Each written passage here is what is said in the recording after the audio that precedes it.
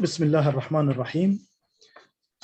الحمد لله رب العالمين، والصلاة والسلام على أشرف الأنبياء والمرسلين سيدنا محمد وعلى آله وصحبه وسلم. الشركاء والزملاء الأعزاء، ضيوفنا وإخوتنا الحضور الكرام، السلام عليكم ورحمة الله وبركاته. معكم سالم رجب زايد، المدير التنفيذي لمركز سبائك للتعليم والتدريب عريف الحفل، ويسرني باسم المؤسس والرئيس التنفيذي وأعضاء مجلس إدارة جامعة التعلم الافتراضي أن أرحب بكم في اليوم الأول من المحاضرات الافتتاحية عبر الإنترنت لجامعة التعلم الافتراضي للسنة الأكاديمية 2021-2022، والتي ستستمر إلى تاريخ 30 أكتوبر 2021، وذلك للتعريف بالمناهج والقضايا التربوية والبرامج والدورات التي سيتم تقديمها من قبل المحاضرين من الأساتذة والعلماء والمختصين لجامعة التعلم الافتراضي، ضمن تآزر بين قسمي الجامعة: الأول قسم الطاقة المتجددة والبيئة والعلوم والتقنيات، والثاني قسم السياسة البيئية والطاقة وتنمية المجتمع، وذلك في سبيل تحقيق أهداف الجامعة في بناء المجموعات الدافعة والأفراد والمؤسسات لاتخاذ الإجراءات الإيجابية والفعالة تجاه القضايا البيئية والعمل على تنمية المجتمع. ويطيب لنا بجامعة التعلم الافتراضي أن نعرب لكم عن خالص تقديرنا على اهتمامكم وتواصلكم وحضوركم لهذا اللقاء، كما يسعدنا تفاعلكم ومشاركتنا آرائكم ومقترحاتكم. والآن أدعو البروفيسور أحمد الناوي، مؤسس جامعة التعلم الافتراضي، رئيس المجلس العلمي لمعهد البحوث الطاقة الشمسية والطاقات الجديدة، لإلقاء كلمته. وفقنا الله وإياكم لما فيه الخير والتوفيق والبركات، والسلام عليكم ورحمة الله وبركاته. تفضل بروف أحمد. بسم الله الرحمن الرحيم. السيد الأستاذ سالم، أشكركم جزيل الشكر على هذه المقدمة، وباسمي وباسم كل الأساتذة المشاركين أريد أن أرحب بكم الحضور الافتراضي. وقبل أن أعطي الكلمة من جديد للسيد سالم الذي سيقدم الأعضاء الآخرين، أريد أن أعطي نبذة ولو صغيرة عن الجامعة الافتراضية، وبعد ذلك هيا نشرح في المحاضرات. فاسمحوا لي بعض الدقائق أن أعطي بعض الأشياء اللي لازم تشوفوها على الشاشة. طيب، أشكركم من جديد. فنبدأ أو لمحة عن الجامعة الافتراضية. ستكون منصات، ليس منصة واحدة بل منصات تعليمية افتراضية تحقق تكامل التكنولوجيا في المجال التعليمي باستخدام أدوات تكنولوجيا جديدة لتعزيز عملية التعلم والعلاقة بين المدرب والمتدرب. نريد بناء الموارد البشرية الدافعة لاتخاذ إجراءات بشأن قضايا البيئة والتنمية المستدامة. باسمي وباسم كل الأساتذة، لأنهم كلهم مشاركون، هناك قسمين: قسم الطاقة المتجددة والبيئة والعلوم والتقنيات كما قال السيد أو تفضل به السيد سالم، وقسم ثاني، وأنا محظوظ أن قسم ثاني بفضل جهود السيدة جميلة، دكتورة جميلة مرابط، وزميلها الدكتور رضوان العنبي، اللي هما يعني يشتغلون في الميدان منذ فترة في مركز المنارة للدراسات والأبحاث. انضموا إلينا ونحن في العلوم والتقنيات، انضموا إلينا لكي نعزز كل ما نعرفه في العلوم بالسياسة وتنمية المجتمع. أشكرهم من جديد. أريد أن أعطيكم ولو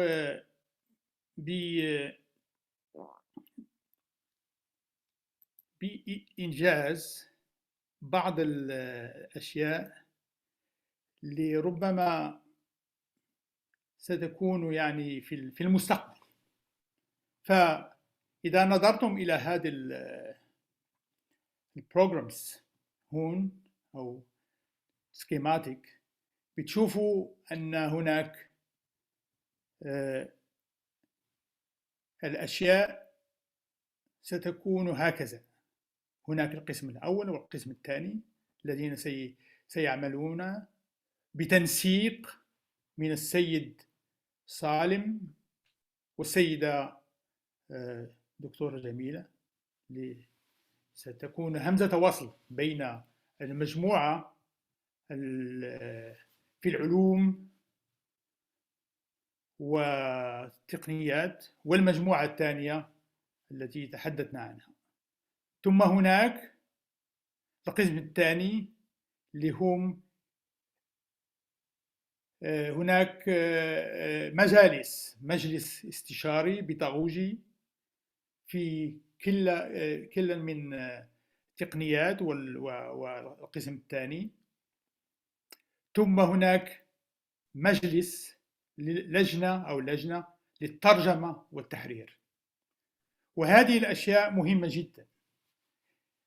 أنا كمدير تنفيذي سأقوم بعملي كمدير تنفيذي، وكل أستاذ سيقوم بعمله كأستاذ في البيداغوجيا وفي ميدانه، وبيننا علاقات لها شيء واحد، وهو العمل لكي نصل إلى ما نسميه the objective، وهو التكوين كما قلت في الأول. ما زلنا نناقش من يريد أن يكون في مجلس الاشتراك البيداغوجي ولجنة الترجمة والتحرير. لجنة الترجمة والتحرير هذه فكرة جديدة ومهمة جدا، لأننا سنعمل لتكون العلوم والتكنولوجيا والسياسات البيئية مكتوبة حبرا على ورق باللغة العربية واللغة الإنجليزية، وحتى لغات أخرى، لماذا لا؟ إذن هنا يمكن أن يدخل الطالب والتلميذ وغيره والكاتب في كل مكان إذا أرادوا أن يكتبوا شيئا عن البيئة، فنحن رهن إشارتهم. طيب، آخر شيء أتحدث عنه، سأقدم لكم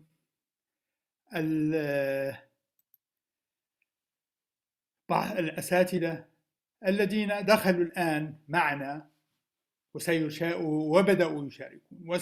وهناك العديد من الأساتذة، لكن الآن سأقدم لكم فقط الذين أعطونا ما نسميه بمنهجهم الدراسي.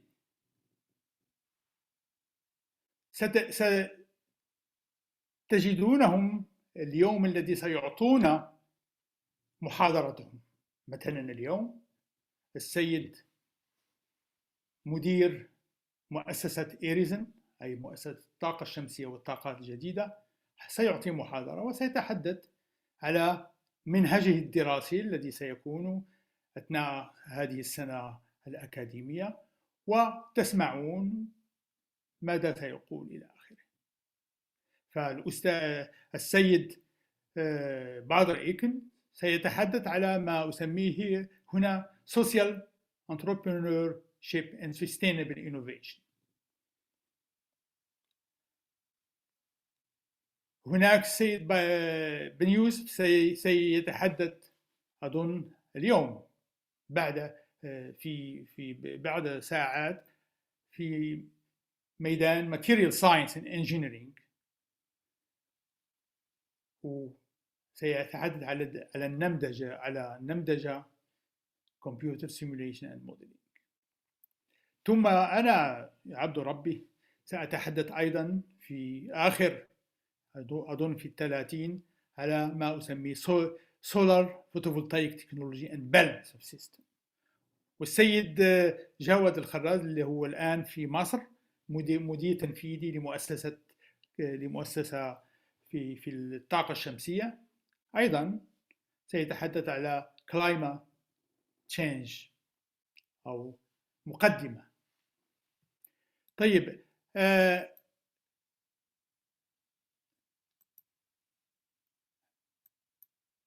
هناك يعني العديد من الأساتذة الذين سيقدمون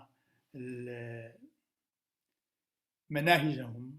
السيد يوسف الضافي اللي هو يعني أستاذ من جامعة محمد السادس هيتحدث على الجيولوجيا والمواد الموجودة في المغرب مثلا إلى آخره. ثم السيد الباري اللي هو أستاذ في جامعة في المغرب أظن في القنيطرة، يتحدث عن البايوماس، بايو إنرجي، بايو فيول. ثم السيد أو الأستاذ خالد تنمسي حيتحدث أيضا على climate change. لا أريد أن أتحدث كثيرا على الأساتذة لأنهم ستجدونهم كل يوم في أثناء البرنامج من اليوم إلى 30. السيد طارق اللي هو أظن في مؤسسة في طنجة هيتحدث على Catalysis for Energy. هناك السيد خالد بن خوجة هيتحدث على موضوع في العلاقة بين physical properties in materials structure إلى آخره. آخر سلايد عندي هو أظن هنا. طيب، هناك السيد دكتور صالح من إفريقيا الجنوبية، هو مغربي لكن يشتغل هناك، سيتحدث على Solar Thermal System.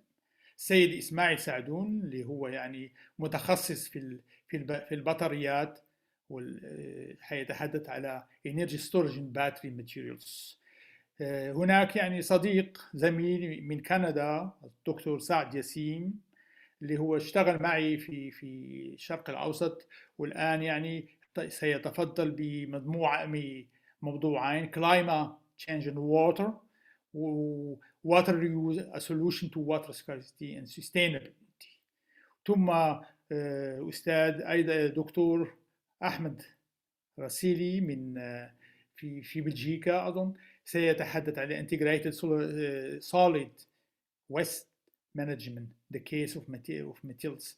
إذن هناك مجموعة كبيرة من المناهج، وهناك مناهج أخرى in pipeline يعني هتجي من بعد وهتعرفونها.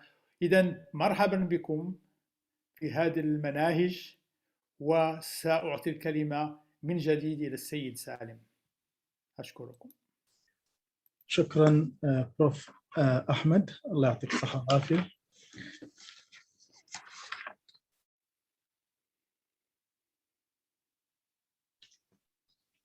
والآن مع كلمة الدكتور رضوان العنبي، مدير مركز المنارة للدراسات والأبحاث ومدير مجلة المنارة للدراسات القانونية والإدارية. تفضل دكتور رضوان. شكرا سيد الرئيس، السيد المدير التنفيذي، السادة الحضور. بسم الله الرحمن الرحيم، والصلاة والسلام على أشرف المرسلين وعلى آله وصحبه. اسمحوا لي في البداية أن أعبر عن سعادتي الغامرة وأنا أقص صحبة ثلة من الأساتذة والفاعلين شريط افتتاحي الجامعة التعلم الافتراضية. فحتى وقت قريب كانت مجرد فكرة اجتمعنا حولها وعقدنا العزم على إحداثها، وهي اليوم أصبحت حقيقة وواقع. لقد تابع مركز المنارة للدراسات والأبحاث رفقة شركائه الاستراتيجيين تنفيذ هذا الحلم، وهو بهذا يجسد بالملموس أحد أهدافه المسطرة بقانونه الأساسي، ألا وهي تشجيع البحث العلمي والنهوض به. أملنا كبير أن يحقق هذا الصرح العلمي الفريد من نوعه بالوطن العربي وبالعالم وبالقارة الإفريقية طفرة نوعية على مستوى البحث العلمي في مجال تخصصها واهتمامها، ويساهم في تمكين مجتمعاتنا من خبرات تكون سببا ووسيلة في تطورها ولحاقها بركب الأمم المتقدمة وسبيلا لتحقيق التنمية المستدامة. وفقنا الله جميعا لما يحب ويرضاه، وأنار دروبنا وجعلها منارة تضيء طريق الباحثين والمتخصصين وأصحاب القرار. والسلام عليكم ورحمة الله وبركاته، وإليك الكلمة السيد سالم. شكرا دكتور رضوان، الله يعطيك الصحة والعافية. الآن دعوني أعرف بشكل مختصر أيضا لمركز سبائك للتعليم والتدريب. سبائك للتعليم والتدريب يعنى بالتنمية البشرية وريادة الأعمال والبحث العلمي، ولا سيما في المجالات التطبيقية، إضافة إلى العناية باستشراف المستقبل ودعم الابتكار والإبداع والموهبة والسياحة، بالإضافة إلى المساهمة في التنمية المستدامة في مملكة البحرين. هنالك طبعا العديد من البرامج التي تتصل في المهارات الحياتية والتوجيه والبرامج الأخرى في مجال الإشراف الإداري وغيرها. وأساساً المركز بدأ في عام 2019 ويرتكز برامجه في 6 مرتكزات. الأول الاستشراف، الثاني الابتكار، وبعد ذلك الإبداع والموهبة والتنمية والسياحة. يعمل المركز على تحقيق برامجه وخدماته من خلال الوسائل والقنوات التالية.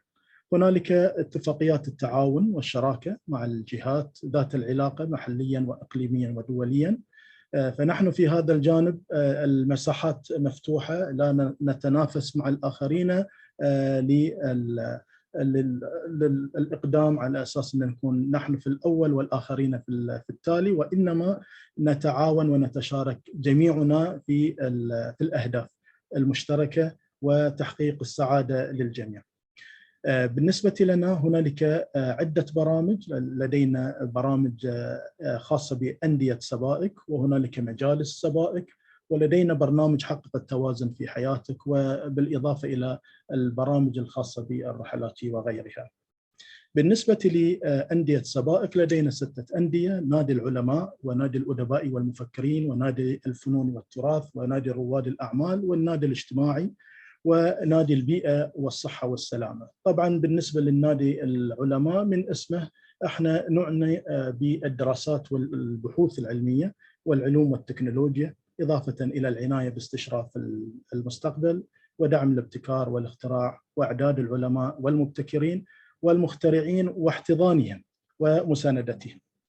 هنالك نادي الأدباء والمفكرين، الثينك تانكس، أساساً يعنى بتنمية الثقافة والأدب والفكر وإعداد كوادر من الأدباء والكتاب والمفكرين واحتضانهم ونشر وتوثيق نتاجهم وعقد الحلقات والملتقيات الأدبية والثقافية والفكرية والعناية بتعلم اللغات والترجمة وغيرها من الأمور.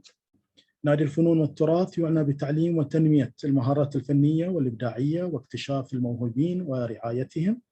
والتعاون مع الجهات ذات العلاقة في تعزيز الإرث الثقافي والتاريخي وتنمية الاقتصاد ودعم السياحة المستدامة.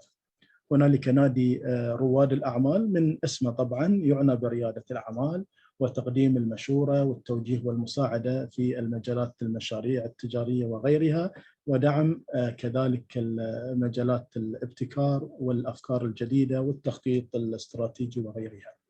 هنالك ناد آخر، نادي الاجتماعي، يعنى بالمسؤولية المجتمعية والحوكمة والتنمية المستدامة والعمل التطوعي والإغاثي بالتعاون مع الجهات. فنحن نساهم بشكل كبير جدا في كل الملتقيات والندوات والمؤتمرات التي تقام، نساندها في الجانب المسؤولية المجتمعية ونسعد في ذلك مع الآخرين في تنمية المجتمعات. وهنالك نادي البيئة والصحة والسلامة، ويعنى بالتوعية والتنمية البيئية وسلامتها ونشر الثقافة البيئية والعناية بالصحة والسلامة في هذا الإطار. وكذلك يهتم هذا النادي في إعداد البحوث والدراسات في هذا الجانب. هنالك المجالس عندنا مجالس خاصة بالأطفال والناشئة والشباب والكبار، وهنالك المجالس التخصصية، وكل مجلس من هذا المجالس لها تفاصيل، هذه نتركها في اللقاءات الأخرى للحديث حولها. والبرامج الأخرى في حقق التوازن تتركز في جوانب ما تسمى بعملية الاتزان في الحياة، إن كان الجانب العائلي ولا الجانب الترفيهي ولا الاجتماعي والتنموي، وكذلك الجوانب الشخصية والجوانب العمل والصحة ومسائل كثيرة في هذا الجانب. فأكتفي في هذا الإطار على أساس أن نكون أنتقل مع الدكتورة جميلة مرابط، منسقة ورئيس قسم الأبحاث والدراسات في الطاقة البيئية والتنمية بمركز المنارة للدراسات والأبحاث. تفضلي دكتورة جميلة، أهلا وسهلا بك. المايك دكتورة جميلة.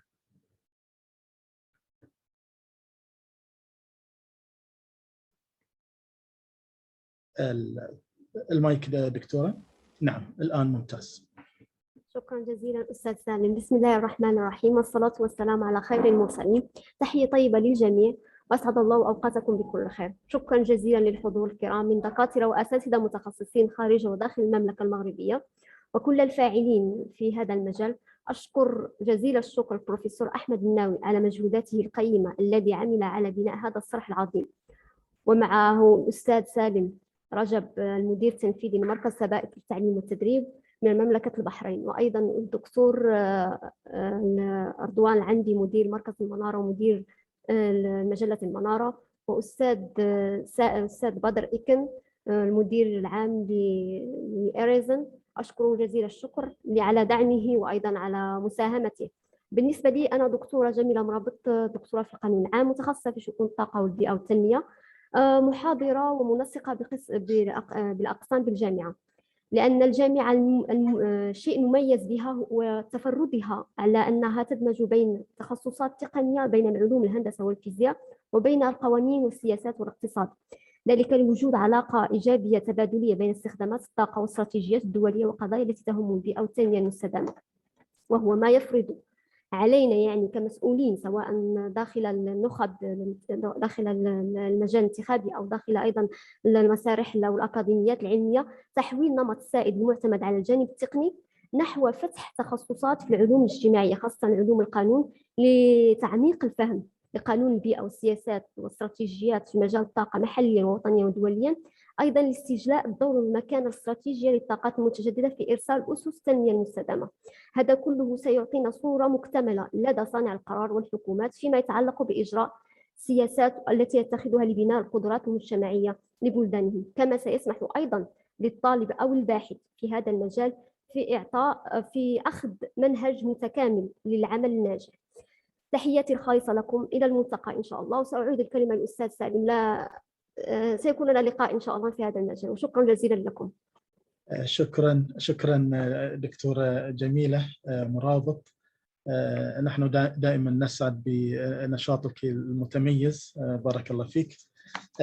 الآن أدعو البروفيسور أحمد الناوي المؤسس والمدير التنفيذي لجامعة التعلم الافتراضي لإدارة جلسة المحاضرات الافتتاحية وبدعوة الدكتور بدر إكرم. تفضل بروف أحمد، أهلا وسهلا. شكرا جزيلا. أولا أريد أن أعطي الكلمة ولو دقيقة للسيد محمد الحاج. نعم. هو يعني شاب كان معي في قطر، كان طالب هناك في الوقت، وبعدها يعني حصل على دكتورة بتاعه في البيئة، والآن عنده يعني مؤسسة اسمها Green for Africa، وحيقول بعض الكلمات لأننا تحدثنا كثيرا ونريد أن تكون هذه المؤسسة Green for Africa أو Green Energy for Africa the name، يعني الطاقة الخضراء لأفريقيا، وحيقول بعض الكلمات. فليتفضل السيد محمد الحاج، وبعدها سنتحدث مع السيد بدر إيكن، حنعطيه الكلمة. أخي العزيز الأستاذ محمد الحاج، ترفع إيدك، لديك المايك الآن، بإمكانك الحديث، تفضل. المايك عندك مغلق. الصوت ممتاز، تفضل. الصوت ممتاز. يعطيك العافية. شكرا جزيلا أخ الرئيس، شكرا جزيلا لدكتور أحمد الناوي. وأول شيء أشكر جميع الإخوة والمؤسسين لهذه المبادرة المميزة، وأهنيكم على هذا الإنجاز الكبير. وأتوجه أيضا بالشكر للدكتور أحمد الناوي على توجيه دعوة لي ولمؤسستي للمشاركة ونكون داعمين لهذه المبادرة المميزة. أعرف بنفسي، أنا اسمي محمد الحاج من السودان، مهندس وباحث متخصص في مجال الطاقة المتجددة، ومؤسس لمبادرة Clean Energy for Africa. وهذه المبادرة هي عبارة عن منصة معرفية، وإن شاء الله في الطريق أنها تتحول إلى مؤسسة فكرية تدعم التحول نحو الطاقة المستدامة في السودان وأيضا في أفريقيا، بالتركيز على البرامج بناء المقدرات، وأيضا بالتركيز على التدريب وعلى الدراسات الاستشارية. الحقيقة طبعا أنا أعرف دكتور أحمد من فترة، هو كان معي في جامعة حمد بن خليفة في قطر، وكان هو حتى رئيس الامتحاني الأول في الدكتوراه اللي هو الكواليفيكيشن إكزام. فمن هناك كانت يعني فرصة جيدة للتعارف، فأتوجه بالشكر مرة أخرى على توجيه هذه الدعوة. نحن في المؤسسة بنحرص على بناء المهارات والمقدرات ودعم بالذات الشباب والطلاب والباحثين، توفير الدورات لهم، توفير البرامج والوسائل التعليمية المختلفة، لأننا نؤمن بأنه يعني حل مشاكل الطاقة في أفريقيا، وهي مشاكل كبيرة جدا. يعني ما زال في أفريقيا عندنا أكثر من 600 مليون شخص يعانون من إشكالية الوصول للطاقة، غير المشاكل الأخرى المتعلقة بآثار تغير المناخ وغيرها. فهذه كلها أنا أعتقد أن جزء رئيسي جدا من حل هذه المشاكل يبدأ بالتعليم، ولذلك كنا حريصين جدا على أن نشارك في هذه المبادرة، وبإذن الله يكون لنا أيضا مذكرة تفاهم مع الجامعة من أجل دعم هذا المشروع المميز. شكرا جزيلا لكم مرة أخرى، وأعطي الكلمة لك مرة أخرى. أشكركم جزيل الشكر، وأنا سعيد أن عرفت السيد محمد الحاج في قطر. كان طالبا يعني، وكان يعني مؤدب كثير يعني ما شاء الله، وحصل على دكتوراه، وشفت العمل بتاعه كان دائما يعني يريد أن يساعد بلده السودان، وهو يعني طريق إن شاء الله كلنا نريد أن نساعد بلداننا وإفريقيا إن شاء الله. الآن يعني سأقدم لكم رجل آخر، يعني هو أيضا يعني سيساعد بلاده أكثر من اللازم، وهو السيد بدر إيكن. سأقدمه قبل أن يعطي المحاضرة بتاعه. الآن سأعطيه الكلمة فقط ليعرف نفسه، لكن بعد ذلك سأقول بعض الكلمات عليه قبل أن يبدأ محاضرته. تفضل السيد بدر إيكن. شكرا جزيلا الأخ والأستاذ أحمد الناوي، السيد الرئيس، السيد المدير التنفيذي، الزميلات والزملاء، الأساتذة والحضور الكريم. I will switch to English. I'm very glad to attend today, and I'm very happy to support this initiative. And I would like to confirm the commitment of IRISN to support the virtual learning university. I have to say that I really believe that if we would like to support the social economic development of our countries, the best way to do it is to share knowledge and to share know-how. And this is especially what the virtual learning university would like to do, to share knowledge and know-how. And this will contribute to having a better distribution of wealth. And I'm very glad to be a part of this very important initiative.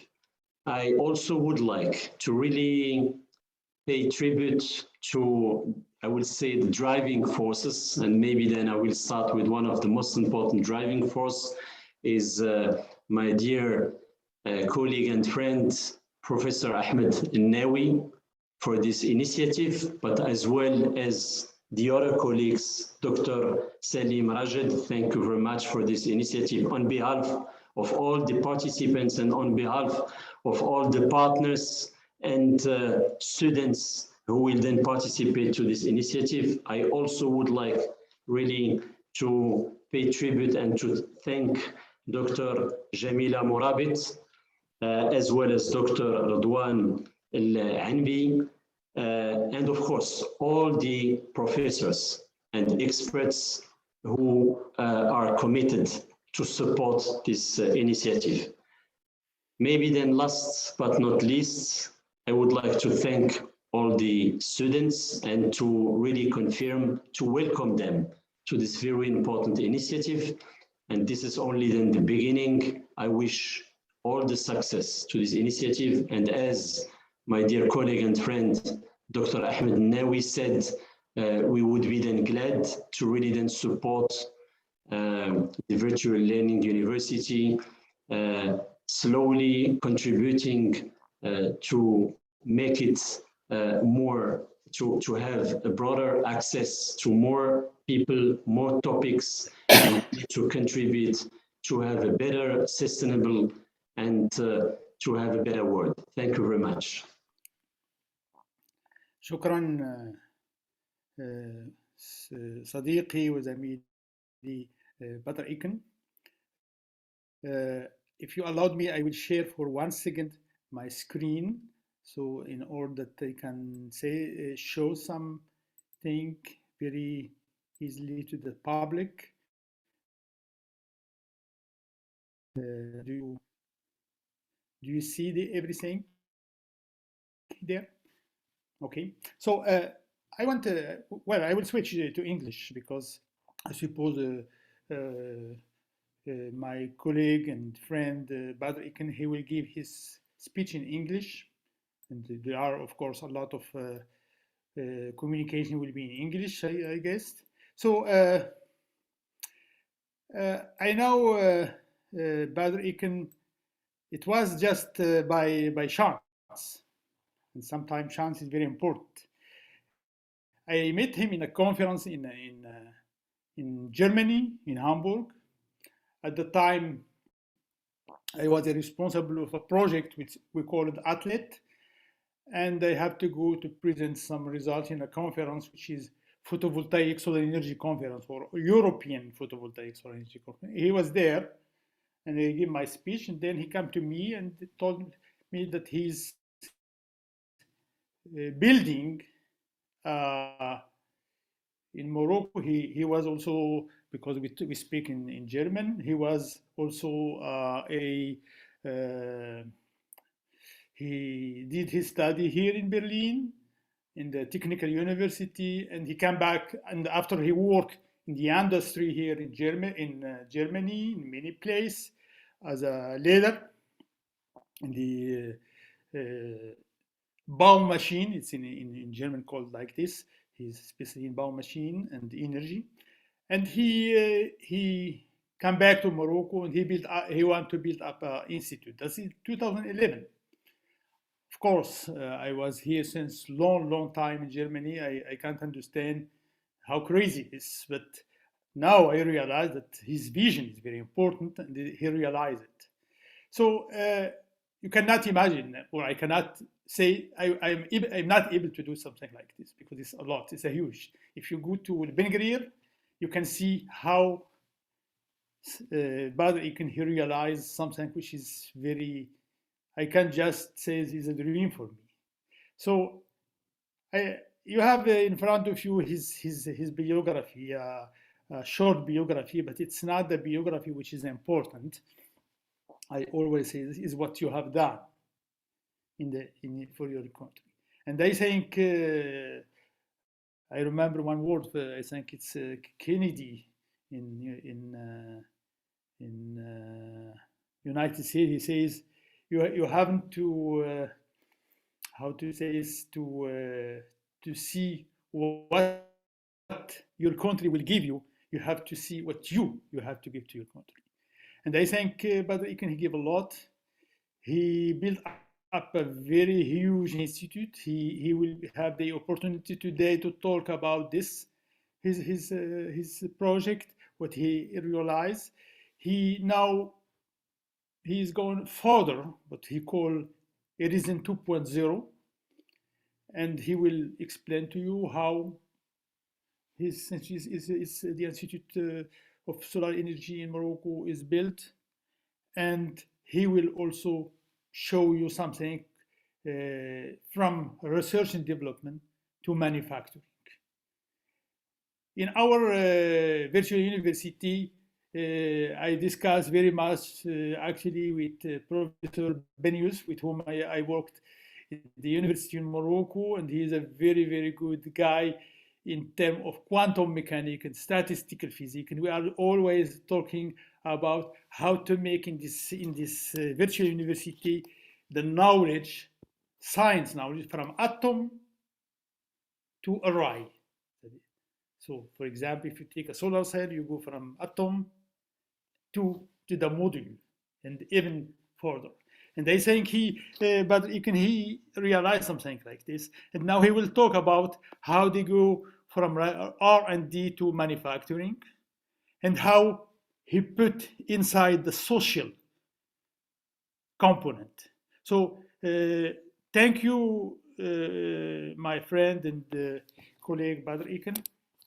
We are working since 11 years, and I have seen really a good guy, very generous, very polite, very diplomat, and I'm really proud of you.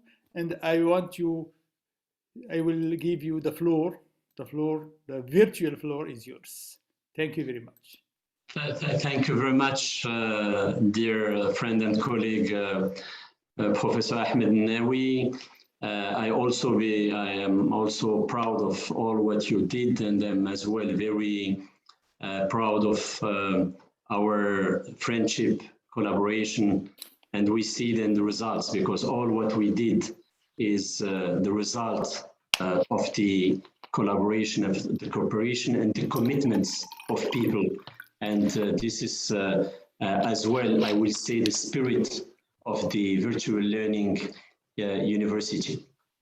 Thank you very much for giving me this opportunity to share with you what we did and how, as you mentioned, we would like to move really from the research to the innovation, and from the innovation to the market, of course, through production and manufacturing. IRISEN is now 10 years old, and as you said, dear friend, Professor Ahmed Nawi, when it started, this is the result of the work of committed young engineers and researchers with the support of a network of researchers. And again, I have then to pay tribute of all the partners and professors who supported us. To give an example, today there is Professor Hassan El-Bari is as well attending, or other colleagues, only then to give an example, all the professors, Professor Sadoun, Professor Jamil, all the professors supported this initiative. And today, after 10 years, I would like to share what we had and what is now for the next decades, the strategy and the objective. When we founded 10 years ago, the objective was to support the national energy transition. And we had different ministries, different agencies, different institutions which are working in the field of renewable energy and energy efficiency, public and private. It was innovative to have this cooperation between the public and the private sector to support the national energy transition. And we tried to think about then the best way to do it. And some people said, we need only funding, we need access to funding. And then other colleagues said, no, we need as well to cover other parts of the value chain. Because when we speak about manufacturing, it's not easy to have an academic concept, a technological concept, and then to start with the production. We have to bridge gaps. And this is why we said we have to build R&D and innovation facilities, which will bridge the gap. And what was then the ecosystem at the beginning was to say we would be working with the universities and R&D, and then to try to give and to support then the industry, but it changed. And I would like as well to speak about the technology readiness levels. When we say we have to move from the research to the manufacturing, there are different steps. And IRISN was more focusing on the technological development of new technologies and demonstration through R&D activities and as well through the funding. When we say we're very proud, because this is an example to show you regarding then the leverage of funding. We received from the Moroccan government for the first phase, round about 400 million dirhams. It means 40 million US dollars. And we were able to leverage more than 50 million US dollars through an international cooperation, through the funding of industrial partners. And this is important to mention that it was for us, of course, a kind of a success. But when we analyzed all what we did, and I have to say, in this amount of 380 million dirhams, 38 million US dollars, we allocated 250 million dirhams, 25 million US dollars to universities to support applied R&D projects. And we were very happy to see a huge impact on the scientific publications, scientific papers. We were able to multiply the number of publications with 15. But when we saw, and then we had the fundraising of 50 million US dollars, but when we saw the impact on the patents, on the creation of companies, startups, the development of new products or services, it was more limited. And we said, okay, it was a step to support applied research in the universities, because sometimes we have more in the traditional universities or in universities in developed countries, we have more basic research. We said we have now to support more the innovation and to be able then to move to the markets. And this is why we worked on the 2030 vision. And this 2030 vision integrated other partners and ministries. We are, of course, under the umbrella of the Energy and Environment Ministry. Now it's the Ministry in charge of energy transition and sustainable development. And we had already some contacts with the Higher Education and Research Ministry through the universities. And we thought we have to be as well connected with the Ministry in charge of industry, and to be as well connected with the regions to develop solutions and technological solutions adapted to the climate conditions, adapted to the local conditions and regional conditions of every region in Morocco. And we decided as well to have a broader scope regarding the technology readiness levels. We are not anymore only then supporting the technology, the development of technologies and the demonstration of technologies. Now we're moving with partners like the Mohammed VI Polytechnic University and with different then companies to be able to go up to the testing and the supporting the launching of the industrialization of products. And regarding the funding, we are now starting to fund as well the other parts of the value chain, not only then applied research, but innovation, and to be able then to push to go to the market. And this is new. And we conducted a benchmark to have an idea about how does it work in Europe. We wanted to take the model in Europe and not in the US, because the model is closer, the societies and the ecosystems are closer to our ecosystems. But of course, we had as well to be inspired and to take into consideration the benchmark in the African continent as well, and then to see how are we able to develop a solution to support this dynamic and to have an institution and instruments at the end using different networks to position our country as a technological hub and our region a regional technological hub in the field of clean energies. We decided then to have a broader scope of topics. We're not anymore addressing renewable energy and energy efficiency, but now we're addressing then other topics like the city of tomorrow, the topic of sustainable mobility, e-mobility, new ways to store power to X, green hydrogen, and derivatives. And I will as well introduce what we are now doing. And later on, I will explain how do we try now not only to be the bridge between the university and the industry, but to try to work with the private sector and with the public sector, and to be a driving force to develop technological national roadmaps for the new topics and for the new sectors.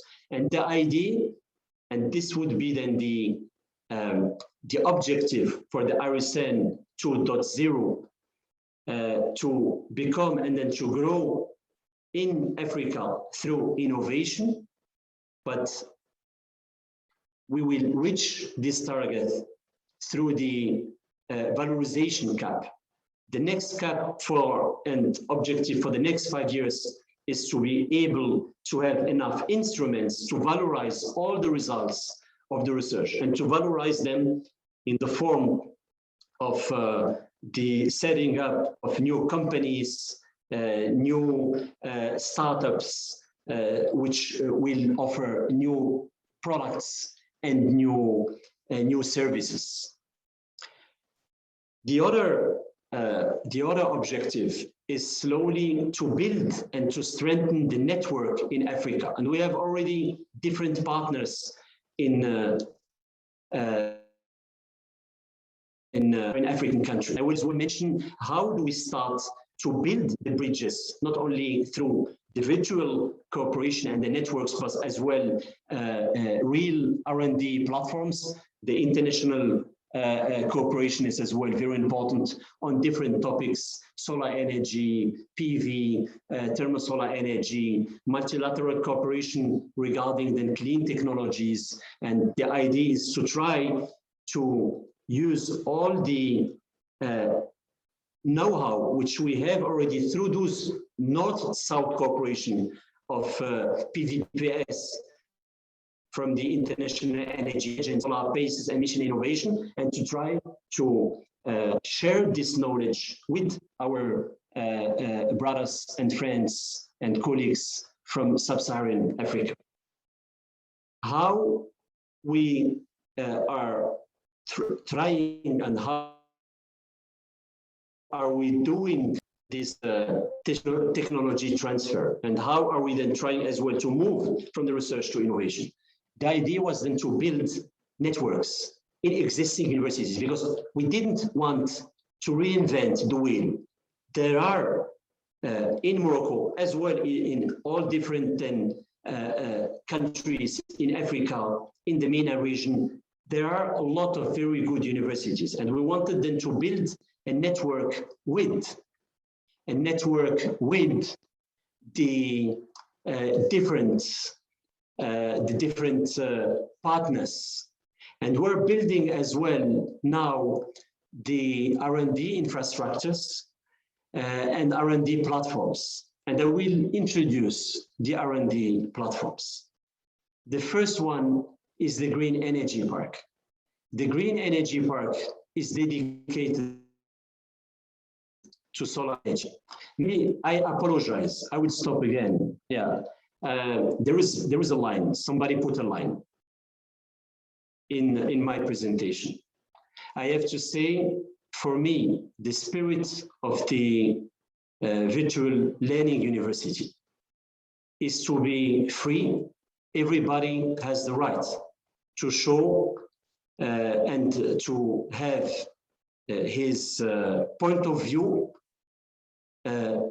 My point of view, this is the Moroccan map, and I would like then to ask you to respect this point of view. If somebody has another point of view, he's free later on to express what he would like, what is his position. But I would like then to friendly ask you to let me finish my presentation and my work. I am developing R&D infrastructures for different regions. Borders is not the topic of the presentation. For R&D, for virtual learning, there are no borders.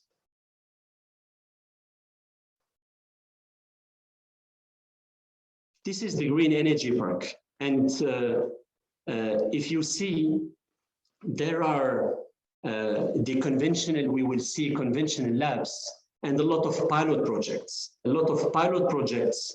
to give the opportunity to companies, to give the opportunity for universities as well. This is very open, even if this is a joint venture with the Mohammed VI Polytechnic University and the Research Institute for Solar Energy and New Energies, to be able to work and to use all the facilities. And the pilot projects are a kind of, we are calling them living labs, outdoor test beds. We're focusing on solar PV, on solar thermal energy and modelization. And with the public sector, with the private sector, we are trying, and with the experts, like Professor Ahmed Nawi, and with all the partners, scientific council, with all the associated experts and professors, we are working on the to have clear roadmaps for every topic and clear objectives to derivate strategies and projects. For example, I don't have then the time to speak about all the topics, but to take the example of EV. Again, we won't reinvent the wheel, but we have to try to reduce more the levelized cost of energy. And some people will say, but there are already a lot of companies, expertise to reduce then the cost of the PV panel. But there are a lot of aspects which we have to take into consideration. Today, the cost of the PV panel decreased, but we have a lot of other costs regarding operation and maintenance, regarding cleaning, and this is an opportunity to develop cleaning robots, to develop the new solutions, and so on. But on the meantime, this is important to adapt the technologies, like, for example, the PV panels, to different climate conditions, to adapt them to, for example, semi-arid climate conditions, to adapt them to arid climate conditions. And we have then the use. There are a lot of opportunities to develop new applications for PV. And if I will again take example of the reduction of the levelized cost of energy, we have projects to work on the circular economy, because in 5 years, in 10 years, we will have a lot of older PV power plants, PV panels. We have to think about those products, and this will give an opportunity. This is an opportunity to set up as well new sectors, to set up new opportunities and new companies. And I will, at the end, I will speak about then the objective of my participation during the virtual learning university, to speak about and to share then the view regarding the social entrepreneurship and sustainable innovation. And then there are other objectives for then PV, to strengthen the use of PV systems for agriculture, the next water energy, to have building integrated then PV and other important then topics regarding the integration of and to the consolidation of the use of PV in different sectors. There is the need to still to have innovative PV solutions adapted to the different climate conditions. If I will take the example of one of the R&D platform, which we will develop and which we are developing in the Ivory Coast, there is a need to work as well on semi-tropical climate conditions. And storage is as well very important. And my colleague, our dear professor, Ismail Sadoun, will of course then give a talk about then his activities regarding then the batteries. And then the other important aspect, when we are using renewable energy and when we are using, for example, solar PV, is the way, how do we have then to manage the grid? Because this is an opportunity to be able to have an efficient grid, and then to reduce the consumption and to have an optimization of this use of renewable energy. Of course, there is an intermittency, and there are solutions like then the electrochemical storage to find a way to have then a better management. But the idea here is then to develop new models, microgrids, which might be then used in a smaller village. And PV has a huge potential for sub-Saharan Africa. Why? Because we still have more than 500 million African people without access to electricity, and this will give them an opportunity. The idea as well is then to work on the design and testing of ICT infrastructures for smart grid, IT security, smart energy metering, if we would like then to have better management, but I have then to be able to do the monitoring, to do then the metering. And we know that now the e-mobility is coming, and I guess faster as expected. And this might give an opportunity to combine and to integrate the mobility, e-mobility in the electrical grid, and to couple it with renewable energy, because cars are, from the point of view of the energy, a battery on four wheelers. And this is then the topic of electrochemical storage. We are now building a lab, not only to work on the development, because we have some colleagues working on development of battery cells and batteries. No, we are working on the second life of batteries. the recycling of batteries. And those are very important topics. Regarding thermal solar energy, we have two objectives. First one, of course, is to extend the use and the scope of concentrated solar thermal technologies, not only to produce electricity, but also to have the direct use of thermal solar energy, to dry phosphate, to dry vegetables, to be able then to do air conditioning or to have industrial cooling for different applications. And on the other hand, is to improve the competitiveness of CSP in Morocco. And there are a lot of objectives, and behind every work package, behind every objective, there are real projects, and we will see then some examples. And from every project, there is a potential to create a company. Behind every new project, there is an opportunity for not only, of course, the Moroccans, for all the colleagues, and especially if I will take the focus on the MENA region and in Africa, to create companies. Those are opportunities. Products and services. We're working, for example, to develop new solutions for high temperatures. If we have then to dry, if we have, for example, then phosphate, we need then high temperatures. This is an opportunity as well to work on the thermal storage, to be able then to use mining wastes, to be able then to use different kind of local materials, to use them for the thermal storage for different applications and different sectors. And all the time we're trying then to have the mutualization. We're trying to have the mutualization because you will see our R&D platforms are used for research, applied research, now slowly for innovation, but they're open and they're used as well for training, for education. And we are pushing to be able then to use them as well for business creation.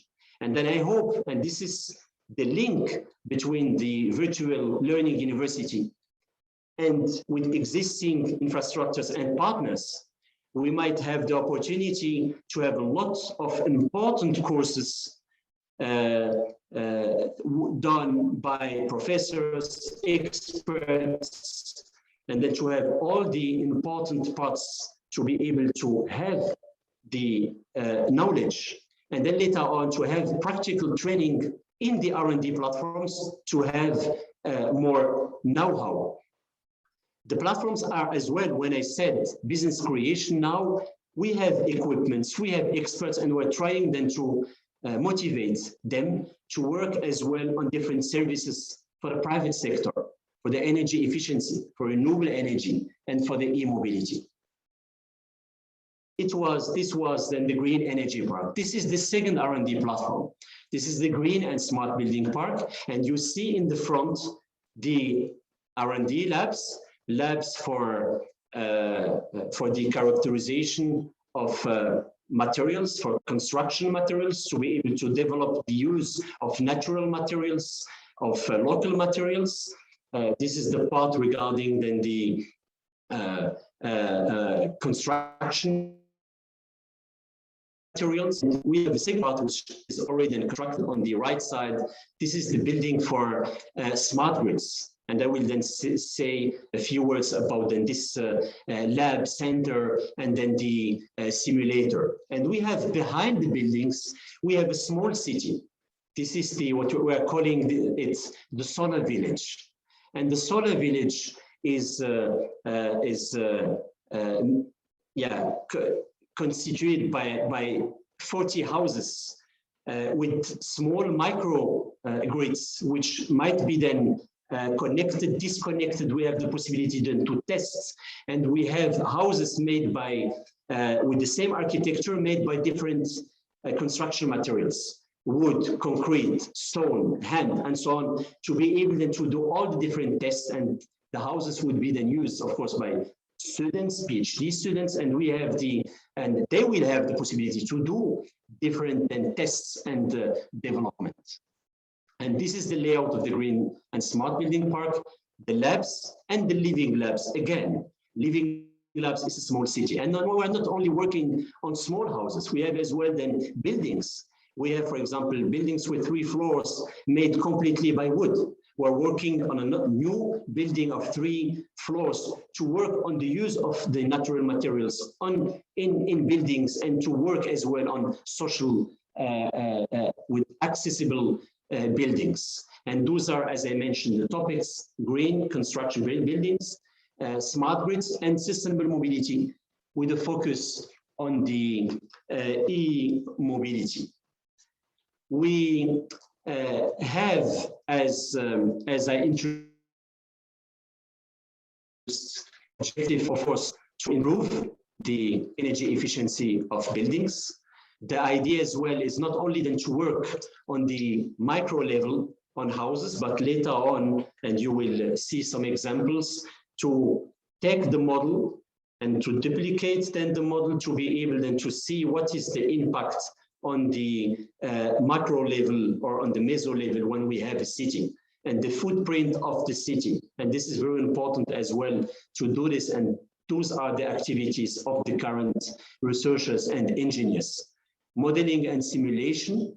There are some projects like development of the solar cadastre of important densities in different regions, and of course to take all this knowledge and to share this knowledge with the cities, with the municipalities in our country. Modeling, working on different methods for renewable resources estimation, and we started with it a few years ago, and then today we have a lot of projects. We are working on the UV EBC impact on the wealth and the cartography of the UV. We're working as well, as I mentioned before, on the solar cadastre. We have the analysis of the renewable energy resources in Morocco, and now we have partnerships with other R&D institutions, universities, and partners in sub-Saharan Africa to support them as well to develop then the different models. And when we have all then the different experiences and skills, when we started, for example, with the weather measurement stations in different regions in Morocco, we had to develop as well our own in-house developed SCADA. And with this management and handling of the data, we started then to, you will see, to duplicate this knowledge in other topics. When we started with the electrical e-charger vehicles, we use as well our SCADA to be able as well to collect the data, to analyze the data, and to use it for different applications. I mentioned as well, to improve then the energy efficiency in buildings. There are different projects which are then ongoing regarding the thermal insulation, regarding then the acoustic insulation, and so on. And here I wanted to stop by one example, the e-mobility. I mentioned before, we are trying every time to have now an approach. If we will have in a few years a well-developed electrical vehicle or e-mobility in Morocco, how do we have then to proceed? And this is, for example, the approach. We started, of course, then with studies, and we're starting to develop labs. We need specific labs. We are as well then starting to connect the researchers, which are now already then existing or working on the topic in Morocco, and sometimes with other partner countries as well. And then we're seeing how do we have to support then this initiative. Labs is important. To support, we have to support then the industry. We have to support as well the public sector. And when I say the public sector is a regulation, the public sector is the national roadmap for charging infrastructures, because all the time we say for e-mobility, this is like the story of the egg and the chicken and egg. And this is why it's very important then to start as well with the charging infrastructures, and then later on we have to do the monitoring, and this is very important. We have a lot of demonstration projects. We started and we introduced some demonstration projects, and this is then the idea. The idea is to have then the studies to prepare the regulation, to prepare to work on the incentives to be able to develop then the domestic market, to work on the standards and so on, to have R&D labs, R&D center, to have the certification as well lab of important parts of the electrical vehicle, like then the batteries, to work on the infrastructures, and then later on to start with demonstration projects, and then to have as well pilot project. One of the first one was the Green Miles, to have a corridor of batteries from the north to the south, from the south to the north. Another one was to say now we will start by the beginning of next year to have in every city at least 100 e-chargers to have what we're calling the minimum infrastructures. We have it already on the highway, and now we will have in every city the minimum infrastructures to have 100 e-chargers in every city. And I mentioned them before, where we worked, and these students, researchers, and engineers work as well. And this is the link between R&D center and the public sector, and then later on with the private sector. We work to develop then tools for the strategic planning of the public and charging infrastructures.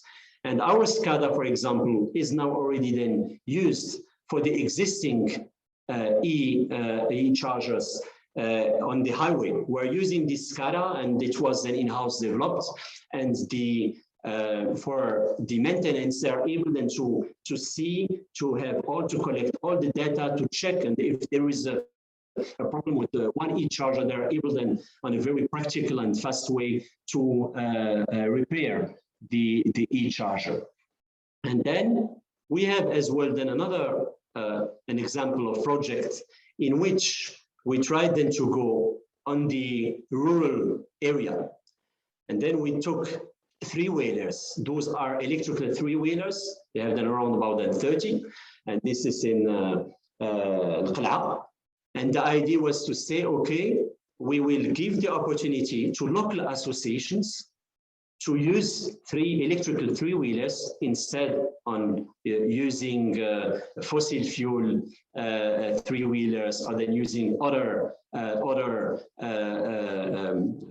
vehicles. And we installed 2 solar carports on 2 sides of associations. They're able then to charge and to have then the free charging using then the PV panels to charge the three-wheelers. And third point, we're developing a model for sharing for the transport, then for the different then associations. And here, this is as well a very good example, because we have now the creation of a new example, to be able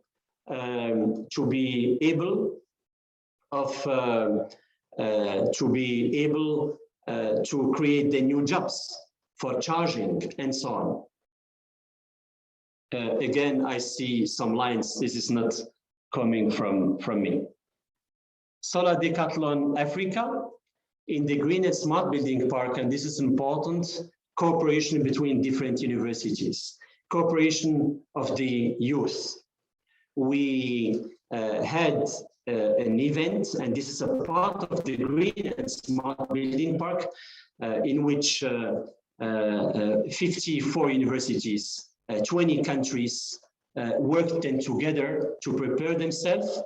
And we prepared everything, and we gave to the youth the opportunity to build sustainable houses. Of course, this is a competition. They had only then 3 weeks. And you see on the picture on the left side, by the end of August, we didn't have then anything. And after 3 weeks, we had all the different then houses. And you see here some pictures of the students, and this is very important because this is an opportunity as well. When I mentioned before, virtual learning to connect this knowledge platform with know-how physical platforms, and it was an opportunity for the students to work on different aspects. And this is very important as well. We had students coming from different faculties, we had architects with engineers, electrical engineering, mechanical engineering, environmental studies, and so on, working together to develop the new concepts. And we have then a few teams and some people created startups working for specific applications. And the idea was, of course, then to try to reach the net energy positive buildings. You see, for example, every house had PV panels, and they had to be, you see then under the production and the consumption. And the idea was really then to see who would be then able then to cover his needs. Some teams had then the possibility using the storage distribution of the production. Other teams had the focus more on the energy efficiency, and it was then very important. And this is the site, the Solar Decathlon Africa, as well in the Green and Smart Building Park. And this is a real living lab, a real outdoor testing lab for students and open for all the different partners, universities. Unfortunately, because of the pandemic COVID-19 last year, we were not able to organize and to valorize this site, but we hope, of course, we will do this. And here you see then as I mentioned before, this Solar Decathlon Africa momentum will not stop. We have we are still working with local associations like Arhamna Association to support the sustainable then construction. We have then students which are then setting up startups for different topics regarding the integration of PV, regarding new material, new way to construct, for example, Ecodome. You see it here. This is a small house made by sandbags, and there are a lot of initiatives. And next year we will have a second edition of the Solar Decathlon in Africa, Solar Decathlon Design Challenge, which would be a little bit then different. We will have a lot of teams and so on. They will develop then the consumption, but we want then, because this is a very heavy initiative, we won't have the opportunity to build all the houses, but we will choose the best ones. Maybe then we'll have 2 or 3 houses, and at the end they will be constructed on the sites. What are now the new platforms, and how, as I mentioned at the beginning, we would like to have and to strengthen the South-South cooperation. Through the network of the Green Africa Innovation Network, we built the first R&D platform. This is still not a real picture. This is then a 3D layout of the R&D platform in Yamoussoukro in Cote d'Ivoire. We will finish the platform, finish already the building. We're now working on the outdoor testing platforms. And I guess that by the beginning of November, this R&D platform will be ready. And how do we support as well new strategies? And this is why all the time we're starting, we think it's important to have such kind of R&D facilities and platforms, then to cooperate then together and then to support the public and the private sector, like we are doing, for example, for the e-mobility, like we're doing for solar energy. One of the next platform is the agro-energetic platform. This platform would be dedicated to energy application for the agriculture sector. And it would be located in Fes. The second one is the green hydrogen platform.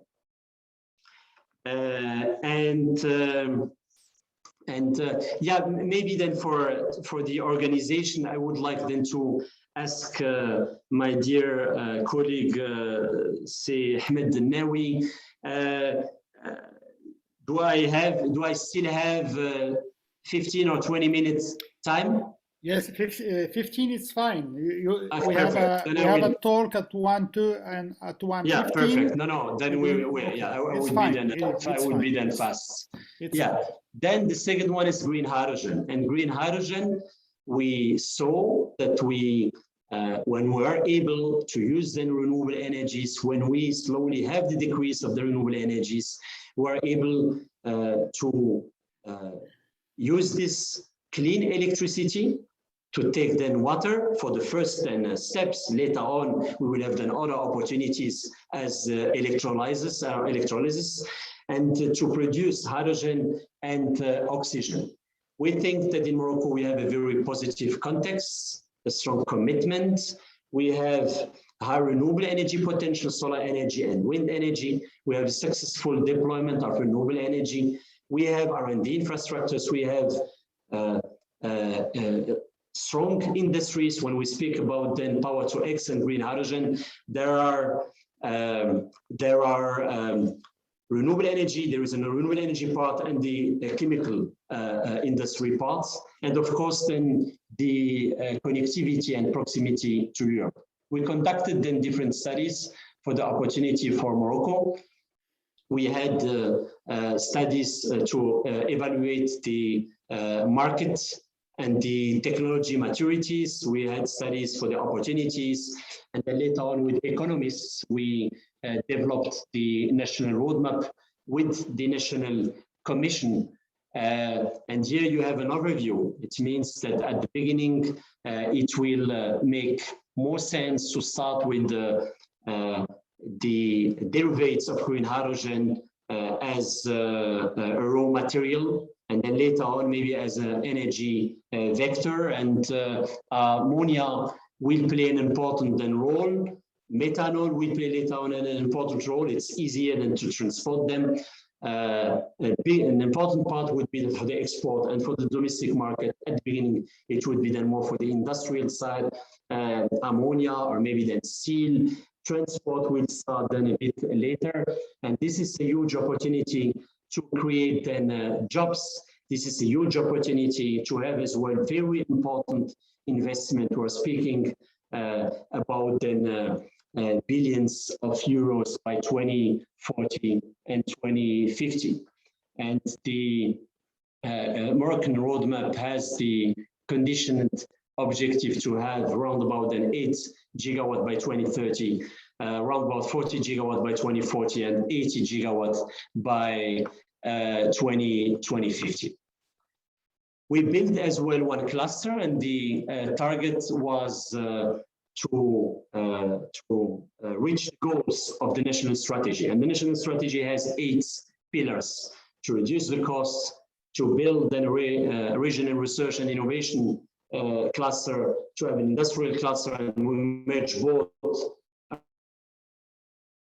and to work on the incentives to develop then the local content, and to develop as well the domestic market, to design the master plan for the infrastructures, funding the favorable framework to be able then to do the export, storage, and of course the development of the domestic market. And in this framework, we set up already then a national cluster with now more than 40 companies working on the renewable energy part, and as well on the hybridization, working on the development and the strengthening of the capacity building regarding the production of hydrogen, the transformation industries, the transport, storage, and of course new applications as well.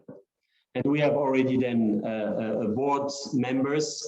And as I mentioned before, all the time when we are addressing a new sector, a new topic, we have on the middle, we have then the R&D. And this is the platform Green H2A. And the platform Green Hydrogen and Application will integrate a multi-technology electrolyzer platform, alkaline, PEM, SOEC. We will have then green ammonia. We will have green methanol pilot projects and power to liquid synthetic diesel and synthetic kerosene. And this R&D platform would be then the bridge between the activities in the university and the upscaling. How do we move from the megawatt to the gigawatt? And there are a lot of projects which I mentioned as well. The idea is to have projects to store the hydrogen in salt caverns, and cooperation, regional cooperation is very important, like this project between Morocco, Tunisia, Egypt, Saudi Arabia, Jordan, Turkey, and Germany. And here I will take then a few seconds to invite you for the World Power to X Summit by the beginning of December in Marrakesh. And of course, I said we have as well a funding agency. The funding agency is supporting financially R&D project, applied R&D project, and now slowly more innovation.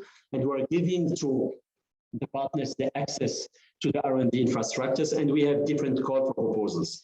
National, bilateral, and as well multilateral call for proposals. And here are some examples for innovative projects. The use of thermosolar energy. This is a project of batteries using the local minerals. This was a project then developed by my colleague, Professor Ismail Sadoun. Different kind of projects. And I would like now then to go directly to see what is then the link to social entrepreneurship. When we are developing new adapted solutions through different projects with companies, with the European Commission, with DG Research, like RealCorp or the DZPV panels, we're trying then to take the results and then to work with partners, with associations. For example, here on the right side, you see Green Doors. We said we have together to develop smaller solutions, mobile ones, with storage, with the PV panels, to give the opportunity for smaller villages, or to give the opportunity to smaller doors, and which don't have the access electricity to potable water, then to be able to use the renewable energy. And this is very good example, because such kind of solutions and technological solutions might be then very well duplicated in different regions in Africa. And this is again the same regarding the e-mobility. We have then different projects who are developing e-chargers, and we will see then what we did. And we are using as well all then the knowledge to use it for the social project, the TUMI project, which I mentioned before. The same is regarding e-lighting, regarding then smart grid, to reduce then the energy bill, electricity bill, using then smart grid and solutions. This is as well then the same. And we have education and training. We have different masters as well with different partners, with University Qadi Iyad, with University Mohammed VI Polytechnic, using all the time knowledge and the infrastructures. And what's about the valorization, which I mentioned then before? We have already then products which already then valorized, like the iSmart e-charger. We have already a production line startup, and this startup is producing the e-charger. And we are now with the universities, because behind every project, you will find a partner in University Qadi Iyad, University in Marrakesh, or a partner in the university in Fes. We're working then together to valorize the result of the project. We have, for example, Tournesol is the power wall, including an inverter. And iSmart, to give the example, we have today already then different type of iSmart charger for street lighting, mobile ones, fast charger is as well in developing. And this is the modular production line. We have a modular production line in which we are able now to support every new R&D team or researchers, entrepreneurs, to start to produce their first products and first production in this site. And the idea really is this innovation pathway, to have a model which might be then duplicated. When we have an idea, how do we have then to evaluate? How do we have to support them? Not only the technological development, because we have now the technological development and support, we have to have as well the other aspects: market study, business model, commercial strategy, and so on. And then later on, to be able then to support them as well regarding the IP.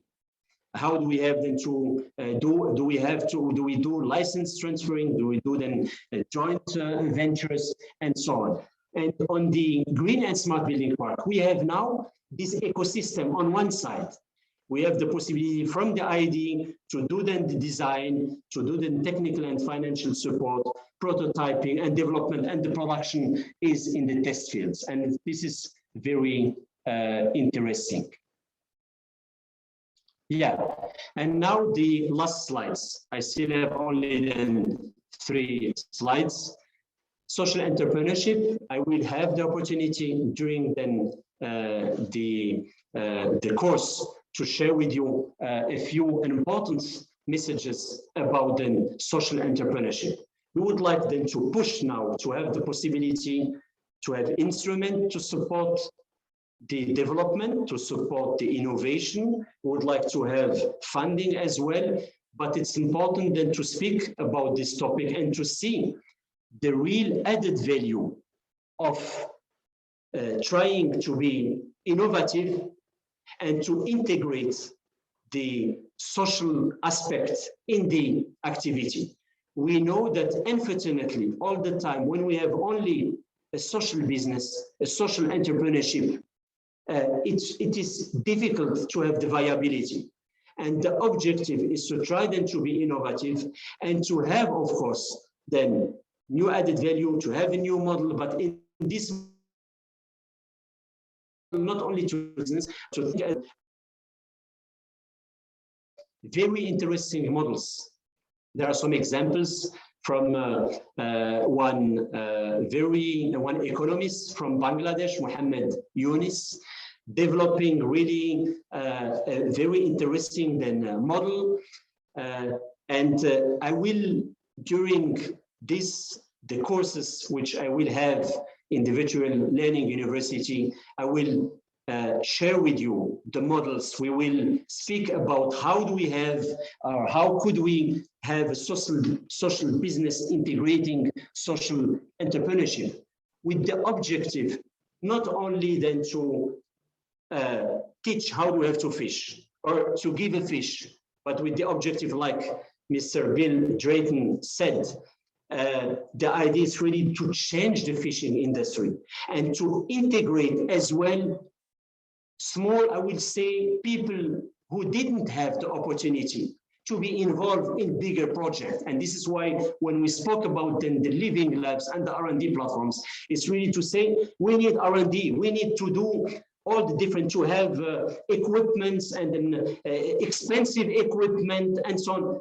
But we have to find a way to have this open innovation, frugal innovation, and to give the chance to everyone. And this is the idea of those R&D platforms.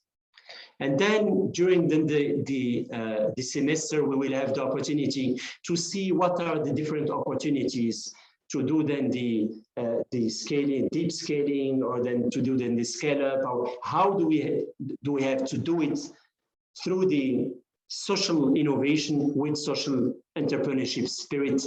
I wanted, the topic of today was, of course, how RSN is moving from RSN 1.0 to RSN 2.0. How do we move from research to innovation to manufacturing and to the market? And the next talks will, of course, then focus on social entrepreneurship. But I wanted then to give you, I will say then, an overview about this very important topic, and to be able to create then an economic value with the focus on environmental and social issue. This is very important to, as I said at the beginning, the idea really is to share and to have a better distribution of wealth. I think there are a lot of opportunities, and we have now really to try to combine and then to work together. And this is really the spirit of the Virtual Learning University. Thank you very much for your attention. I apologize, my dear colleagues, Ahmed, if I was maybe then too long. I thought I have maybe then I will have 1 hour. but it was a pleasure to attend, and I am, of course, very open for questions and for the discussion. Thank you very much. Thank you very much, my dear friend Badr Iken. I think Badr Iken, he talked about a huge, amazing realization since he came back from Germany. I met him in 2011, but I guess he came back a few years before, and he worked in another organization before he started this amazing project, Irizen. I think he connect the all what is realized in terms of sustainable development. We call this all this stuff sustainable development. It's a huge. He make a link between industry and the university, and there are a lot of realization. And the last one is power to X, power to hydrogen. I think then, of course, we have new government in Morocco. We have a very good plan from His Majesty, where we have to wake up and to work hard. And this is a message to young people in Morocco. Yes, you have to do politics, but you have to work also. And social entrepreneur is one way to do things. I think India, with a billion of people, they live very good, comfortably, because social entrepreneurship.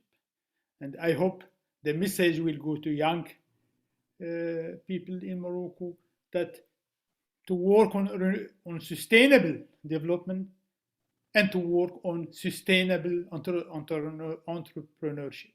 And that's the title of his talk. He is going to give a syllabus course in this virtual learning university, and I want to thank him very much. And I want to give to my colleague Salem Omar to tell us what the next.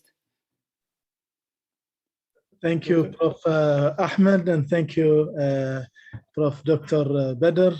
It was a wonderful talk. Now we are opening for the questions. It can be within in the chat, or you can raise your hand, please. You raise your hand, and we can give you the opportunity. So it's the time for you for questions. Our colleagues, participants. Any questions? It is there. I'll get back, and I'll give Dr. Ahmed the questions, please. So I think we have a lot of participants, and if you have any questions, it has to be short and very precise, right, and very intelligent, and we will be happy to answer. So please, as my colleague says, raise your hand, and we will give you the micro, and you can talk. I would like there is one from Saleh Khamlish. Yes. Please, Mr. Saleh, welcome. You have to open your microphone. Yes. Afternoon, colleagues. Thank you very much for this really great talk by Mr. Badr Iken. Really, we are very proud to witness such kind of R&D in Africa. This is really a fantastic example.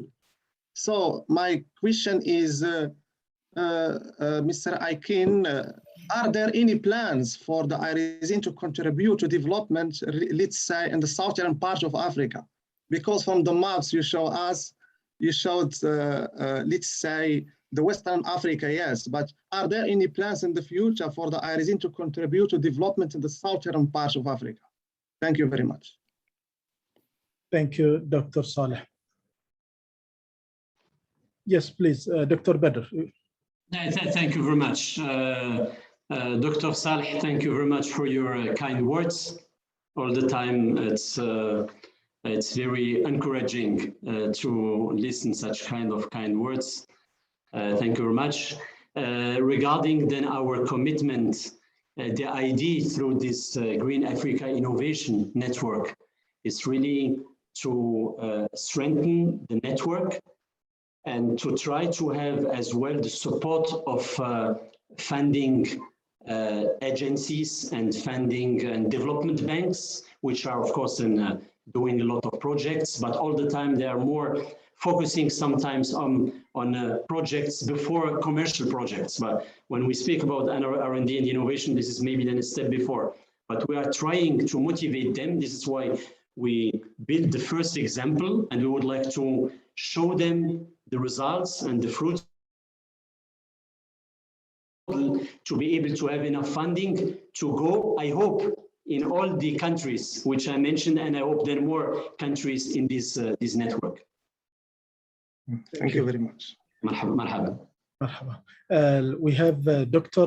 Nasser Muhammad Al-Masri. Please, Dr. Nasser, welcome. جزاك الله خير. السلام عليكم ورحمة الله وبركاته. شكرا أخوي سالم. شكرا إخواني الجامعة الافتراضية. شكرا دكتور بدر. اسمح لي أنا أسألك باللغة العربية. مرحبا. التجربة المغربية تجربة رائدة في مجال الطاقات المتجددة، وعندكم أيضا انفتاح نحو أفريقيا. أنا بدي أشوف الآن انفتاحكم نحو العالم العربي. أنتم الآن في شمال أفريقيا، في المغرب العربي، ونحن في المشرق العربي. احنا صحيح أهل، بس للأسف ما نعرف بعض كما يجب. احنا نتاج للأنجلو ساكسون وانتم الفرانكوفون، لكن بدي نجمع هذه العقول العربية الموجودة سواء في العالم العربي أو المهاجرة في أوروبا والولايات المتحدة لدعم خطط التنمية المستدامة وما يسمى بالجرين ايكونومي أو البلو ايكونومي أو السيركلر ايكونومي. على الأقل الاستفادة من هذه الطاقات. أنت تعرف الحمد لله الشمس يعني عندنا يعني من حرارتها يعني أعتقد أن المرحلة ما قبل جهنم، يعني من حرارة الكويت يعني الحرارة حوالي 73-78 درجة، يعني هذا بالظل. فكان ممكن الاستفادة منها بدل حرق النفط والغاز. أيضا في قضايا الزراعة اللي تنتمي إلى البيئة أو إدخال زراعات جديدة على الأقل تقدم الأمن الغذائي وغيره. أيضا في قضية استخدامات الطاقة اللي احنا قاعد نحرقها يوميا، البترول الخام أو الغاز، سواء بتروكيميكالز أو منتجات أخرى جديدة. بالإضافة إلى تجربتكم مع صناديق التنمية، مثلا علاقتكم مع الصندوق الكويتي للتنمية، الصندوق العربي للتنمية، البنك الإسلامي للتنمية وغيره، وأيضا مساهمتكم في خطط 2035 سواء بالكويت أو بالسعودية أو بالإمارات وغيره. أنا أعتقد أن تجربتكم طيبة جدا، قابلة للنقل، قابلة للتطوير، وقابلة للتعلم. فودي أسمع وجهة نظرك على الأقل خلينا نقول من الانتلكتشوال بوينت اوف فيو، اوكي، وبعدين ثم البراكتيكال بوينت اوف فيو، ما هو الطريق الامثل للتطبيق سواء على مستوى الحكومات دكتور او على مستوى المتخصصين امثالكم او على مستوى جمعيات النفع العام ومؤسسات المجتمع المدني او القطاع الخاص. شكرا جزيلا. لا شكرا جزيلا الأستاذ ناصر على هذا السؤال. أنا موافق معك. I totally agree. I have then to say that what I presented, those are instruments and facilities, R&D facilities, which are developed or which were developed in the last 7 years, 7-8 years. When we started at the beginning, I have really, frankly speaking, to tell you, we started with a lot of cooperation, for example, regarding concentrated solar power. We had a lot of meetings, courses with partners from the MENA region. We had as well plans to build regional industries, for example, for thermal solar energy. To say we would produce in Morocco, in Algeria, in Egypt, in Tunisia, in Emirates, and we had a plan. And we conducted as well studies with the support of the World Map, with the World Bank. It was the SMAP. But what I saw sometimes, and this is why we have to find maybe then other ways to do this. I saw that regarding then the macro strategies and regarding the different governments, sometimes they have other priorities, and people will start And I saw this, for example, in all the different countries. They will start to work with European partners and with North American partners, or as to start to cooperate then together. And it was the same in Morocco. We started then to cooperate with partners in Europe and in North Africa and in North America and so on. I think that at the beginning of new topics and sectors, we had to cooperate with developed countries, European and North American and so on, because we had to ensure and to guarantee the technology transfer. Sometimes for some new topics, when we started with CSP, concentrated solar power, we have then in Germany, they are working and addressing this topic since more than 30 years or 40 years. They had done some developments, and it's true, the first demonstration was then in Egypt, maybe then 100 years ago. In Spain, it was then the same, but in our countries, it was totally the new. We had to have such kind of cooperation for the technology transfer and cooperation. Slowly, we are building our expertise. We have as well now R&D centers for climate change, R&D centers for renewable energy and energy efficiency in the different then countries. Now, I think this is then the role of associations like RECRE and my dear colleague, Dr.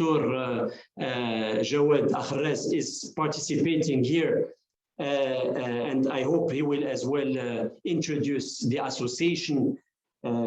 We hope as well, this is my hope, and this is why I'm participating, and then I'm committed to the Virtual Learning University, to have other networks, not only the politics, but to have other networks and to build the networks between the experts, between the universities, and I will say today, this is a good momentum.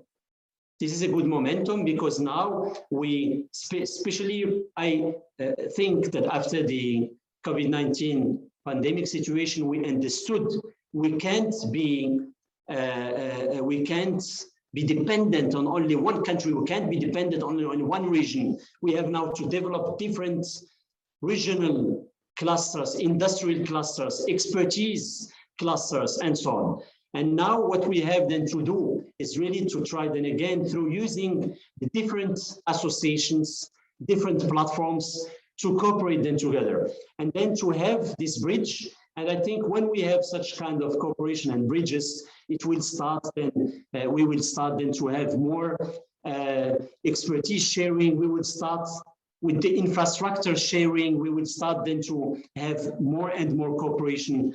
This is my point of view. Of course, this is very important because we have an opportunity and we are not really using this opportunity. When we see the Francophone countries or Commonwealth, those are clubs and networks, and they're supporting each other. We are not using our networks. But I think, and I hope we will have then the possibility in the future to do this for the new sectors, for the new topics. I see one message, if I will take the example of green hydrogen and the opportunity to develop then really a new kind of a new economy, not only green, a new kind of economy.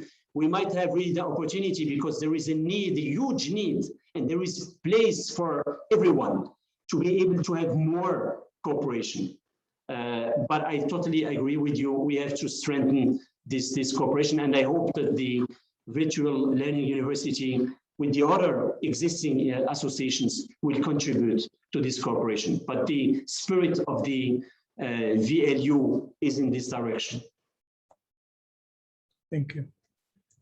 There is from Mr. Ayub Bourtib. He is asking about the project.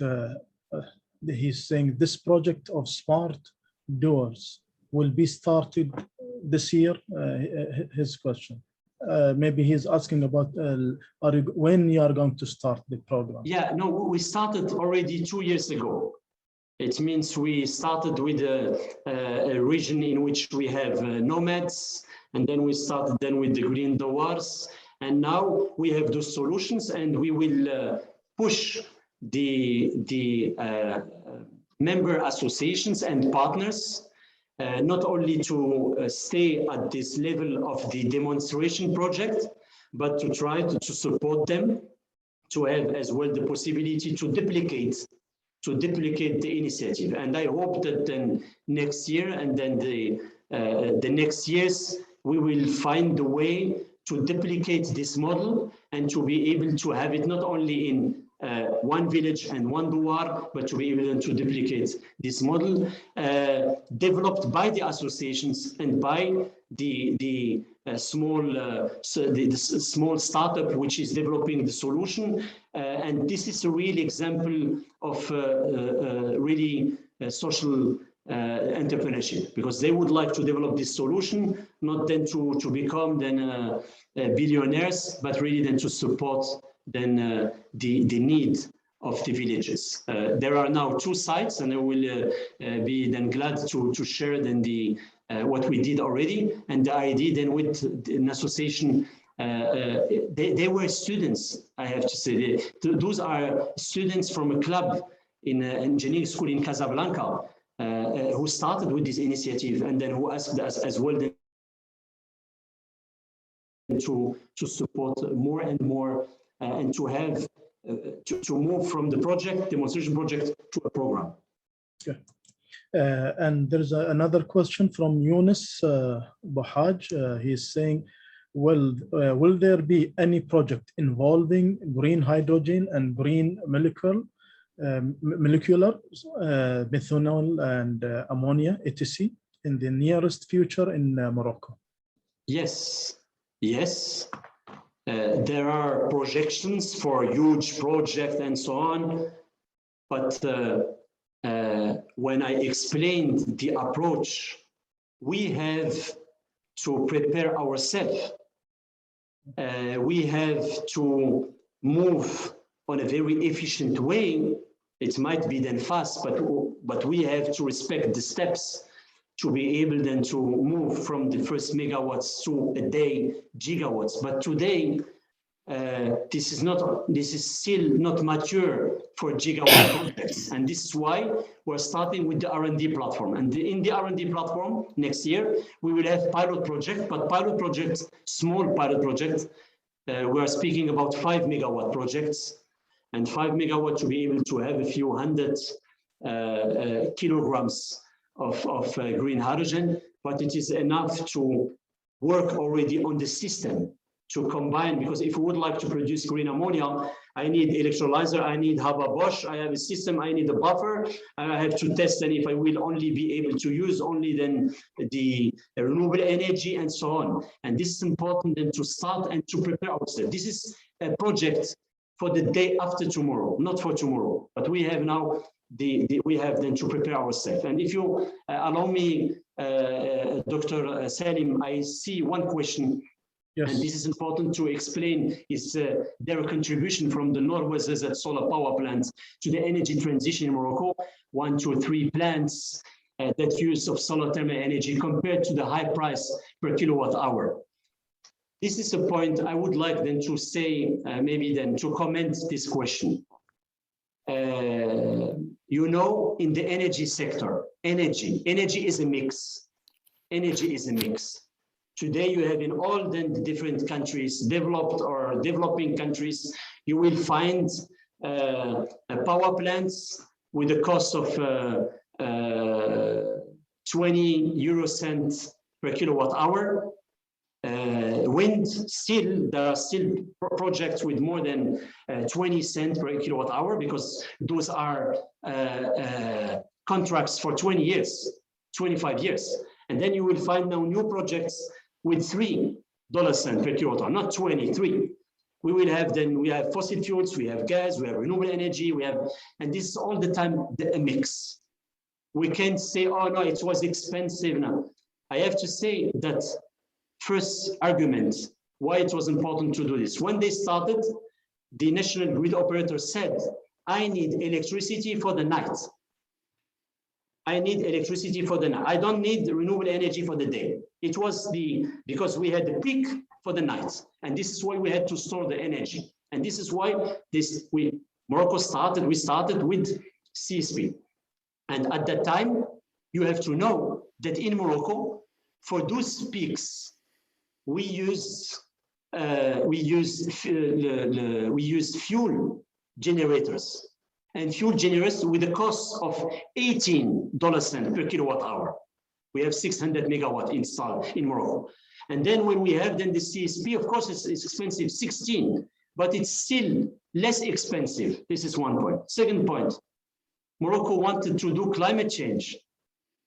Climate change, there is a cost to be able then to do the climate change and then to decarbonize your electricity and your mix, to reduce the mix.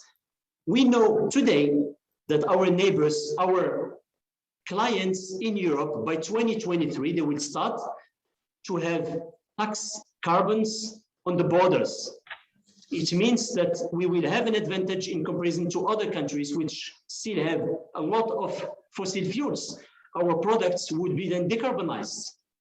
Third point, when we have such kind of big projects, this is important because for a lot of people, they saw the real commitment in Morocco to attract investors, to be able to play a role. Of course, my colleague Dr. Ahmed Nawi said, there is a commitment and engagement from a lot of people to develop the R&D infrastructures. But I don't know if we didn't have the opportunity with the power plant, with the big power plant, if we had the opportunity really to develop all the R&D infrastructures. And this is why I think this is very important to start. And we have to know all the time, energy, this is a mix. It means slowly our mix will decrease with the new project. When we have then more and more PV, when we have more and more than hydrogen, it will decrease. But today, it gives us then an experience regarding the development of huge power plants, the structuring of project and funding of huge power plants, and then so on. I think, frankly speaking, if you will ask me what we had to do better, and it's easy to express criticism. It's easy to express criticism. I will tell you not the choice to have taken then CSP. No, it was difficult for us, I think, to manage the development of a new project, to develop the R&D. Industrial integration was maybe then is the topic. And this is why now, in the framework of the energy transition, the green economy, we would like to focus more on the industrial integration. We had to integrate more locally, to have more local production. But I think today, if we have to work, and the big countries, or I will say not big countries, rich countries and some developed countries are today speaking with Morocco, to work with Morocco to develop maybe then the green hydrogen economy. Why do they are doing this? Also because we have those power plants. So we have only 5 minutes. Sorry, Sam, but I will stop. Yeah, I think we should, Ustad Salim, we have 5 minutes to move to the next speaker, so we can take one more questions and we answer very fast. Otherwise, we will have some. That's right. I'm with you. And Dr. Badr, you have 2 questions there. Select one of them in the chat that you have it to answer, just to finalize. I think the other one, he can put his question in the chat, and then you can. That's right. Project. I see 2 questions. Project number 1 ask about the first part and transfer the evaporation of water influence when we don't have a direct solar power, and did the last part. I have to say for this question, of course, my colleagues in Ben Grir would be then more the right people than to answer you, my colleague Al-Ghali bin Nouna or Samir Rashidi, and I would be then glad then of course then to connect you with both of them. The second one, how can we achieve energy sovereignty, energy security and food in Africa as well, especially since there are countries that not depend on oil, are not rich. Yeah, this is this is for me, and I will try then, of course, then to be short in my answer. When we work on a topic of, for example, green hydrogen, or to prepare the green hydrogen economy, why this is important? Because this will give us the opportunity to have a better distribution of wealth, because all the countries which have then renewable energy, and we have a lot of renewable energies in the MENA region and in Africa, they will be then able then to produce as well this energy vector. And secondly, exports will help us to co-fund. When we started with CSP, the idea was as well to export a part. And this export, because in other countries, the cost of the energy, electricity is higher, will help us to co-fund our energy transition. I think that such kind of new economies will support us and will support different countries to co-fund their energy transition and development. Thank you, Dr. Badr. There are two others, but I think we will let them, inshallah, if we have another chance to answer them. There is Mr. Hassan, Dr. Hassan Al-Barri, and Dr. Yunus Maleh. Dr. Hassan Al-Barri, he will call me after, and then we will have the direct chat if he wants. Now, I would be then, of course, glad to answer. This is only because of the time, as Dr. Ahmed said, there is another talk. That's right. So thank you, Dr. بدر إيكون, المدير العام لمعهد الطاقة الشمسية والطاقات الجديدة بالمملكة المغربية, and thanks to Prof. Ahmed, المدير التنفيذي لجامعة التعلم الافتراضي. Thank you to all, and thanks for all the participants. See you, inshallah, within the second lecture, inshallah. مع السلامة. Thank you very much. Thank you. Thank you so much. So I just want to know if in the public there is Professor Aziz from London University. I tried to phone to him, but I just got automatic answer. So if he's there, please let us know. Yeah, he can raise his hand there if he got. I don't know if he, name. Are you there? No. So micro, please. Yes, Dr. Badr, yes, please. No, I see Dr. Rahman speaking, and his micro is unmuted. So he's there, yeah? Yeah, I think yes. So his micro is open? Is no, it's unmuted. So maybe can you open his micro from your side? Whom, Dr. Ahmed, or whom, please? Can you raise your hand, please?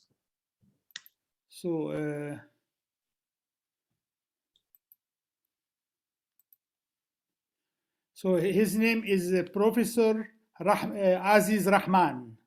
Professor Aziz Rahman. If he's there, he should open his micro.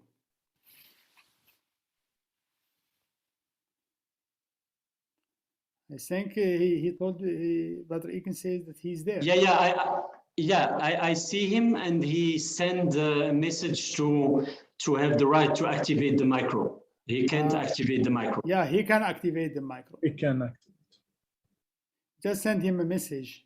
Yes, I'm sending him a message. Ahmed Rasili here.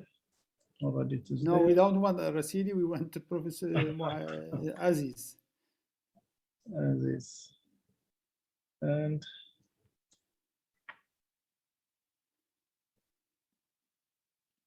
Yes, he is there. I got him. So, okay, that's very good. So you can open his micro, yeah?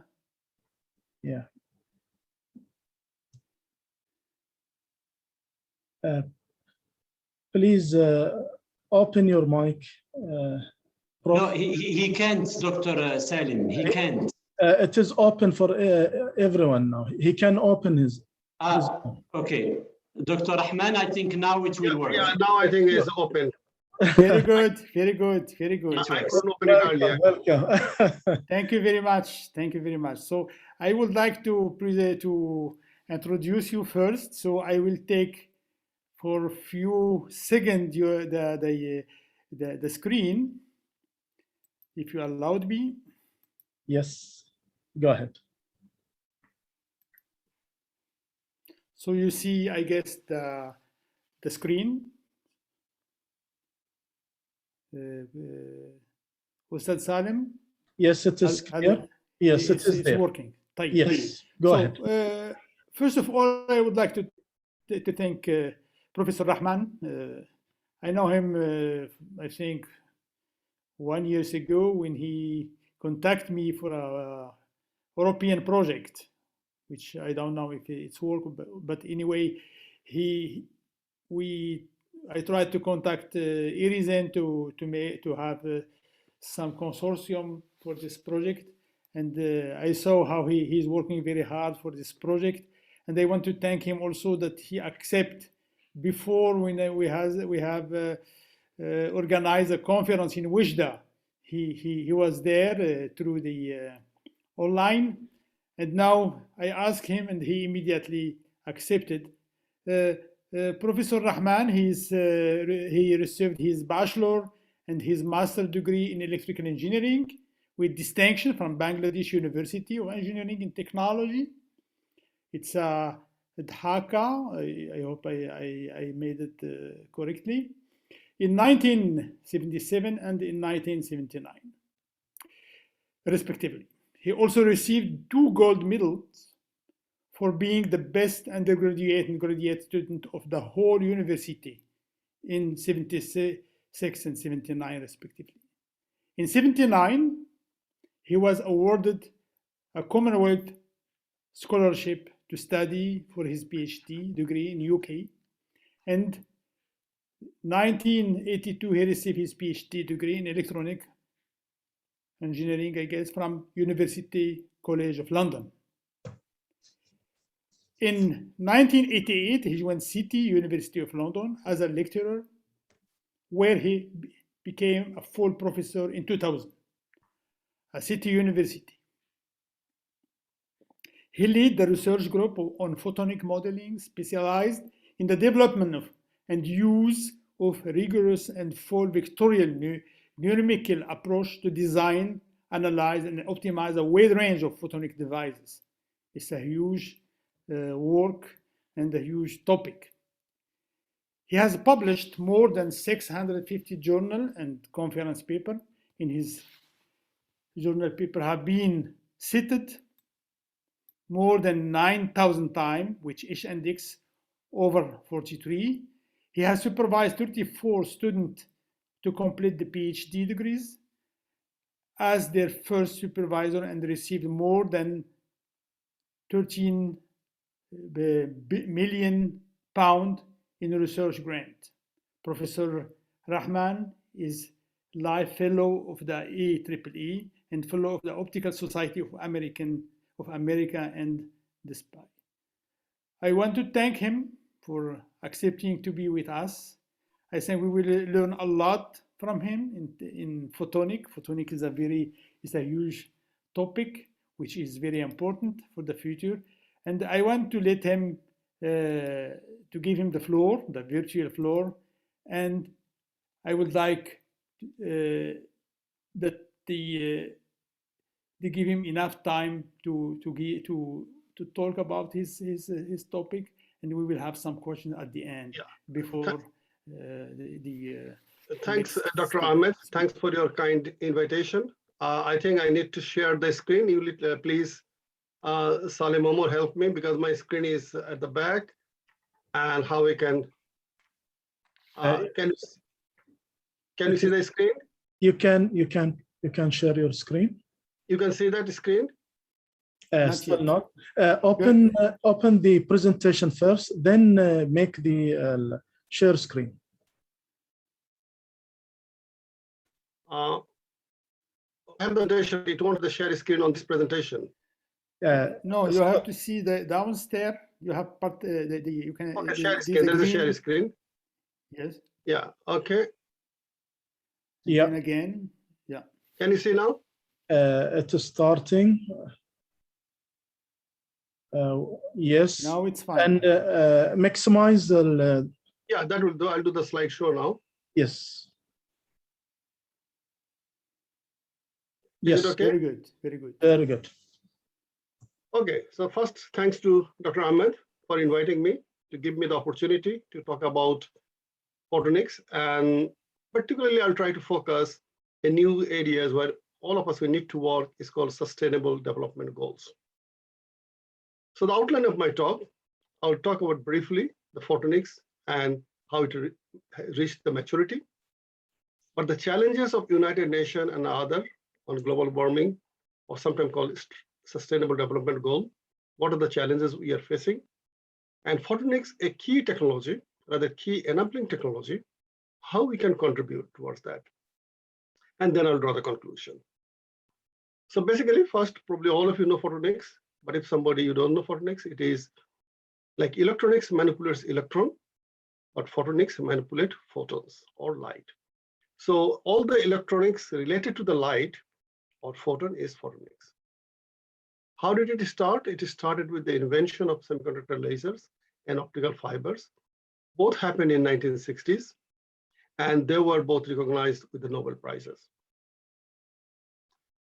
One of the work, optical fiber, it was in North London at Standard Telecommunication Lab by Cow and Hockham. They presented IEEE papers, and that becomes one of the main paper. And what they identified is that loss in the fiber, how it can be reduced. And the Corning in USA did reduce the loss. And Cow was recognized for his work by Nobel Prize. So one thing is that photonics is a technology which has been started with the development of mostly in telecommunications sector. Today, whatever you can see communication area is mostly dependent on the photonics. However, the money comes from not from telecommunication that much. More money comes from the consumer's product, and I'll try to brief on that. What is that? So first thing is the communication. As you can see, optical fiber is linking all the countries, all the major cities, and everywhere, whenever you think of your data, today I'm talking from here, and this slide, this data is going to your place, and it must be going through some sort of optical fiber. All the data transmission is through optical fiber. A single fiber can transfer more than terabits per second. But we are asking for more and more data, more and more faster data. There are 4.5 billion internet users in 2019. And the data rate is also increasing, the traffic. And you can see that is increasing 26% annual growth. And so the photonics technology has the responsibility to provide this data rate. And for that, the data rate every 10 years, increasing every 4 years is increasing 10 times.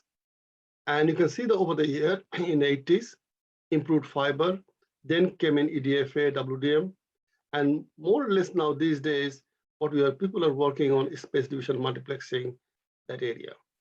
However, as my focus today is more on sustainable development goal than the communication. So briefly, the data demand is increasing. In 80s, WDM and EDFA helped, then came polarization division multiplexing. People are now working on space division multiplexing, mode division multiplexing, and also having a faster modulation and data. So the impact of photonics has been initially telecommunication. However, the appliances we can see every day, CD, DVD, display, scanner, printer, illumination, these are all comes from photonics.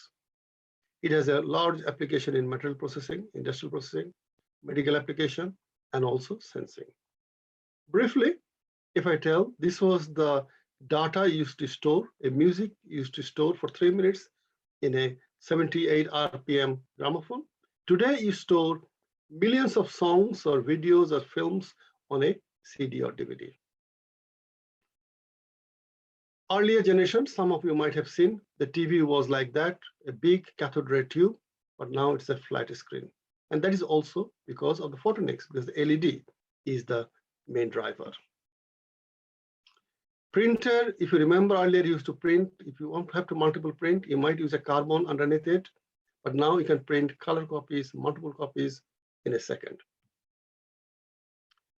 Healthcare, major operation, not only the eye surgeon, many major surgery, many imaging through the body, through your intestine is going through the fiber.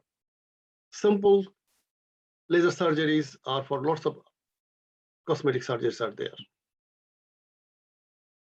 Photonics is for illumination. Now, traditionally, most of the light is coming from LED, and I'll talk about that in a minute. Optical sensor is a massive market. There can be 200 sensors in a car, and many of them are optical sensors. Laser has an enormous sort of power density, and that's why it can do the material processing. It can cut enormous amount of metal thickness with extremely micron precision. And so when you're thinking of buying a Mercedes car, buying a BMW car, or a plane, most of these parts are now cut by laser. So this is the use of laser, but also when you think a little stent through your artery to help you from your cholesterol level or heart attack, this stent is also made by laser. So the rapid development of photonics during the Horizon 2020, EU research program spent 79 billion euros investment. And that time, photonics was identified as one of the 6 key enabling technology which can shape the technology landscape of this century. In the new research program, Horizon Europe has been launched. It started this autumn with a budget of 100 billion euros. It is focusing on technology, but technology which is green, technology which tackles global warming, technology which tackles the climate change, and focusing same way those sustainable development goals. So the Horizon Europe, 100 billion, we are developing the technology, but always in our mind that this green technology or environment. I have been working on photonics for more than 40 years. I've developed computationally efficient finite element method for photonics.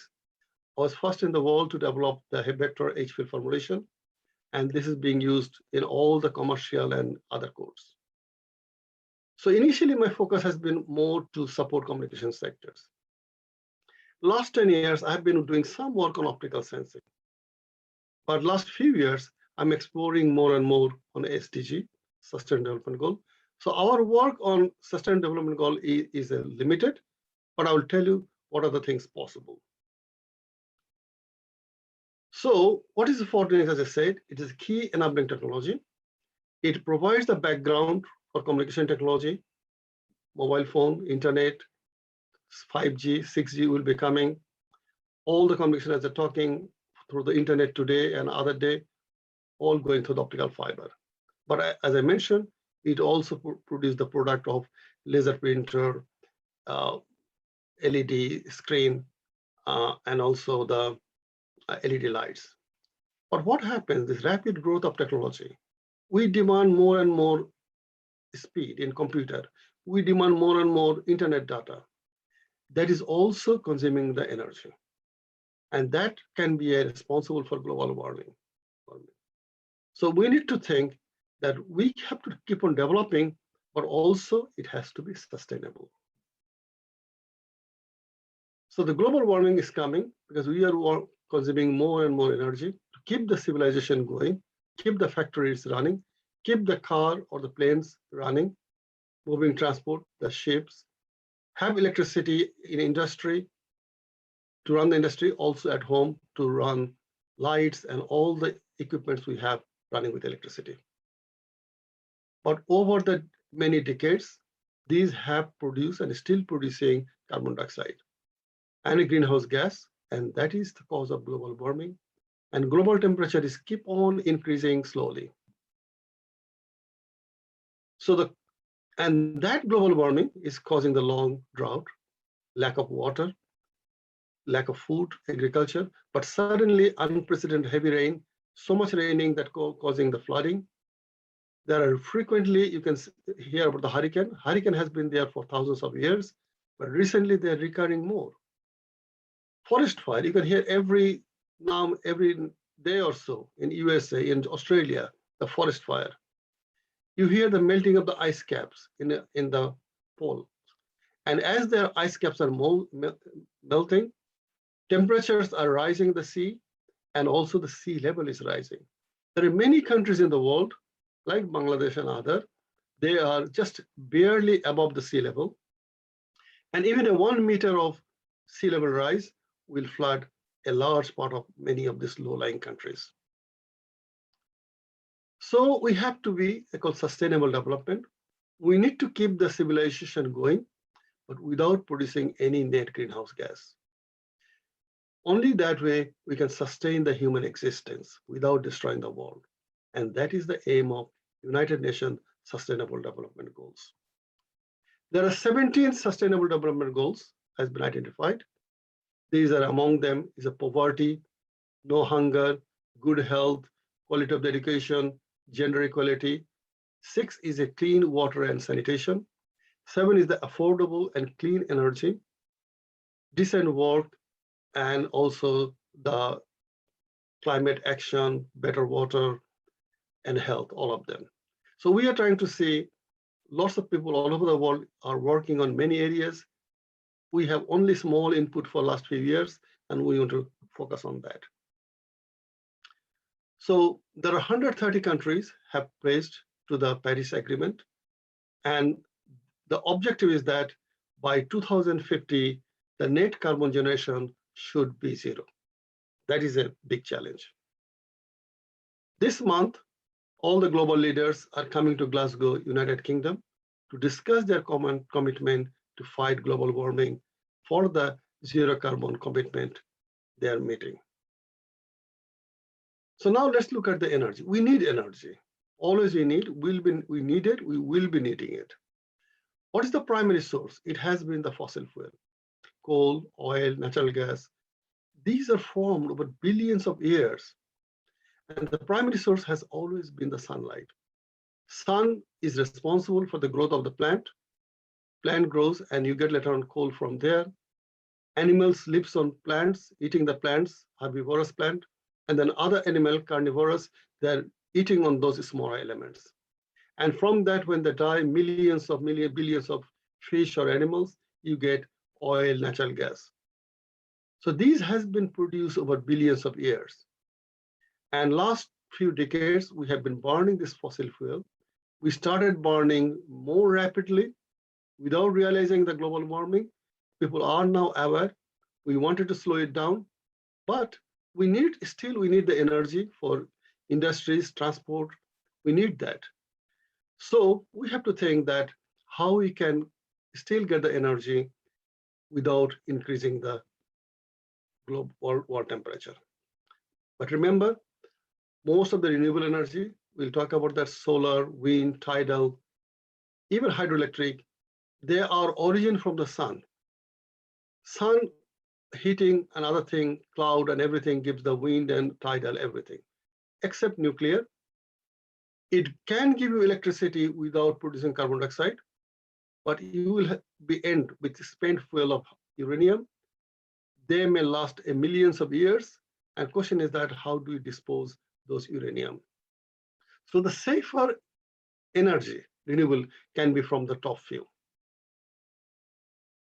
So sun is the all source of energy, as you know, including fossil, hydro, wind. But we can convert solar energy directly. And that is the primary goal. Everybody's trying to do that. Silicon solar cell is the dominant technology. Its efficiency is limiting, it's coming to the limit. Even 5% increase of the efficiency by using sort of multi-junction, tandem, many other tricks, if we can increase even 5% efficiency, that will be enough energy to supply many, many smaller countries. And as you can see from the graph, that this is the brown one is the coal, and we are reducing the coal use less. Gas and others is still increasing, but solar power is increasing much rapidly. And that is we expect, and because the price of solar cell is coming down rapidly, and now solar cell is the cheapest renewable energy. Not only that, if the oil and petrol price goes up, as it has gone up double in last 1 year, solar energy can be cheapest of all the sources, and which is also green. So you can see that there are lots of solar cell developed all over the world. Now we are lucky, and you can see that Morocco has been lucky, and many African countries near the equator, God has blessed us with a strong sunshine, so we can utilize this solar energy. But what we're doing today, if you look at it, most of the solar energy, here you have the dominant solar energy, but not many countries are producing lots of solar energy for their consumption. Morocco still is doing good, and obviously credit goes to Ahmed and other groups there. So what we need is that we need to, so the previous slide is showing that although the solar energy is higher in Africa, but the solar energy consumption in Africa is less. That is only because the solar cell price is affordable for the West, but not so yet affordable for the developing countries. So we need to reduce the solar cell price further so that many poor developing countries can take more and more use of more and more solar cell. And that responsibility lies with Photonics. Dr. Ahmed is an expert on solar cell. He has been working on that. And also we heard from IRSN CEO about their work on solar energy. So is that not only we are maybe a small player, but all over the world, lots of groups are working to improve the solar energy. But I'll talk about that. Besides that, there are other things also we need. And tomorrow, Khaja Naziruddin will talk about perovskite cell. It has a nice advantage. It is much cheaper than silicon and also flexible. And being flexible, it is very easy to install. It won't, like crystalline silicon, it won't crack or damage that easily. So it is cheaper and flexible, easy to install also, cheaper to install. Efficiency is getting better, is nearly of that of silicon solar cell. But problem still with the perovskite is operating life is shorter. It also contains some lead. So lead is a toxic. So there are many, many groups all over the world are working how to make their life longer, how to reduce the toxicity by reducing lead or replacing the lead. And also how to make them even the price, because you can use inkjet printing technique to reduce the price. And those are the people like Khaja and Ahmed are working to make better solar cell, cheaper solar cell. Our work is very, very limited. As I said, we only started working in last 1 or 2 years. So last year we published in Optics Express saying that in a silicon solar cell, you can use the nano pillar and also different sort of design to improve the efficiency. We are looking at a nano pillar, nano holes, different material, and showing how the absorption can be increased compared to straight without using them. There's another paper we are publishing in maybe this month. It's accepted, Journal of Optical Society of America, using of similar nanoparticle, but this case we are looking at a perovskite solar cell. And we have a new Marie Curie fellowship, just started a few months back, and we are looking at a different solar cell design and how to improve it. But will that solve the problem completely? No. The reason is solar power is not available 24 hours and 7 days a week. So we need to store it at the daytime or in summer when we have more solar energy. But at night, we need to use, in the winter, you need to use that. But you don't get it. You don't get solar cell in the night. So what you have to do? You have to store the electricity. How can you store it? Simple thing may come, lead acid battery. Or tomorrow, Dr. Ismail will talk about the lithium ion battery. So you can try to develop as good battery as possible so that not only that efficient, but also they're cost effective. And also another thing you have to think, if a lead acid battery or lithium ion battery is every day charging, every night discharging, how long it will last. But there are people thinking of other technology. There is a concept of flywheel. It looks strange, but in a flywheel, you can store your energy when you have electricity. So you have a flywheel, which was a zero rotation speed, increase the speed, you use the electricity. In the night, you use the flywheel, this momentum to reconvert back to electricity. And there can be hydroelectricity. In the daytime, you use the electricity, pump the water up the dam, so the water will be more stored. In the night, you release the water to make electricity. There's another people are working on PCM, phase change material. Phase change material has a large latent heat. When you change from one state to another, you need a lot of energy. When you reverse, you get the energy back. A group is working on phase change material. But another thing is also coming is a hydrogen technology. So I will talk a little bit on what is hydrogen technology. Hydrogen is one of the best fuel. You can burn methane, you can burn ethane, but if you can burn hydrogen, is per weight, it is one of the best energy source. So it can be used as a fuel instead of coal, natural gas, or oil. But it needs to be generated. You have to generate it, you have to store them, you have to deliver it from one place to another. You have to use it safely, you have to generate it. Safety is important.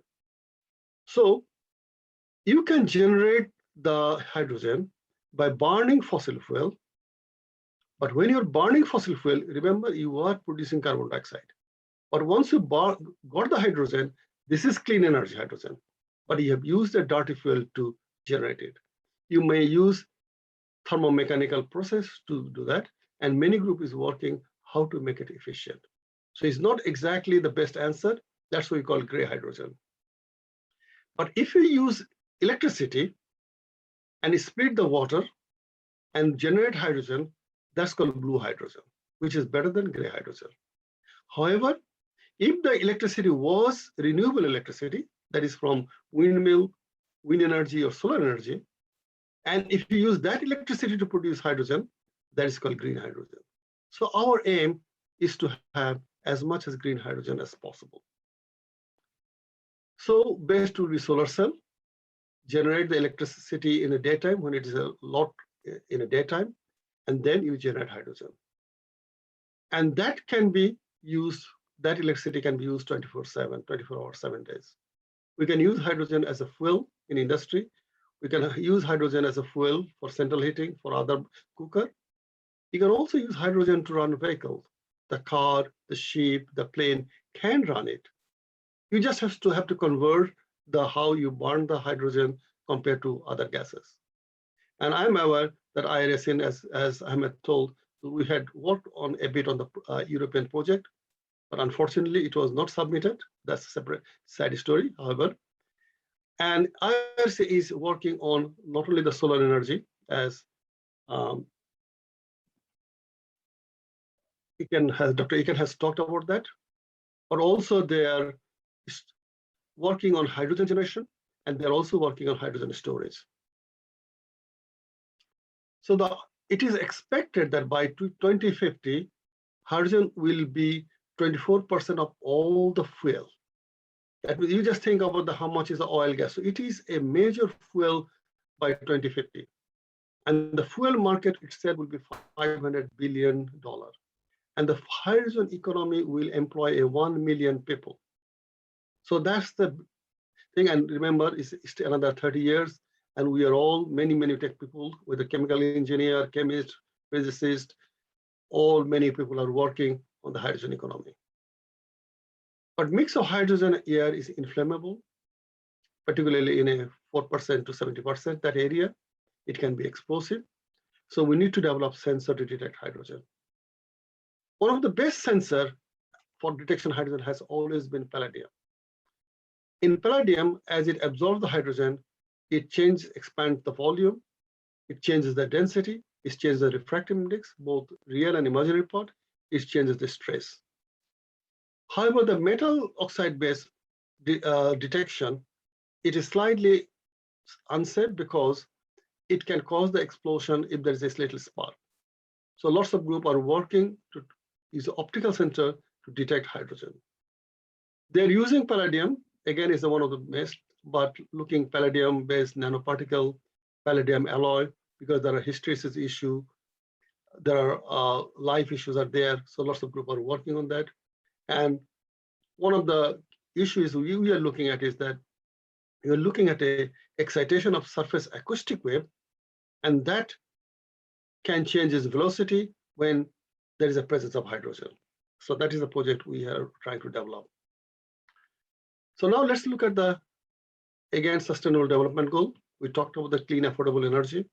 There is a SDG 6 is clean water and sanitation. One is a good health. One is a climate action. So this is the area, some of them, as I said, we are working new area, but there is enormous potential we have. So the global warming, we need to generate zero carbon renewable energy. We need to generate it, but also we are consuming too much energy. So we need to reduce the energy consumption. So Horizon to this Europe call, as I said, 100 billion euro. The objective of all photonics is not only you have to have a better photonic devices, better system to have a higher data rate, but all the system that requirement of all the call is that not only they have better optical devices from the speed, but they must consume less power. And if you cannot show your research, your future product will not consume less power than earlier, it won't be supported. Because we are very, very serious, everybody, European Union, that energy consumption by all these equipments. So let's look at the energy consumption. Consumed in the industry, transport, residential, commercial, agriculture, many other areas, but also looking at the sector-wise. One of the sectors is illumination. From the invention of Thomas Edison, you can see that incandescent bulb, but it is the most common, but most less energy efficient. And in Europe, it has been banned. You cannot buy an incandescent bulb above a certain wattage unless very specialized. So people move to the fluorescent bulb, but LED is the future. LED is much more efficient than all of them and also lasts longer. This is a simple thing saying that how the lifespan of LED can be 50 times higher than incandescent. Energy uses can be much, much less. So overall, if you replace all the lights at your home, in your office, in the industry, you will save lots of energy and you will contribute to fight the global warming. Another thing suddenly you can say that global consumption of electricity in ICT. 20 years back, 30 years back, you might have a PC at home. Today, you will have a more powerful PC. It is consuming more power. But you also have more mobile phones, cell phones in your home. And the power consumption by the ICT, information technology communication sector, is increasing rapidly. One of them is showing by the brown one is data center. Data centers are consuming enormous amount of electricity. They just want to provide you the service, the Google, and the Google data center, there are thousands of PC, they're connected, and they're providing the data. And they're consuming the energy equivalent to a small town. As example, the Google Kava and Heather data center, in 2015, the energy consumption was 5.7 terawatt hour. So data center needs it, but we need data center. Can you reduce the power consumption by data center? Where the power is consumed? And most of the power is consumed in a data center is transferring data from one memory to one storage to another storage. And these are being transferred, particularly in a data center, in a thin gold wire. And 50% of the power consumed in transferring data from CPU to memory, for fine gold wire. Can we replace it? But if you see that that was 2015, 2019, it is 3% of the whole world consumption was data center. 2030, it will increase nearly 10 times. And as I mentioned, most of the power consumption in the data transfer. So what the Photonics working, there are many groups that are working to connect the computer rack to rack by optical fiber, chip to chip.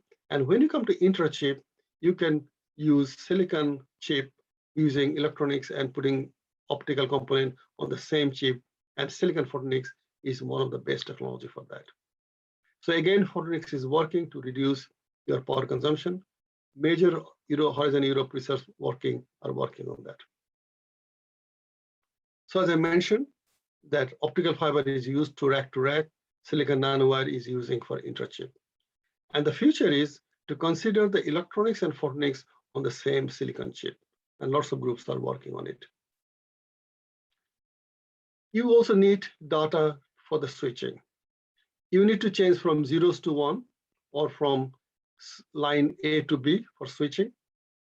So you need the energy to switch the state from one to another, but also often you need energy to hold that state. And most of the time system is holding this to that particular state longer than the time you need it for switching. So for the holding state, if I can use non-volatile material, then your energy consumption will be less. And there are lots of people now working on called phase change material. So that we only use the energy when you're switching, but when it is a particular state, you don't need any more energy for holding that state. Phase change material has been used for GST and other for the data storage, and people are now working on a network switching. We had a project with Shanghai Jiaotong University on GST material. It was funded by the Royal Society.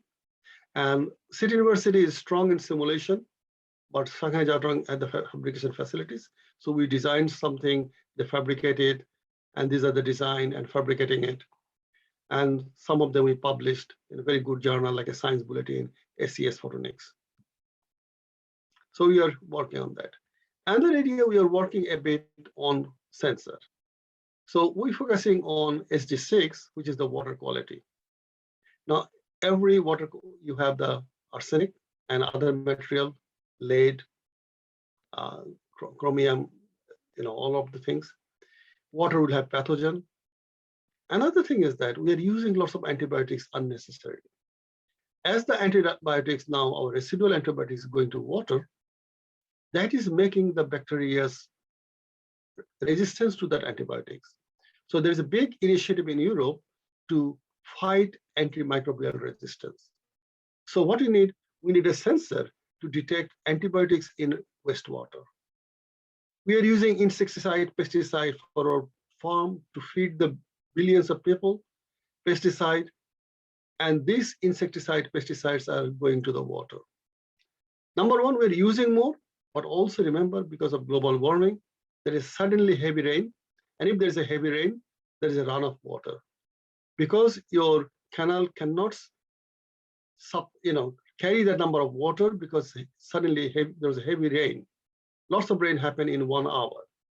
And then all this insecticide, pesticides, fertilizers, they're going in the water. And if the water has now lots of fertilizers, and also the temperature is a bit high because of global warming, it is causing algal bloom. And algal bloom is killing the other animals, other aquatic animals, and also releasing the toxin, some of them. Europe has lots of projects to detect some of them. There is a specific call to detect mobile pollutants like PFS. There are several calls out there. So simple basic sensor. A basic sensor is that you have a light source. It can be laser, LED. You have a waveguide. You have a sensor area, and that can sense biological, physical, chemical thing, and then you analyze, process this. But basic physics can be simple. The sample can reflect some light. Sample can refract some light. Sample can absorb, so that transmission will depend on how much is absorbed. Sample can scatter. Sample can re-emit to another wavelength. And by detecting these different examples, we can design different sort of sensors. So they can be designed on evanescent, plasmonic, effervescent coupling, bragg gating, long periodic gating, lots of areas of working. I'll just show simple examples. One was very popular in 80s, was side polished fiber, putting a little metal cladding, so that that's called evanescent plasmonic mode. Another one is particularly very attractive in integrated photonics. It's called Mach-Zehnder. Although in fiber also you can have some sort of Mach-Zehnder based structure. So you have light, split them. One is reference arm, one is sensing arm. If something is present, what it changes is the phase. So here you try to detect the phase difference. Then you have a bragg grating. A bragg grating is a fiber, we have a grating. A light is incident. As a light is incident, a part is reflected, a part, so the transmission part, there's a small part will be left. That reflection one is critically depends on the bragg wavelength. Now, if this bragg wavelength can be changed with the sensing, what you want to sense, you got a very attractive sensor. And this sensor has been used very well for strain, stress, and temperature sensing. But for surface sensing, because the mode doesn't come to above the cladding, so sometimes you have to etch the fiber bragg gating. Then you have the different ways, I'll come to this, that you have to sense. So quite often for biosensing, you have to etch the fiber bragg gating. Long periodic gating has one advantage, that the cladding mode extends to the cladding. That's why it's a cladding mode. And if anything presents near the cladding area, you can sense it, you can functionalize this, and that's why it is structurally more stable than the etched fiber bragg gating. So now, whatever be the technology, whether it's a nanowire, slot waveguide, fiber, if suppose something is there, we need to present it, to detect it, but it has to be selective. In a water, there are thousands of different dirts and pollutants are there. If your sensor is for detecting of arsenic, it should not react with the detection of palladium or chromium. So what you have, if you have a lots of things in the water, they can, normal case, they can deposit on the waveguide. It can change the optical waveguide properties, but it is not selective enough. For selective enough, okay, I think I might have missed that slide. For selective enough, you have to have some sort of layer which is specifically selective for that one you want to sense. Very nice sensor people are designing with called ring resonator. If a sensor, something deposits on the ring, immediately the resonating wavelength shifts. By measuring the shift of the wavelength, you can see that whether something is present or not. So you need to design a very sensitive sensor, but it has to be also selective. And the more exciting is that instead of simple ring resonator, if you have a ring resonator with the slot waveguide, where the light is confined in the slot region, we have shown that lots of work we have done on slot waveguide, then you can have even next generation of sensor. We did some work on long periodic grating. There's a different period. This one is more sensitive. We formed this fiber grating with the graphene oxide coated, selective, and it is an NERC funded a £500,000 project with India, and we fabricated it, and we shown the results for that. I think. So another climate challenge is the heavy rain. In Malaysia, we have a project with Malaysia. They often have a landslide after heavy rain. So what we are working on, development of optical sensor to detect the pore pressure in the soil after heavy rain, and also development of inclinometer to detect the land movement. And we have, like in this particular case, in this inside, there are 3 sensors are there, and they are fabricated by 3D printing. This is a project funded by the British Council, and we have also some patent application and some papers on that. Photonics for healthcare is a big area. Our work is negligible, but there are lots of groups. And if you see that most of the optical diagnosis, quite often, they're optical based. ELISA, PCR, many of them are using optical technology. We have a very small project funded by Marie Curie Fellowship. we are trying to develop metal oxide-based optical sensor to detect ethane in your breathing. If you have a diabetes, then diabetic patient has a more ethane in the breathing, and we are trying to detect the amount of ethane in your breath, and that can be used for a screening of diabetic patients. We are just a recent work. We have just submitted a project in this horizon. I think this Friday we submitted it. It is particularly intense light sound interaction. It is a project by major EU industries and universities together. And what we're looking is that SBS, the light sound interaction, slot waveguide with gratings. And these are the innovative one. And this is the acoustic wave in the slot. And what we're looking at that, some of you, if you have worked on a SBS, the SBS, whenever we taught our students earlier, always we said there is a relation between electrorestriction that causes SBS. But there is another thing is saying radiation pressure. And this one becoming dominant when the waveguides are nano size. In a strip waveguide, if you see the red one, is the radiation pressure is lower than the electrorestriction. But in a nanowire, this particularly the slot waveguide, you can see the radiation pressure is higher than the electrorestriction. So if you have a exotic new generation of photonic devices, you want to exploit the SBS gain, you have to consider radiation pressure besides electrorestriction. So the project we have submitted, we want to design a SBS laser with a narrow line width. You want to use for microwave photonics for 5G, 6G, photonics, COM generation, and also sensor. And one work will be on a hydrogen sensor. So the photonics can do for us, it can support the rapid data demanded by 5G, future 6G, IoT, increase the data rate by space division multiplexing, mode division multiplexing, use more and more rack-to-rack, chip-to-chip data transfer by photonics, combine photonics and electronics on the same chip, support lower power consumption by having a much better LED, and replace all the other light by LED.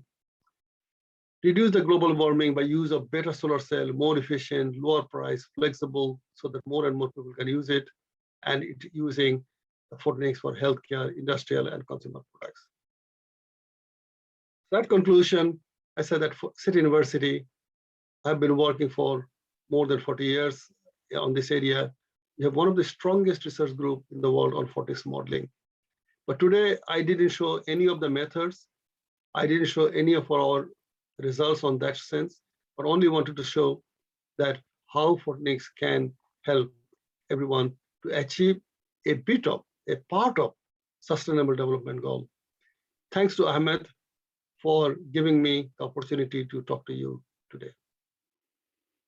Okay, thank you, Professor Aziz. I expect from you such amazing and important topic. Thank you very much and congratulations. I see how from your talk we can get a lot of syllabus to develop photonic, solar, and also relationship to the environment and sustainable development and climate change, etc. This is amazing, and I think we can inspiration from your talk will be very important. I hope in the future we can have a cooperation with London University, because it's a very important one, and especially your group, where you are one of the most important group. And by the way, you are in terms of modulation and modeling and simulation, you are one of the best. And it's not just by chance we make together your talk with the talk of Professor Ben Youssef, and then afterward another talk, a huge talk from Purdue University about computing, quantum computer. So all these stuff are coming together. So I will let for some questions I will let the panel to the public, and I will give the word to Ustad Umar, Salim Umar. Are you there? Yes, I am there. So please, you can continue. Yeah. Now, okay, please. Waiting for the raising hands, but there are some questions comes from Mr. Ayub Bouhteb. Question talking about the pollution and the global warming.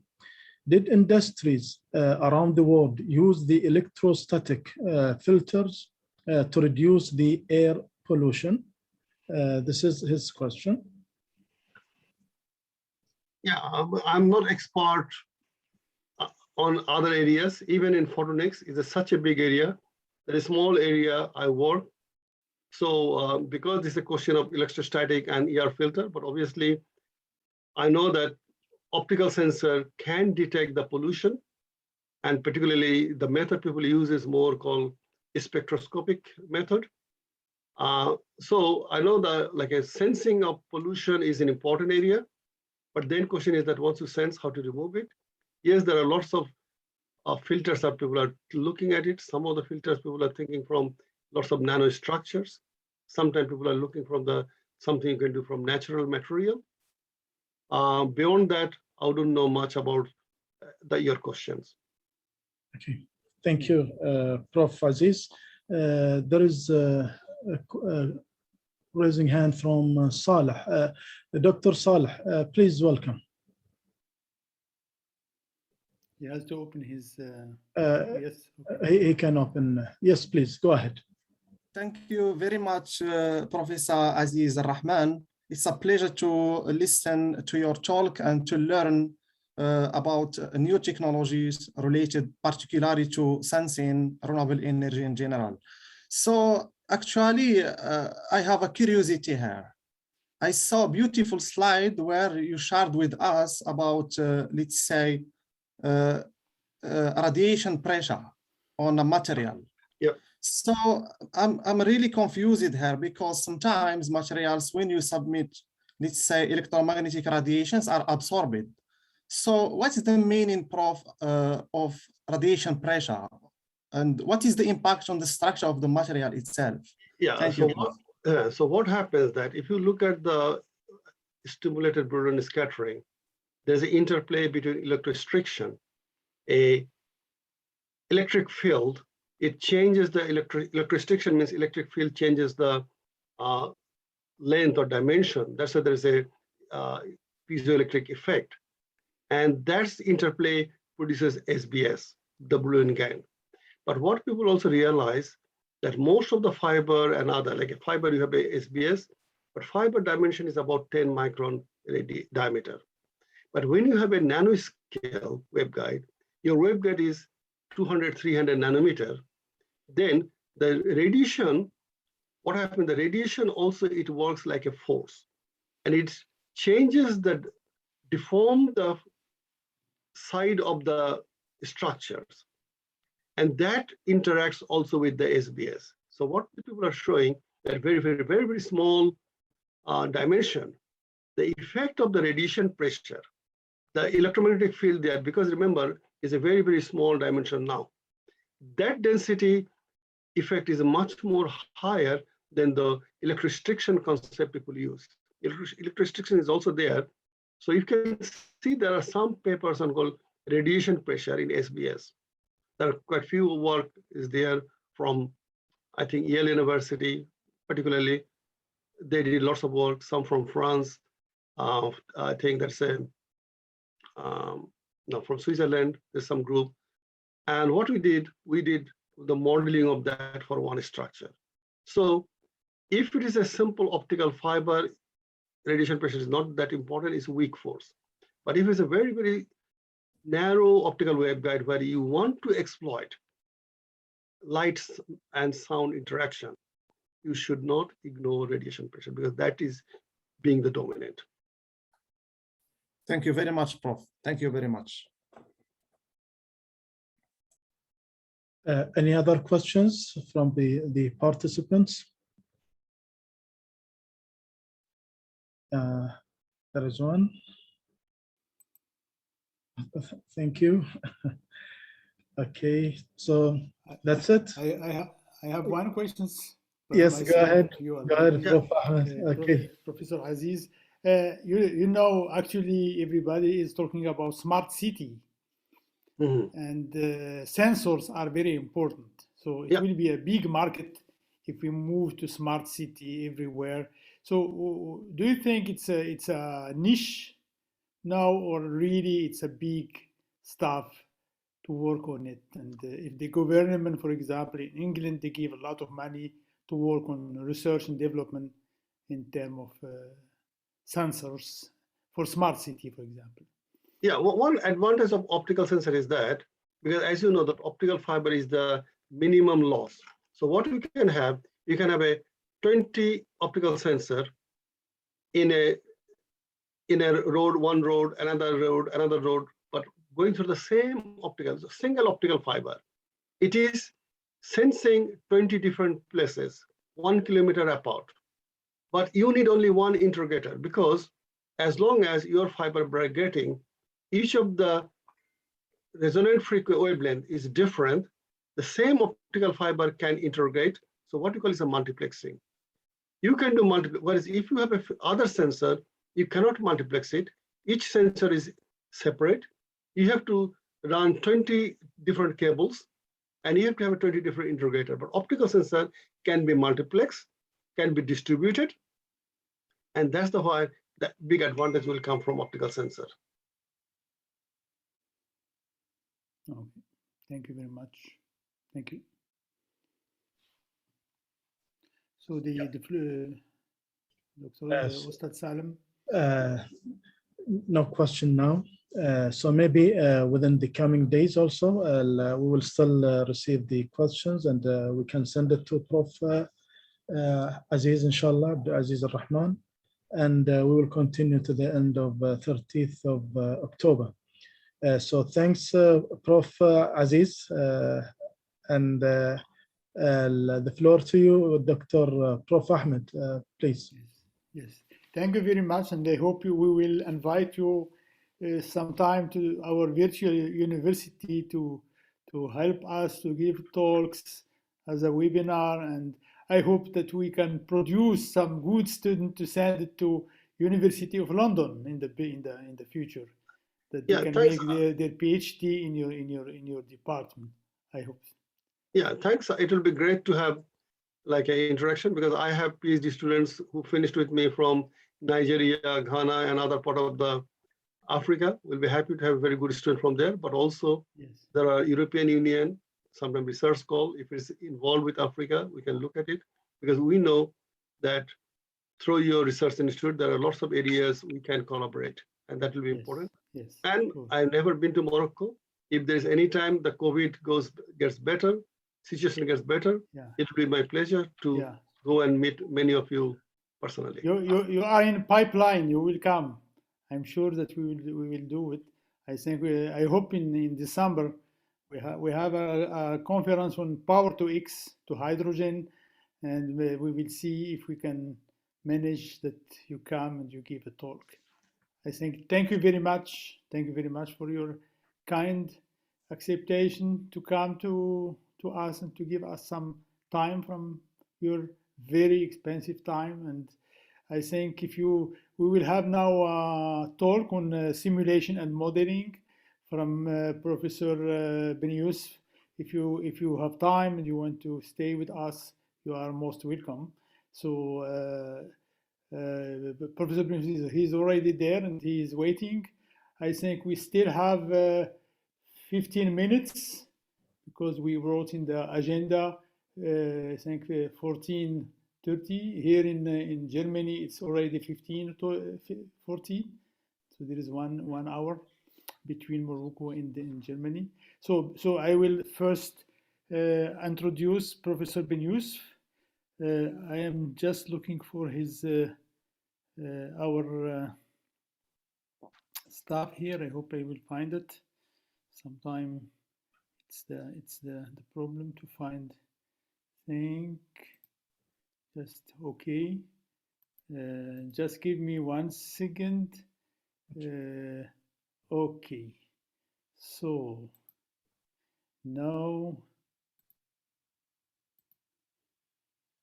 so first I will share my screen again for a few seconds. Okay, then I will open some stuff here. Okay. Well, I want to say some word. I think I have a little bit of time since there is still 10 minutes. Professor Ben Youssef, I think if you ask students in Morocco, they will say a lot about him. He's working at as a professor at the University Mohammed V in Rabat since, I think, more than 35 years. And he retired. He stay working for free. This means he like his topic. He like to work and to give. فاعل خير.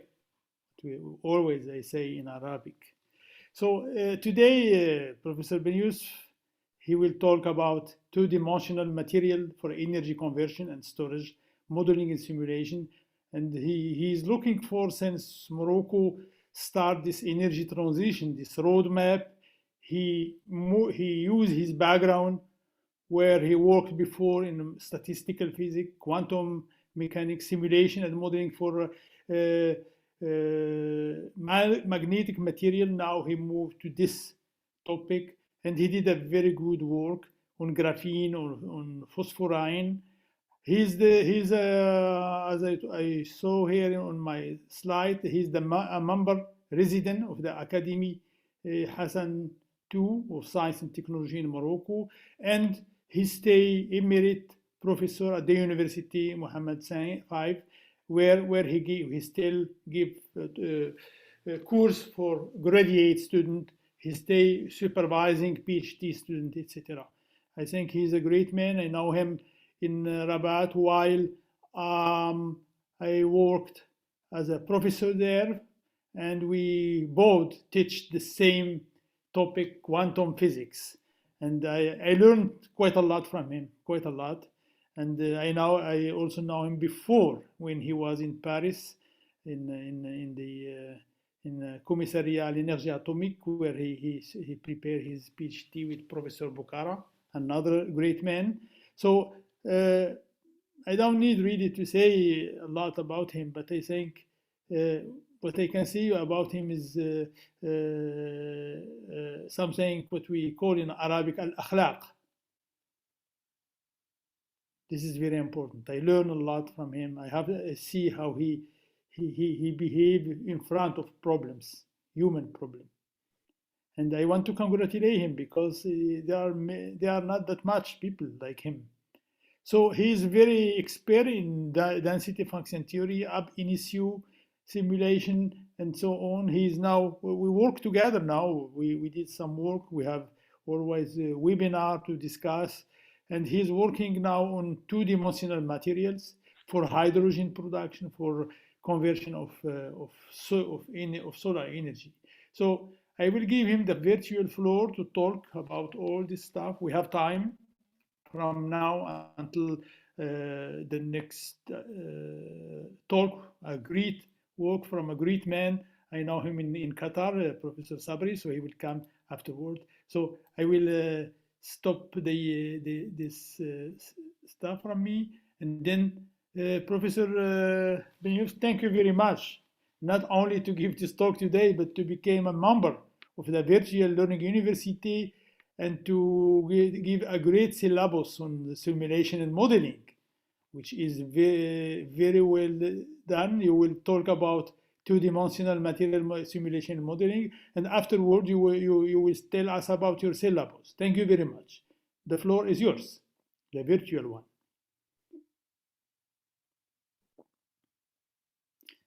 I don't know if your micro is working.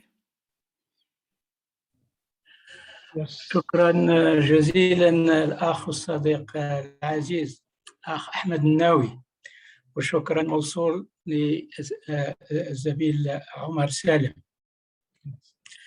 على التقديم الكريم لشخصية متواضع.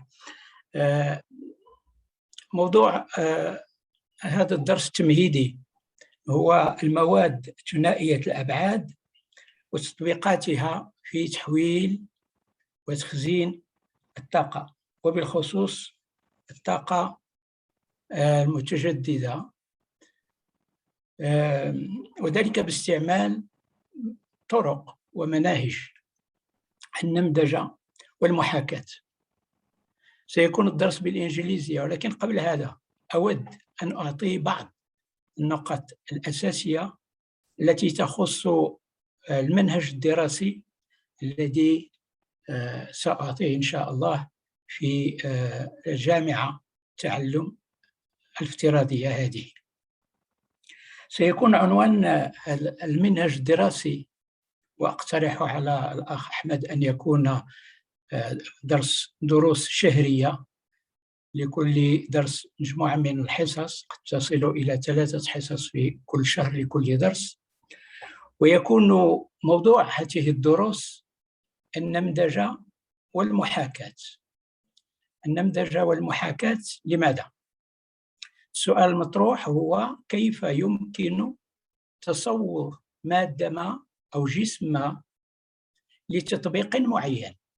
مثلا التطبيق هو تحويل الطاقة الشمسية إلى طاقة كهربائية بمفعول فولتا الضوئي. كيف يمكن إيجاد مادة لها خواص تسمح بالقيام بهذا الدور، بهذا التطبيق على أحسن حال؟ لماذا النمذجة والمحاكاة؟ لأن يمكن التعرف على خواص المادة قبل تحضيرها مخبريا، مما يستلزم ذلك من زمن للإنجاز ومن مصاريف. النمذجة والمحاكاة هي طريقة أسرع لتصور مادة لتطبيق ما، والتطبيقات متنوعة وكثيرة. الأستاذ عزيز أعطى قبل قليل مجموعة من الإمكانيات للتطبيقات الممكنة والمواد التي يمكن أن تستعمل لهذه التطبيقات هي كذلك كثيرة ومتنوعة.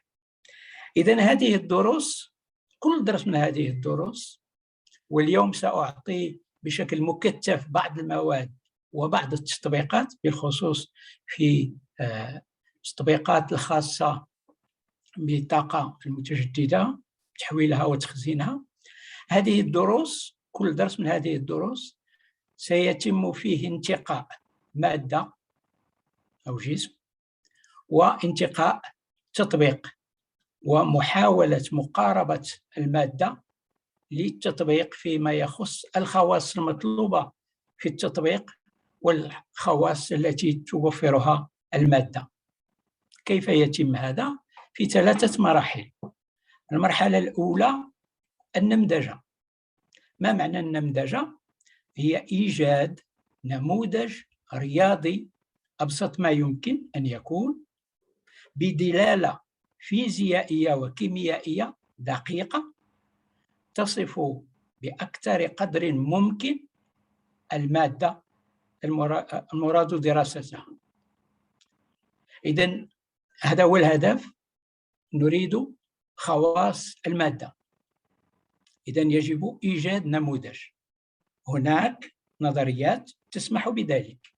أولاها تكلم عنها الأستاذ أحمد الناوي قبل قليل، وهي الفيزياء الكمية، فيزياء الكم.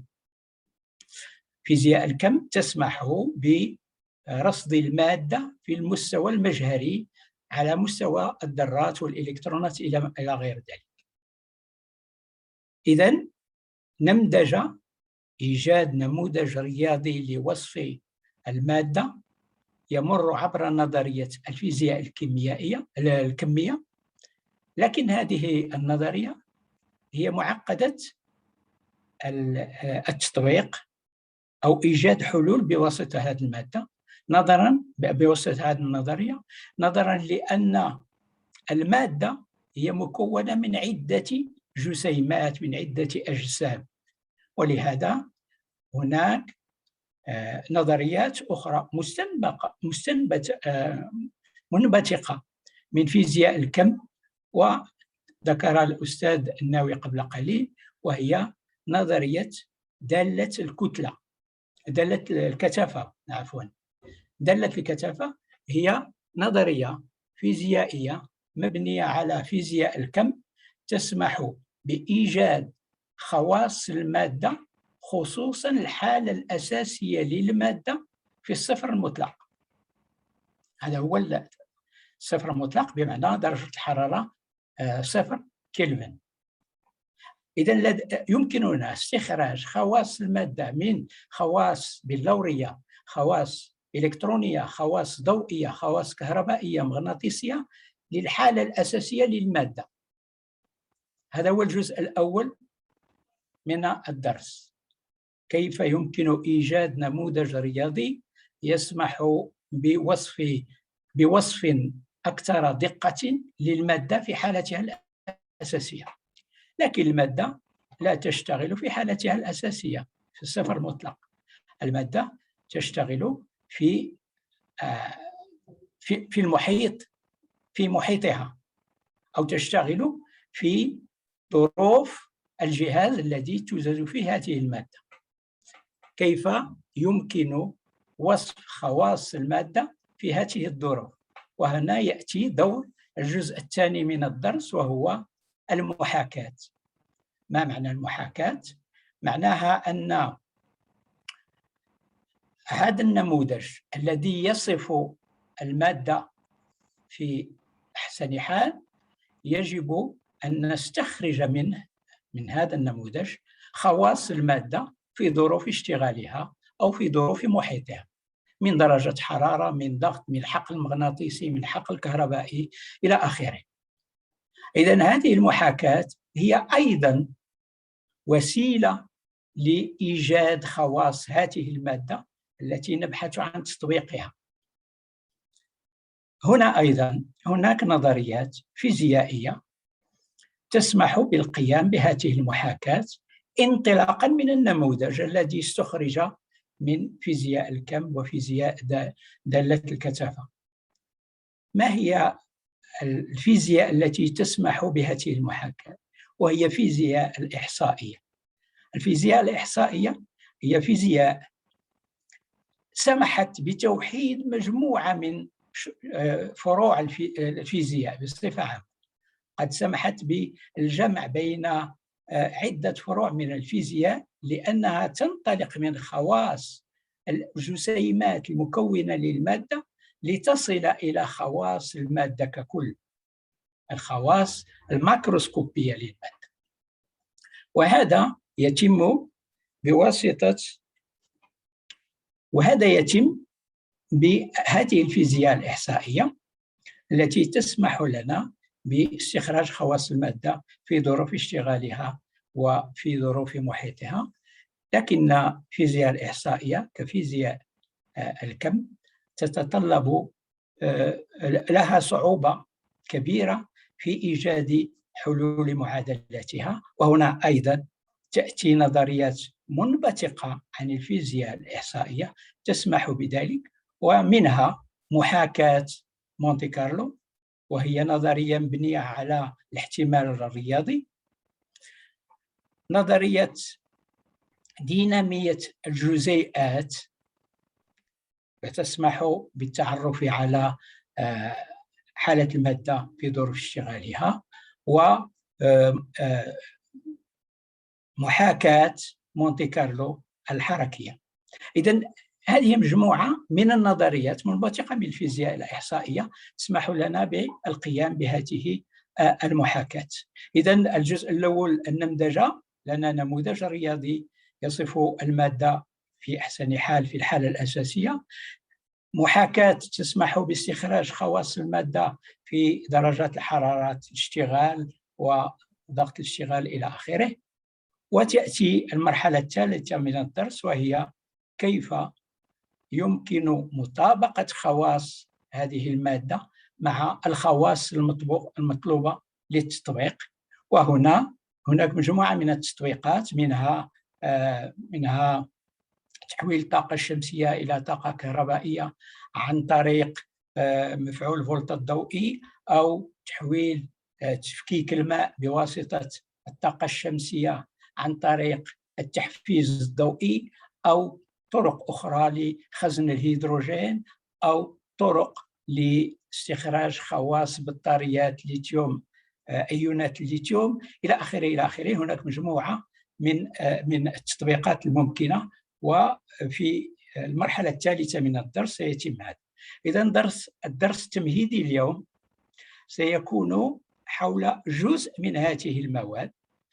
بصفة عامة هي مواد ماكروسكوبية وكذلك مواد ذات أبعاد نانومترية. اليوم سأركز على جانب من هذه المواد، وهي مواد نانومترية ذات بعدين، يعني لها بعدان لا متناهيان في الكبر، وبعد واحد هو بعد صغير. I will switch to English now to give this introductive talk on two-dimensional material for energy conversion and storage using modeling and simulation.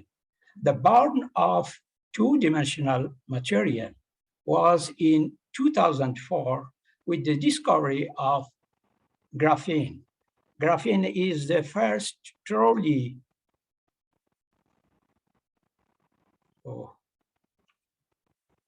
excuse me, I have to talk for the presentation. It is not moving. Yeah. Yes. You see the presentation? It's still on the first slide. Yeah. We will go. Okay, now. Still. It's the second slide now. Yeah, it's okay, but make it full screen. Full screen, yeah. Full screen. Oh. When your computer gets downstairs, just there is a small sign. Oh.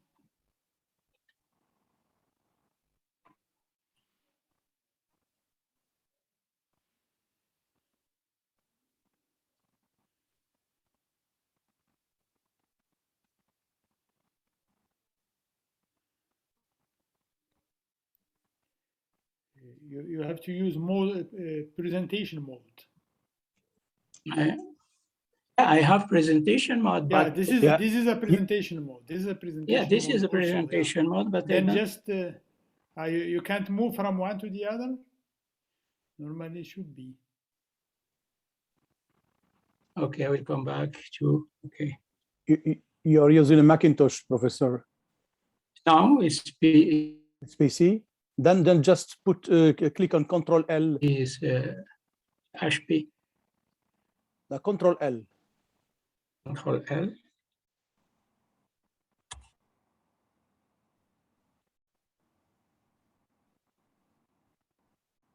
Ecran there, yeah. No, there is nothing there. But normally on your. I will go back and Yes. I will stop and stop it. Yes, and get share and start again. Yeah. Okay. This one. Okay, and now I have. Well, maybe wait a second. Maybe I have to take out. I have full screen. Now it's full screen. Yeah. Yes. Now it is. Now it's full screen. Yeah, it's fine. Yeah. It's fine. Okay. Good. Thank you. Excuse me for that. No, okay. Then I tell that graphene is the first truly two-dimensional crystal observed, and it's obtained by exfoliation from graphite, which is a layered materials, and by exfoliation one obtains graphene which has a hexagonal structure. And this rippless figure of suspended graphene show that it is possible to observe two-dimensional material, which was for a long time open question It was, does two-dimensional material exist or not? And the first time it was observed. And what is, why is graphene so important? Because properties of graphene are different from those of bulk material, from graphite. It's harder than diamond, more elastic than rubber, stronger than steel, lighter than aluminum, high electron mobility, 100 times faster than silicon. And also, its electronic properties are very different from those of 3D materials, from graphite, for example. It exhibits a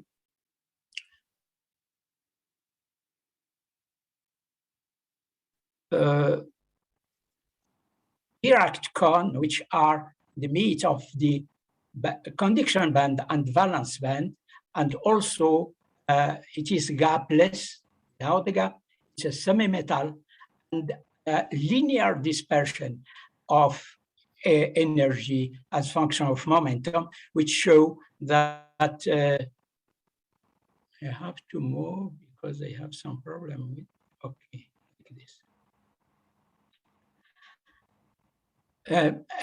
And with saying these remarkable properties of graphene, many research have been going toward the other two-dimensional material. And two-dimensional materials cover a wide domain of materials, from insulator like hexagonal boron nitride, or semiconductor like MOS2, or half metals like chromium oxide, or semi-metal like graphene, or metals like oxide, vanadium oxide, but also superconductor like niobium selenide. And how to obtain this two-dimensional material? By making the same observation as for graphene, we have to look for three-dimensional material that have a layered structure. And the interaction between layers is weak, and for that, the distance between layers is of the van der Waals energy, bending energy. And here we observe what are two-dimensional material with a weak bending energy and easily exfoliable, like graphene, like boron nitride, or molybdenum selenide. And other materials have higher bending energy and are potentially exfoliable, like phosphorene or other material. This remarkable property, as the big number of 2D material, make this material useful for a very large domain of application, starting from composite and non-composite for automobile or airplane, to energy conversion and storage, battery, super capacitor, or hydrogen storage, to flexible display or high-speed transistor, or even conductive ink and chemical sensor and light emitting diode. So, very big domain of application for two-dimensional material, since they cover a large domain. Here I will focus on two of these two-dimensional material. First, graphene, first truly two-dimensional material, and the second, phosphorene, has been exfoliated in 2014 and have property different from bulk material, but different also from graphene. And I will show how, using modeling and simulation, we can imagine other 2D material from graphene or from phosphorene. And application, I will focus on photocatalytic hydrogen generation and energy storage hydrogen storage, and lithium-ion battery. First, I will give a brief description of modeling, especially on density functional theory. Density functional theory, as I said before, is a part of quantum physics. And the remarkable property of density functional theory is it gives explicit inclusion of electronic structure. And from that, we can use it to obtain many observables from density functional theory. And also, it is preferable scaling compared to many quantum chemistry methods. Density functional theory is deduced from Hohenberg-Cohen theorem, which said that many body problems can be transformed onto one body problem, which is given by the Cohen-Sham equation, which show that is a single particle Schrödinger equation like. And this equation here is the Cohen-Sham equation. This potential is exchange correlation potential, the K of the theory. All approximations are based to give the best expression of this potential. And of course, this theory needs self solution. Of course, the starting point is Cohen-Sham equation. I will give only one slide with equation, all other slides without equation, by I concentrate all equation in this to show how this is powerful, this theory is powerful, because it can give the electronic properties, structure band, to give a density of state gap with Cohen-Sham equation, as is shown, but depending on the material studied, for example, for nanomaterial with surfaces or with heterojunction with interfaces, we need to use other equation deduced from this one, like Dyson equation, which is based on perturbative expansion of the one particle green function. For example, for the need to study the optical spectra and exciton, we have to use perturbative expansion of two particle electron hole green function using other equation, Bed-Salpeter equation. For the study of excited state dynamic, we need the use of time-dependent density functional theory, which have the same schema, the FT, but based on the time-dependent Schrödinger equation. And this helped to make modeling and after simulation of the obtained model. Here I will give some example of material that can be obtained from graphene by modifying some parameters and obtain a new material that can be used for other application, not used for graphene, for example. And I will focus on three ways to do that. The first one is passivation, and the second one is stacking, and the third one is damping or alloying. Starting with the first one, the passivation, that means that we have to add atoms or molecule on the surface of graphene and to change some properties of graphene.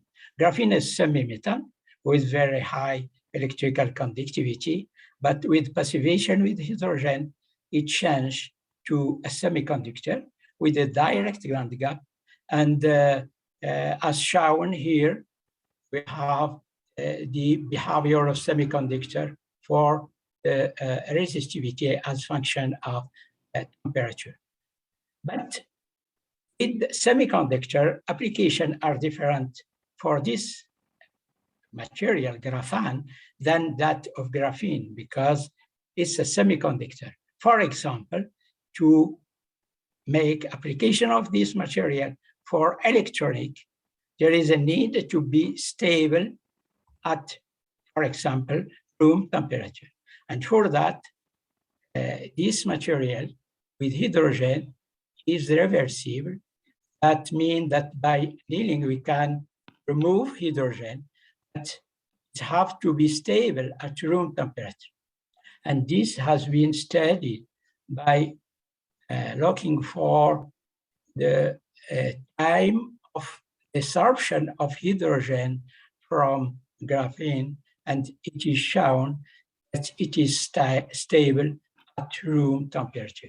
That show that this material can be used for as semiconductor, for example, for electronic or for conversion of energy. The same thing is obtained with passivation with fluorine, which show direct band gap with a buckled material. The second effect that can make a new materials different from graphene is only stacking order. That means that when making exfoliation of graphite, the three-dimensional material, we have different stacking order of layers that make multi-layers. And here an example of two layers, only two layers of graphene with van der Waals distance. And the question is this B layer a semi-metal or a semiconductor? It is a semi-metal if the symmetry is carbon on the top of the hollow. It is semi-metal. But if we make a stacking order in which carbon is on the top of a carbon, then we have a semiconductor. And with that, it is possible to make band gap engineering from zero band gap gapless to high gap band gap by increasing only by shifting one layer with respect to the other. And this is a way for new application. Application is superconductivity. Now, if we make not a translation of layer with respect to the other one, but a small rotation. In this case, rotation with 30 degrees. In this representation, rotation 30 degrees is the EB symmetry. That means this semi-metal. It is a semi-metal. With this, you can see that by changing this angle from EB, which is here, to a very small rotation angle, the Fermi velocity of charge carrier decreases. That means that we don't have a high conductivity and high mobility, only by a small rotation, which is this one, this region.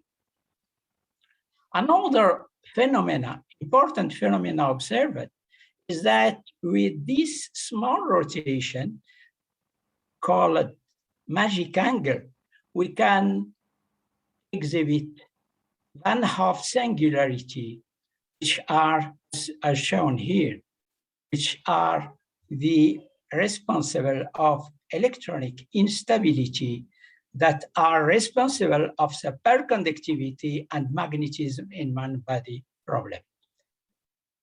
Another important feature of this small rotation is that give flat band around Fermi level with a small band gap of few milli-electron volt.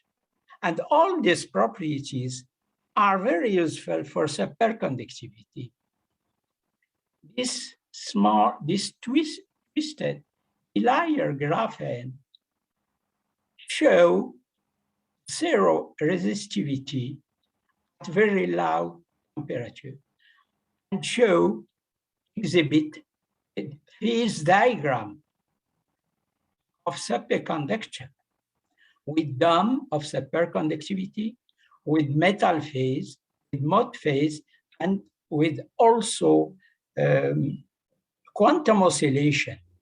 And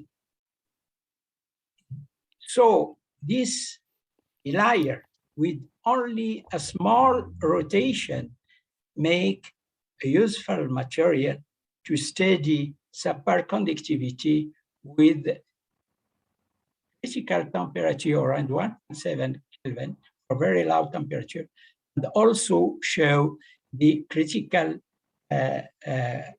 magnetic field to destroy this superconductivity. And it is in the same league as copperite and iron selenide layers. Only graphene, bilayer of graphene with a small rotation. The third example of making a new two-dimensional material from graphene is by doping. If we substitute fraction of carbon by silicon, for example, 8% of silicon, we shift from semi-metal to semiconductor, and the band gap depends on the concentration. So we can make band gap engineering only by substitution of carbon in hexagonal mono layer by some silicon. But even if we have the same concentration and the same element for substitution, like in this case with T1 and T2, only the arrangement of atoms, of silicon atoms and carbon atoms are different. In this case, the behavior is different. For the first one, we have high band gap, and for second case, we have a small one. And the absorption, calculated absorption, is different in the two cases, but also the conductivity, the nature of the material change. For temperature less than 200, the materials have semiconductor behavior, but for higher, one of them is still semiconductor, but the second one is metal. That means that we can change behavior only by geometrical structure. Here are another example of this with silicon graphene with SEC3. And here it's more remarkable is that the structure for this geometrical structure have gapless, have direct cone, and we have semi-metal. While this structure, and here the silicon atoms, the other points are the carbon atom. In this case, it is semiconductor. Only geometrical structure, the material switch from semi-metal to semiconductor. Depending on the preparation technique, used technique, material is para or meta.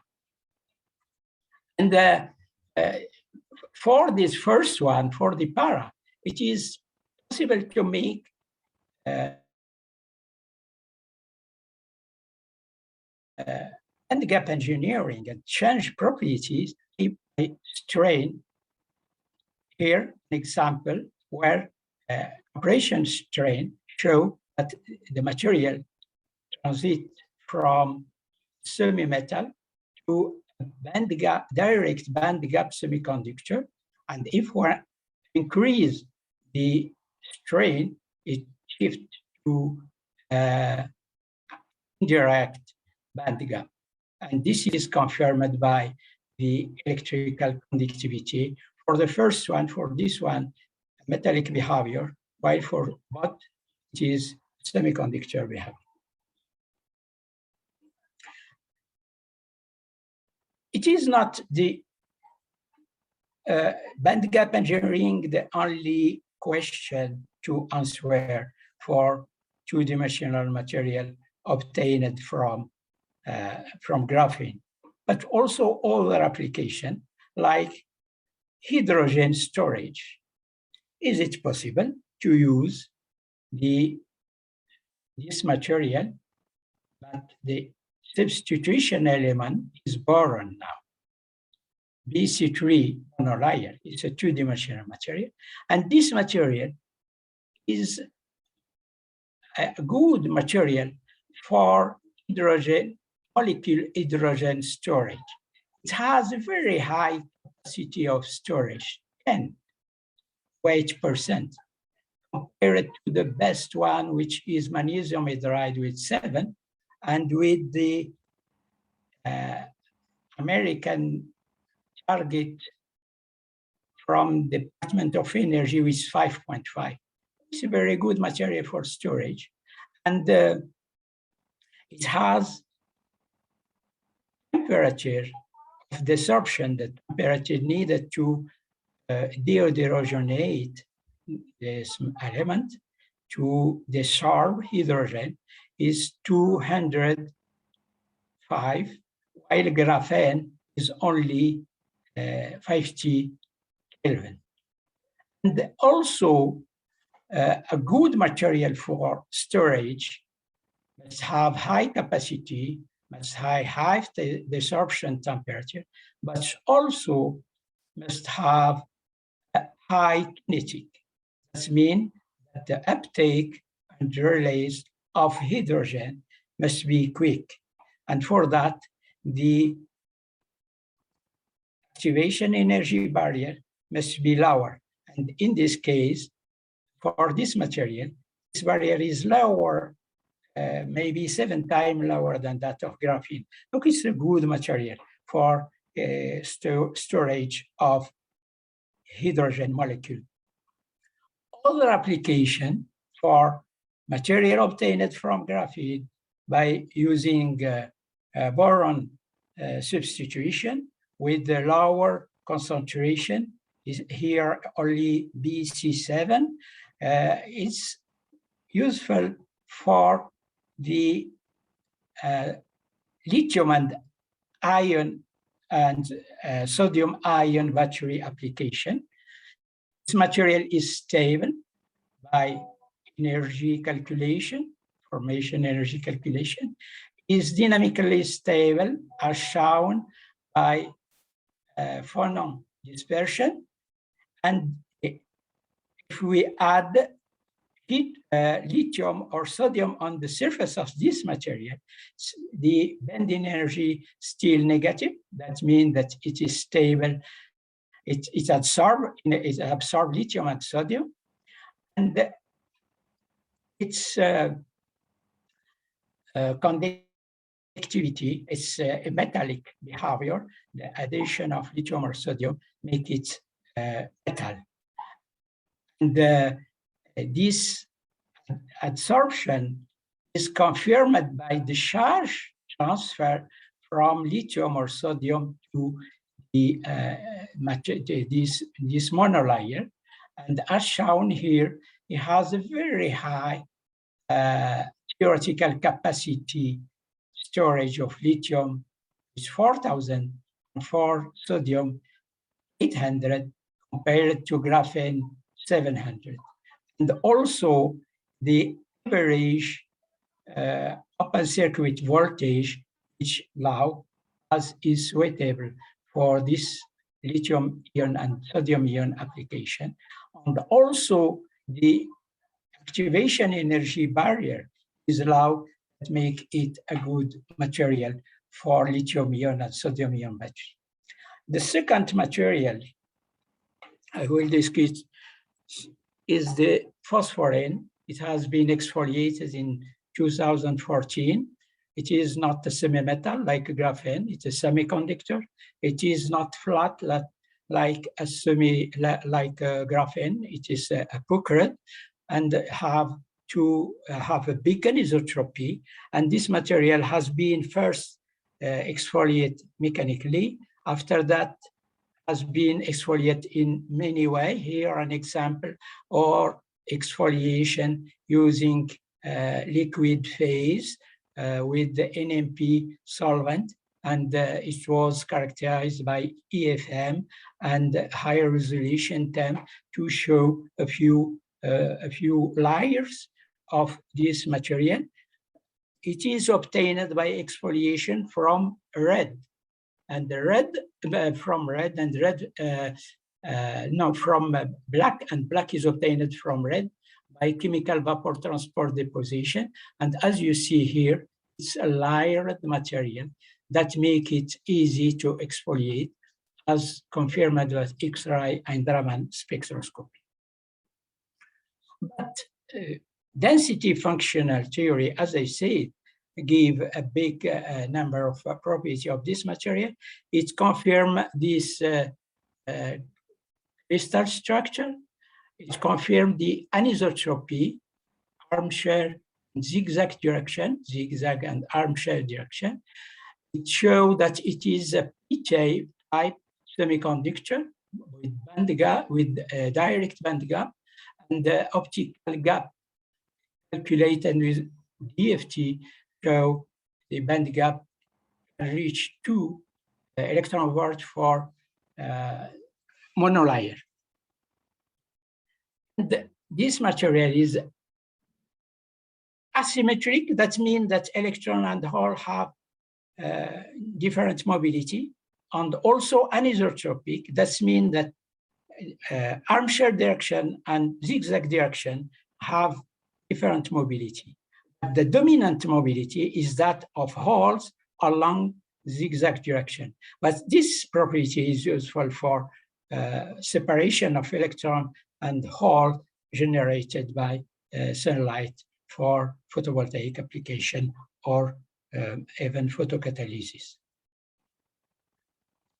Here also I will show some example to modify the property of phosphorene.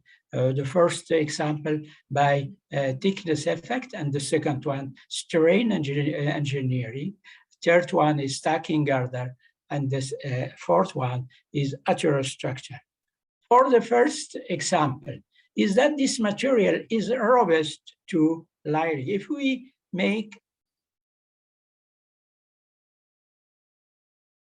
multi-layer this material semiconductor with a direct band gap, but we can make engineering, band gap engineering, because for bulk it has only 0.3 electron volt, while for monolayer has higher. And by increasing the number of layers, the band gap decreases. This is useful for the control of the absorbing light for photovoltaic or photocatalysis application. But another need for this application is to take easy injection of charge carrier. How to do that? Only by changing the number of layers, we make a change offset alignment of band, and by calculating work function, we have the value of Fermi level, and both can make easy the charge carrier transfer and reduce the Schottky barrier. And for the mobility, as you see here, it is easy to reduce the effective mass along the in the zigzag direction to very low value due to the interaction between interlayer, and also due to the screening. This material is or has also anisotropy for optical absorption. It absorbs in the armchair direction, but it's transparent in the zigzag direction, and that makes it available for as polarizer for optic application.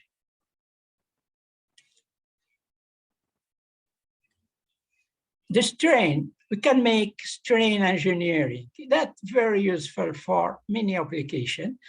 It's possible to reduce or increase the band gap first, and to shift from direct to indirect band gap only by strain operation in this direction or expansion.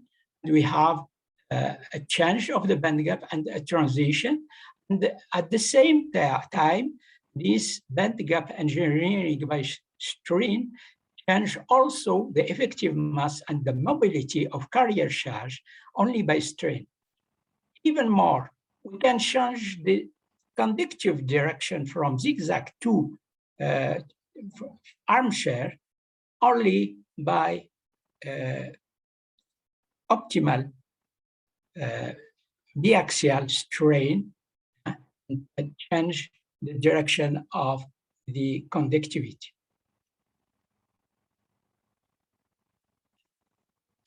Stacking, like for graphene, when the exfoliation of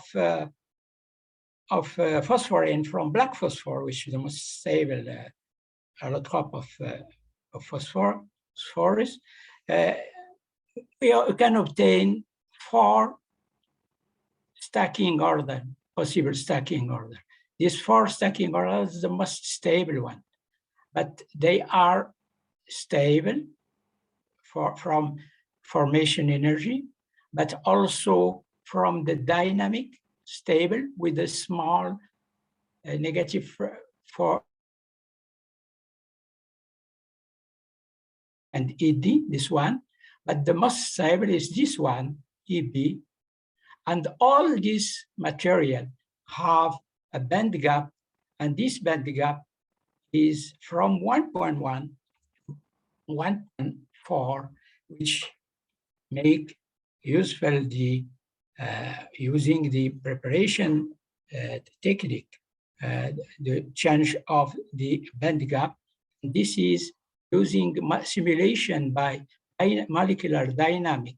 You can show the stability of all this stacking order, and as is shown here, this EB stacking order is the most stable among the 4 ones. Now, I give some application of this material and others. I will give first application for photocatalytic hydrogen generation, and the second application for energy storage, first hydrogen storage and then lithium-ion battery. As you know, for hydrogen is the future of clean energy, and in the framework of the future hydrogen economy, the first step is to produce hydrogen by water splitting and from renewable energy, solar energy, for example, and then to store it and to deliver it and to use it for different usage, for example, domestic, industry, commercial, and so on. And the first step is how to produce hydrogen in a clean way, using clean energy and water, which is abundant. And for that, most process is photocatalytic hydrogen generation based on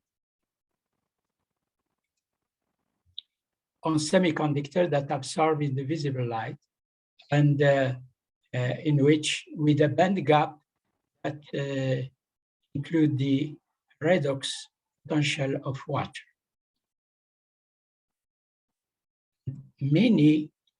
Three generations of photocatalysts has been developed. The first one is material that absorb in UV. The first component is titanium oxide in 1972.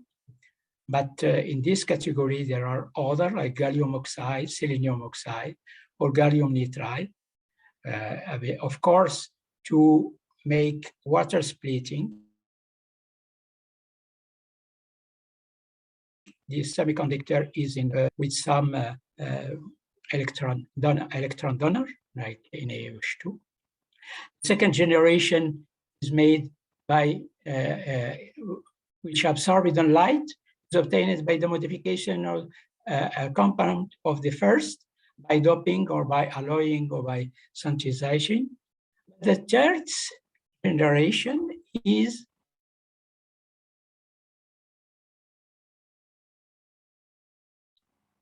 nanomaterials.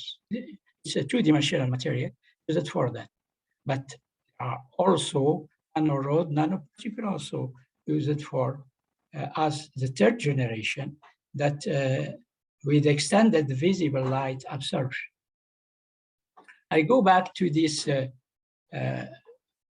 phosphorine to show that it is possible to make this material useful for photocatalysis by first the control of the band gap for the absorption of light, of visible light, then make easy the charge carrier transfer by controlling the band alignment, and also the charge transfer to the surface by making easy the mobility from the increasing the number of layers, and also by controlling pH, we can make the band gap inside the redox potential inside the band gap.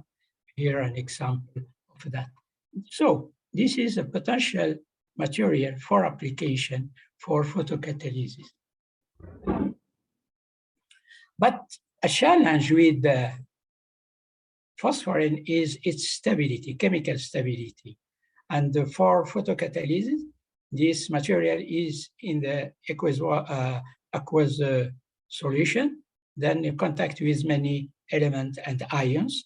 And here, the study by DFT and also by molecular dynamic of the stability of this material for the absorption of hydrogen atom or hydroxide or water or and it is shown that it's still stable for water, for hydrogen ion, and less stable for hydroxide. Another way to obtain better material for application, 2D material for application, is by heterostructure. And the heterostructure of phosphorine, for example, with other transition metal decalcogenide. And it is shown that the power conversion increase with decreasing the band gap of this donor, optical donor gap, and also by the offset of the conduction band, and also the mismatch between phosphorine and this transition metal decalcogenide make a strain which increase the power on conversion from 12 to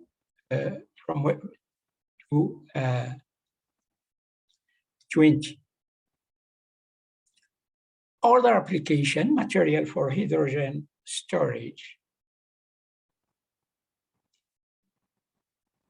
Presently, the most used method for hydrogen storage is gas by compressed gas, or even called cryogenic compressed gas, or as a liquid But each of these process, with this physical-based process, need for the first one high pressure, and for second very low temperature, 20 Kelvin.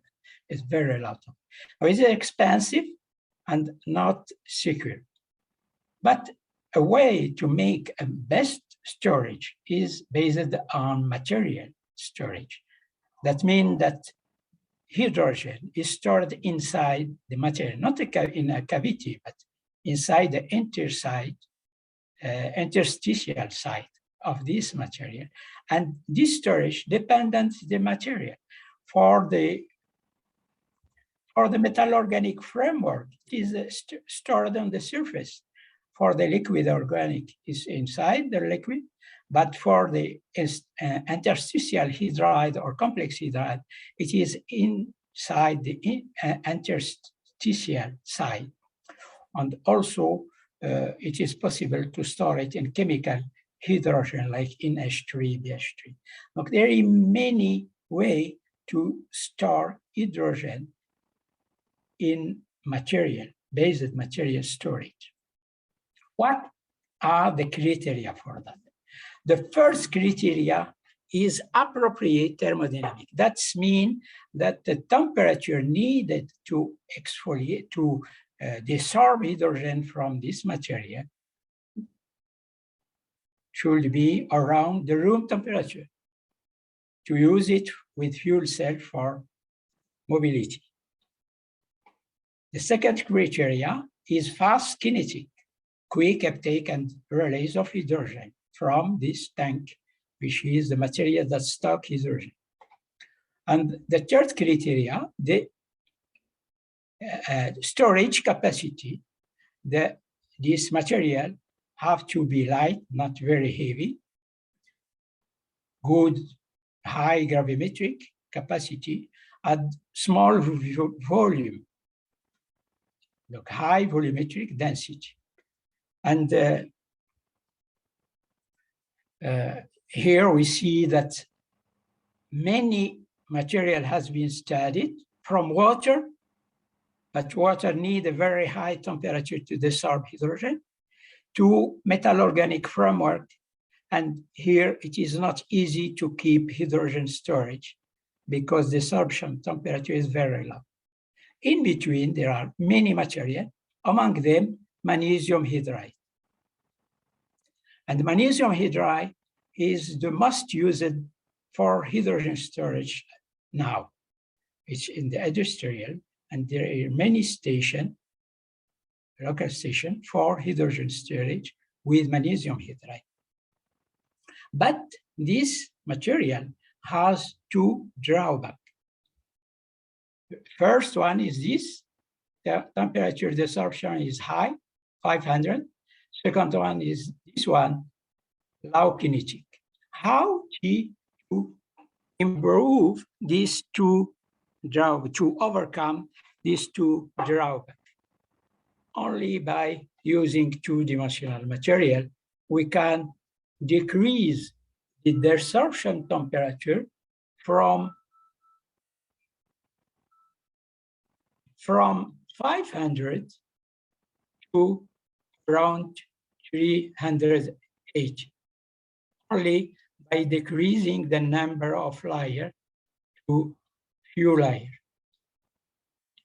But we can also improve the capacity of storage, the desorption temperature of this material by making a strain.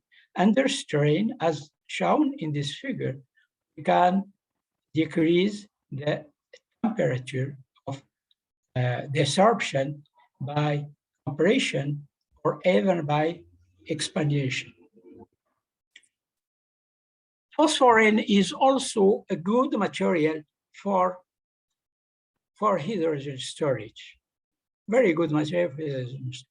First, for desorption temperature, desorption temperature is around the room temperature, 297 Kelvin. It's very, very nice.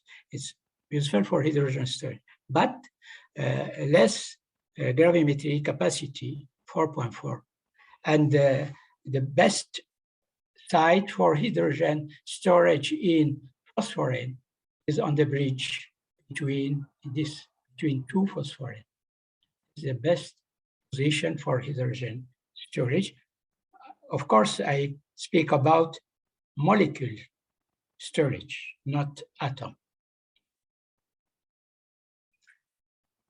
The second criteria is the kinetic. Here also the kinetic is good because with phosphorane, the activation energy barrier for diffusion from one state to another one lower is less than 1, while for graphene is 14 milli-electron volts. This is a good material for quick uptake and release of hydrogen, for good kinetic. So this material, good for kinetic, good for desorption, and maybe less capacity for storage. And the barrier for the dissociation of molecule to atom is very high. That means that it will absorb hydrogen as a molecule, not as atoms.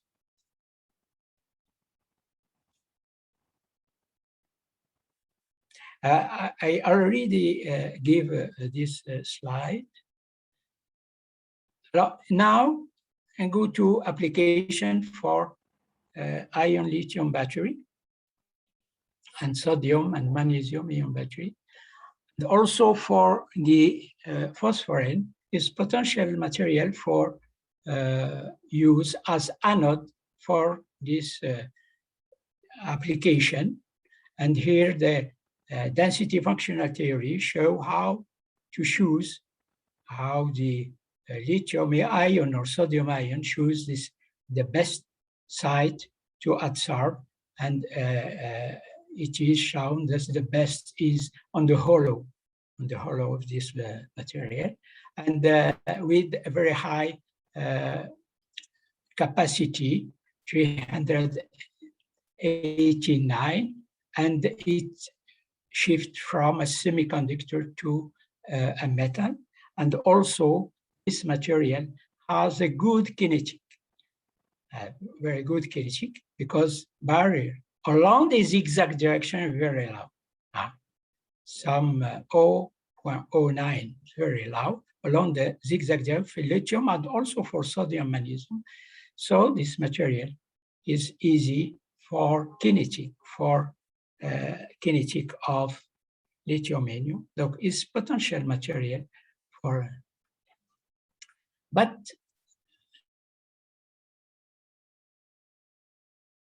a problem of stability, and many ways has been done to stabilize phosphorane. Among this process is to make encapsulation with other 2D materials. And here is phosphorane is between two graphene layers. And the question is this material useful for lithium and ion battery, here for potassium and sodium ion battery? It is shown that this material structure, the two phosphorane layer and two graphene layer, is stable thermally and as shown here, thermally and dynamically also. And the best site for intercalation of ion is between phosphorane. And the average binding energy is negative for all concentration. That means that it is stable by adsorption of sodium ion and potassium ion with a low average open voltage circuit. And as shown here, the kinetic is good because along the zigzag direction here, the barrier energy is very low, good kinetic, good absorption, good average open voltage, and good stability. Okay. So the encapsulation of phosphorine with graphene make this material better for ion battery. I already speak about this.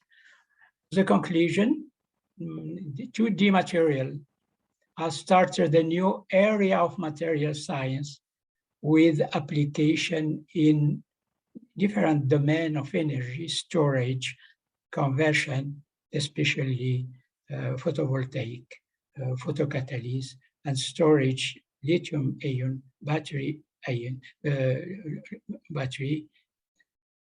storage, and also hydrogen storage. And the use of density functional theory is a powerful quantum mechanic method for the design of 2D material. Thank you for your attention.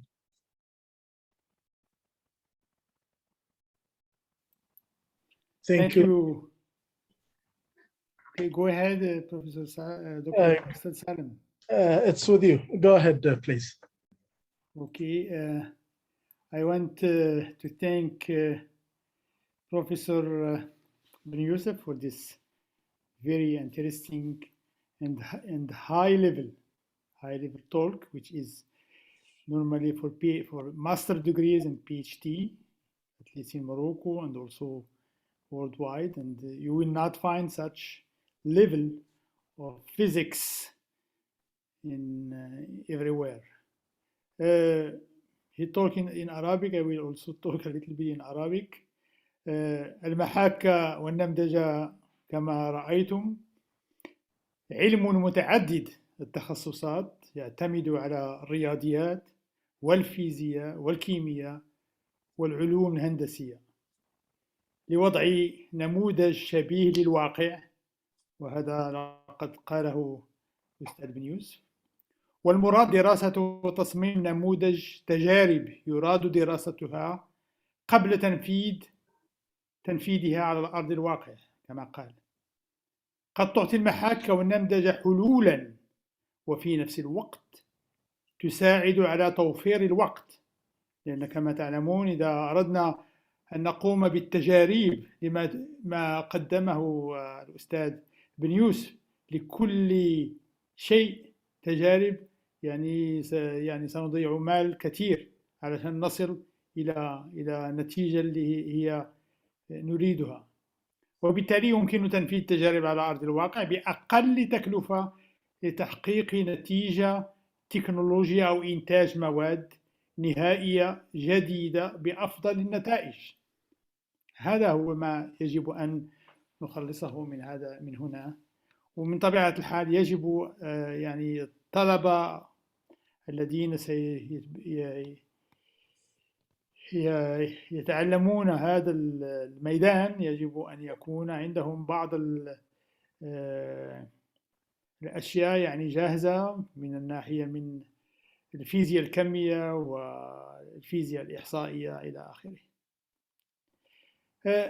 السي عبد الإله بن يوسف قد كون أجيال عديدة من الطلبة، والكل يعرف في المغرب على مستوى البكالوريوس، وهناك أنا كنت معه ندرس في السنة الرابعة من البكالوريوس 9 سنوات أظن، والماجستير والدكتوراه. الكثير من طلبة الأستاذ بن يوسف الآن أساتذة باحثون في الجامعات المغربية وعلى مستوى العالم. ساهم كثيرا في تطوير المناهج على المستوى الأكاديمي في المغرب للفهم الأساسي على مقياس مجهري وما يحدث للمادة على مستوى النانو، واستخدام المحاكة والنمذجة لتطوير ما يعرف بتكنولوجيا النانو. فأشكر أستاذ بن يوسف لأن أنا أحترمه كثيرا لأننا يعني منذ 1975 ونحن نعرف بعضنا البعض. الآن سأعطي الكلمة للسيد أستاذ سالم لكي يعطي للآخرين علشان يوضعوا الأسئلة. شكرا بروفيسور أحمد، يعطيك الصحة والعافية. And thanks to Professor Abdullah bin Yusuf لهذه المحاضرة الرائعة بالفعل صراحة. It's deep in information. الآن نفتح باب الأسئلة والمداخلات للجميع. بإمكانكم من خلال رفع الأيدي raising hands or عن طريق الشات بالإمكان طرح الأسئلة.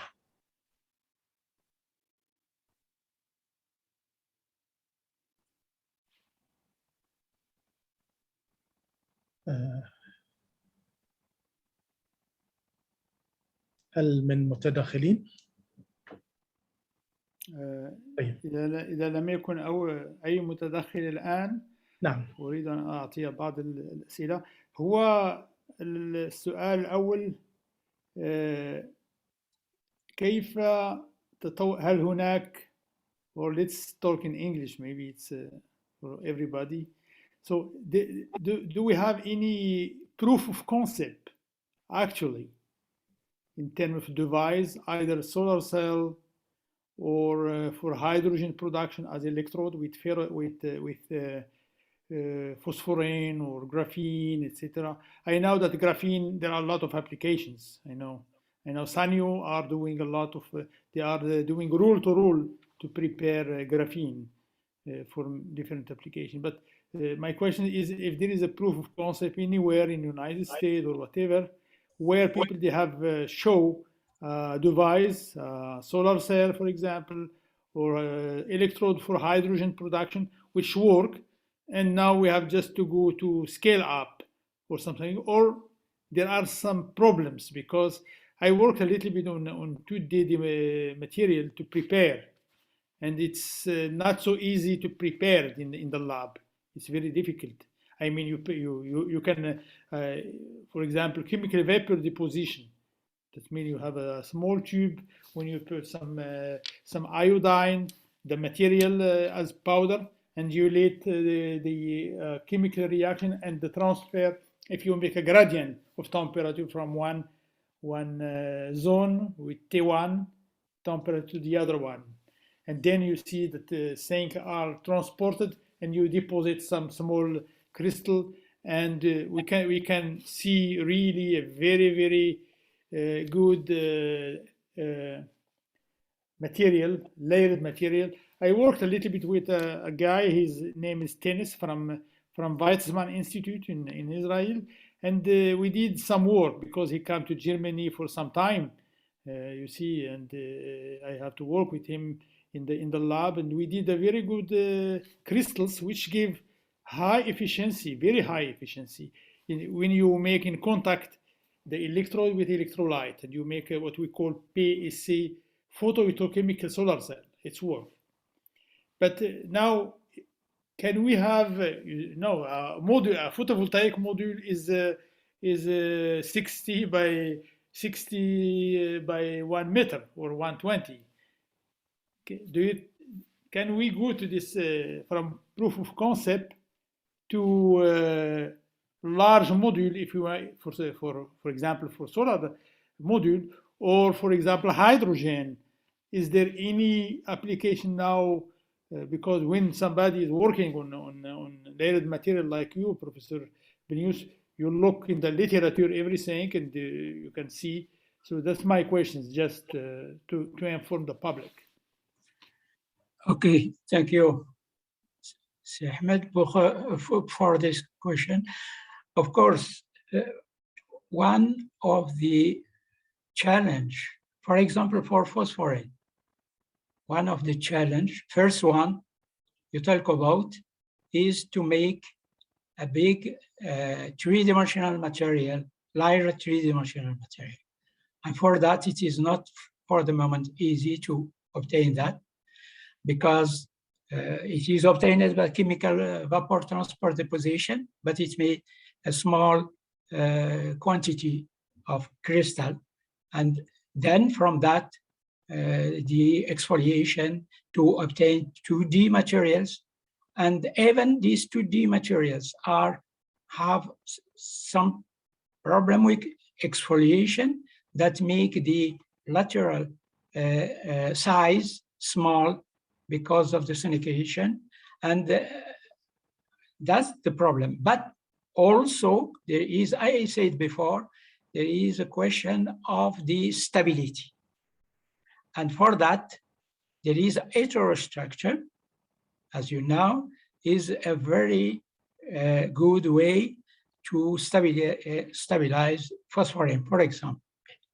If I talk about phosphorine, like the example I gave at the last with graphene, but also there is other with transition metal decalcogenide, and also other elements that make the stabilization. But to scale up, it is a challenge. It needs other development of technology to be able to scale up this 2D material for application for energy conversion or even storage. We have two persons now. Dr. Nasser, Dr. Nasser Mohammed, please open your mic. السلام عليكم ورحمة الله. وعليكم السلام. حياك الله. جدا يعني فرحان اني استمع الى هؤلاء النخب العربيه اللي تتكلم الان عن استخدامات جديده للطاقه ووسائل حفظها وتطويرها وغيره.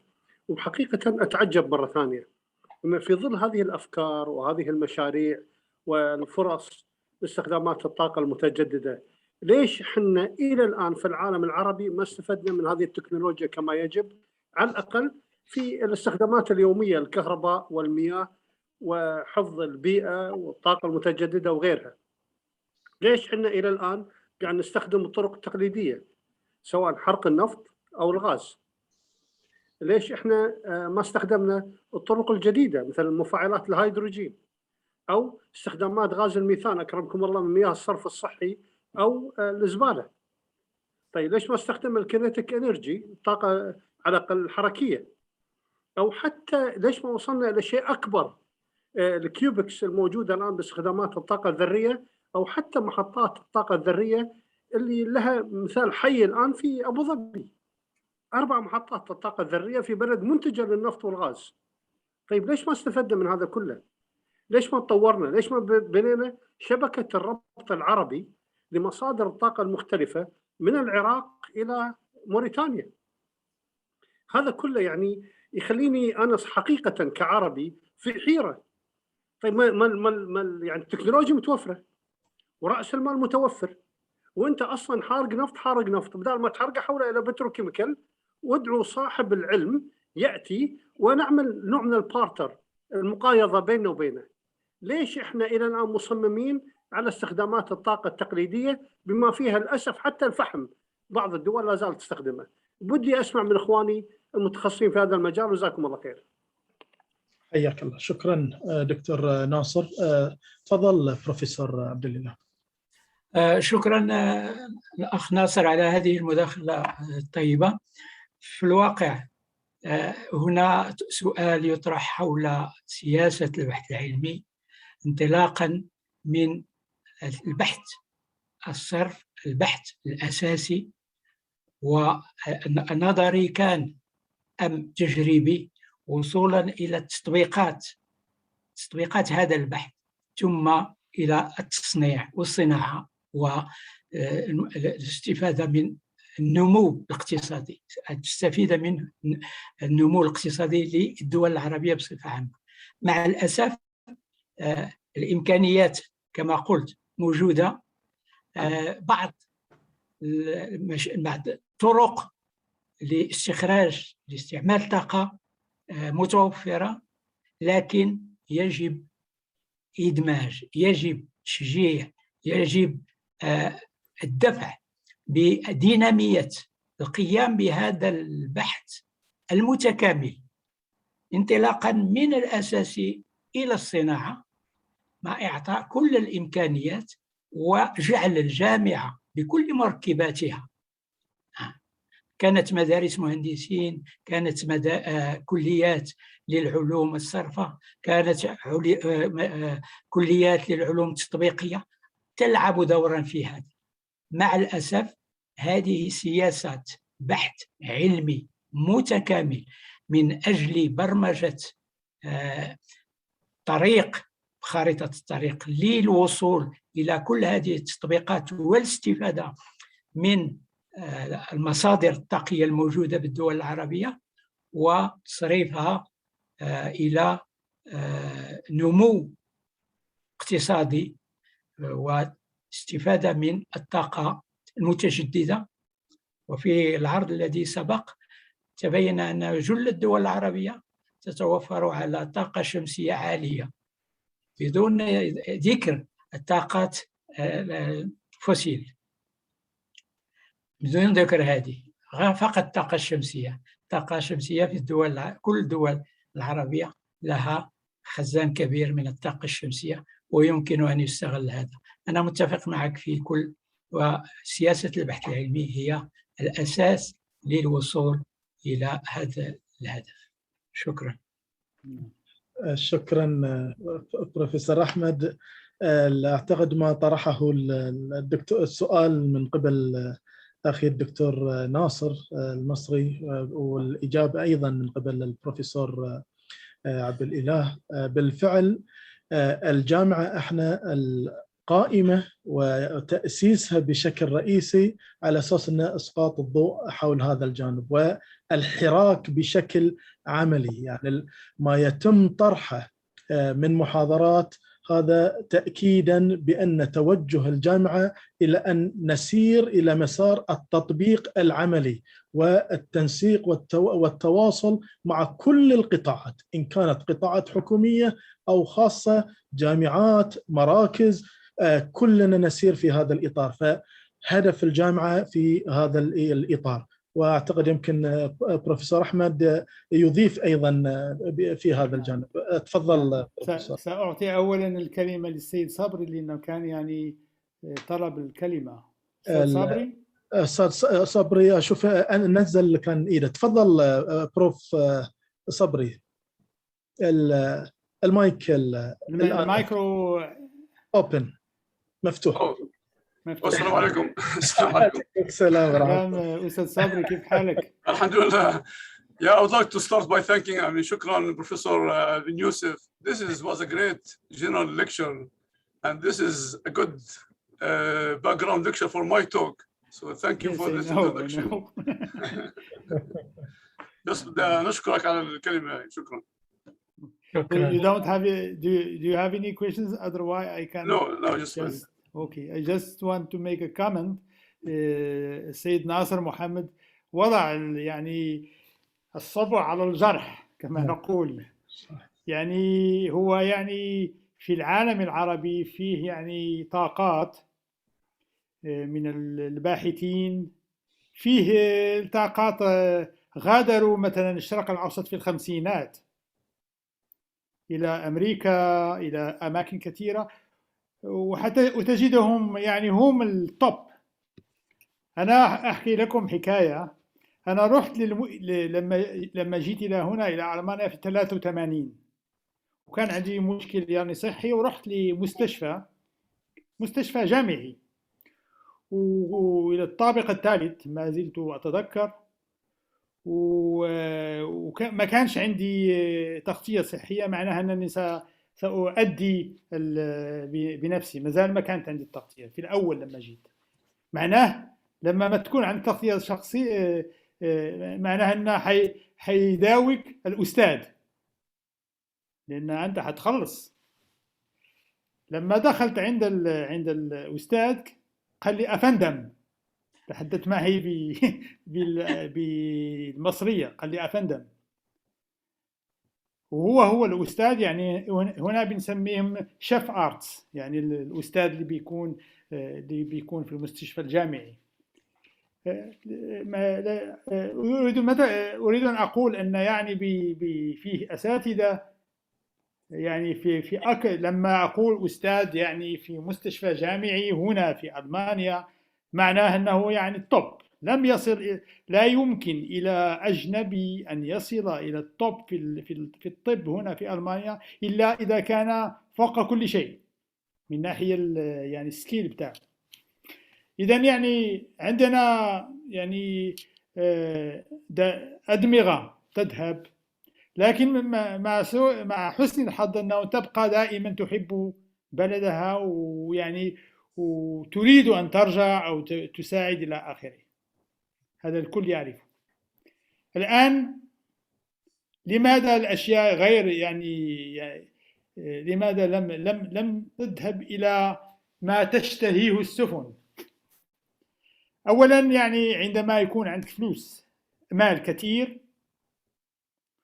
وإمكانيات أخرى غير الطاقة الشمسية، يعني الكسل بتاع الإنسان بيجعله يعني ما يصدع راسه يروح لشيء يعني سهل.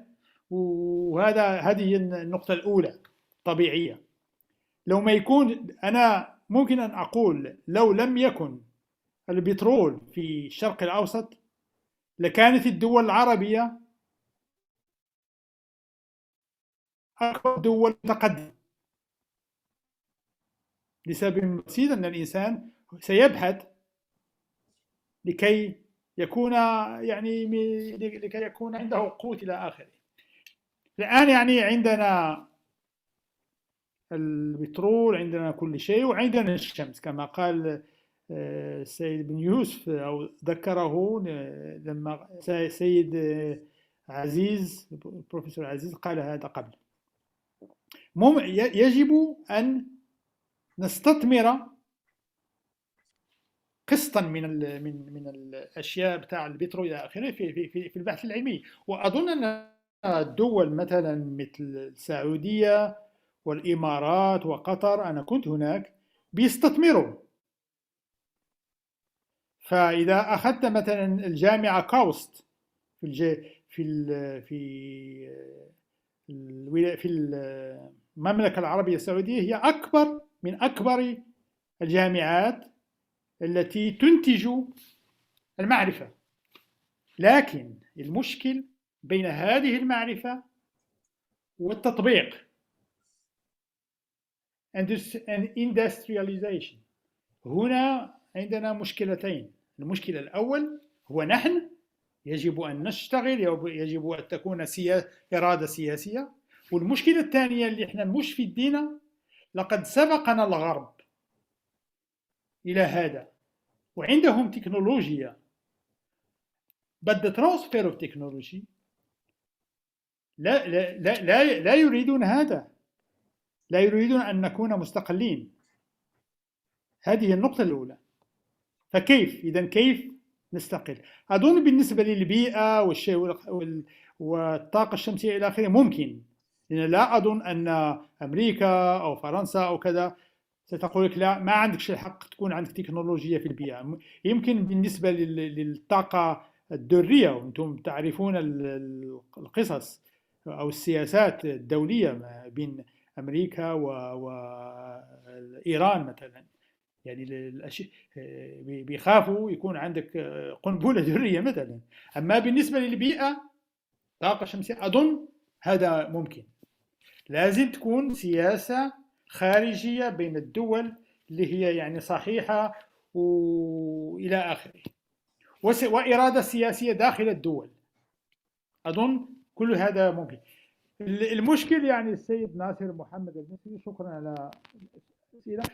إحنا متأخرين الآن، ولازم وحنأخذ القطار وهو يجري، ولازم نعمل لهذا. أتمنى أن في الجامعة الافتراضية أن نساهم في هذا، وأن يكون كما قال السيد سالم أن نساهم في بيننا وبين أن نكون همزة وصل بين بلداننا والحكومات إلى آخره. هذا ما يمكن. جميل جدا. شكرا بروف أحمد. دكتور ناصر لديك مداخلة أخرى، تفضل. بعد ذلك انتقل إلى شكرا جزيلا، جزاكم الله خير. أنا مقدر كل كلام الطيب اللي ذكرته حضرتك وذكروا إخواني المحاضرين من المغرب الشقيق. أنا أعتقد أن يعني من حيث المبدأ أنا ما عندي نظرية المؤامرة، لكن أنا أتوقع كل دولة ولها يعني مصالحها. فرنسا هي من أكبر الدول باستخدام الطاقة الذرية. عندنا وكالة كاملة موجودة الآن لها فرع في أبو ظبي في قرية مصدر للطاقة. عندنا الكوريين، عندنا جنرال إلكتريك الأمريكية، عندنا الروس، عندنا الصينيين، عندنا اليابانيين، عندنا الكوريين، ناس كثيرين جدا. قضية أن احنا بنصنع قنبلة ذرية ممكن ليش لا؟ إذا يمتلك الحق هذا الإيراني ويمتلك الحق هذا الإسرائيلي ما احنا أقل منه. لكن مو هذا طرحنا احنا نبيها الآن للطاقة السلمية، استخدامات السلمية للطاقة الذرية، سواء بإنتاج الكهرباء والماء أو العلاج أو غيره. بالتالي عندنا تجربة مثل أبو ظبي. تخيل منظر 25 محطة أو 30 محطة للطاقة الذرية، تبدأ من سهل البسيط في سوريا على الحدود السورية التركية، تنتهي في موريتانيا على المحيط الأطلسي. ثمن المحطة الواحدة حوالي 4 مليار، تنتج 2600 ميجا وات كهرباء، 100 مليون جالون ماء يوميا. هذا المشروع طال عمرك يعادل فعليا حوالي 100 مليار دولار، هي تعادل 7% فقط من استثمارات الكويت لوحدها بالخارج، لوحدها، مش دول الخليج بس، هي لوحدها. تقدر تبيعه الكيلو وات بين 3 إلى 5 سنت، وتقدر تبيع 1000 جالون بحوالي $3 أو أقل، وبالتالي هو مشروع مربح بكل مقاييس. إذا تكلم عن قضايا الاستثمار، مثل ما نستثمر برا يقدر نستثمر في العالم العربي بالتعاون مع الهيئة العالمية للطاقة، الهيئة الدولية للطاقة الذرية، والشركات أو المؤسسات أو الدول. نقدر نسوي أشياء كثيرة، ما في شيء يمنعنا. بالنسبة لاستخدامات الطاقة المتجددة، الشمس، الرياح، غاز الميثان، مفاعلات الهيدروجين، الكينيتيك، الماجنتيك فيلدز، أمور كثيرة جدا. ربط التدريب والتعليم والبحث العلمي مع المنتج ممكن، وهذا اللي احنا نتوقع من الجامعة الافتراضية عندكم، وهذا اللي احنا نتمناه انه يصير. ان شاء الله. مجرد الربط هذا انا اعتقد ان نقدر نسوي اشياء كثيرة جدا.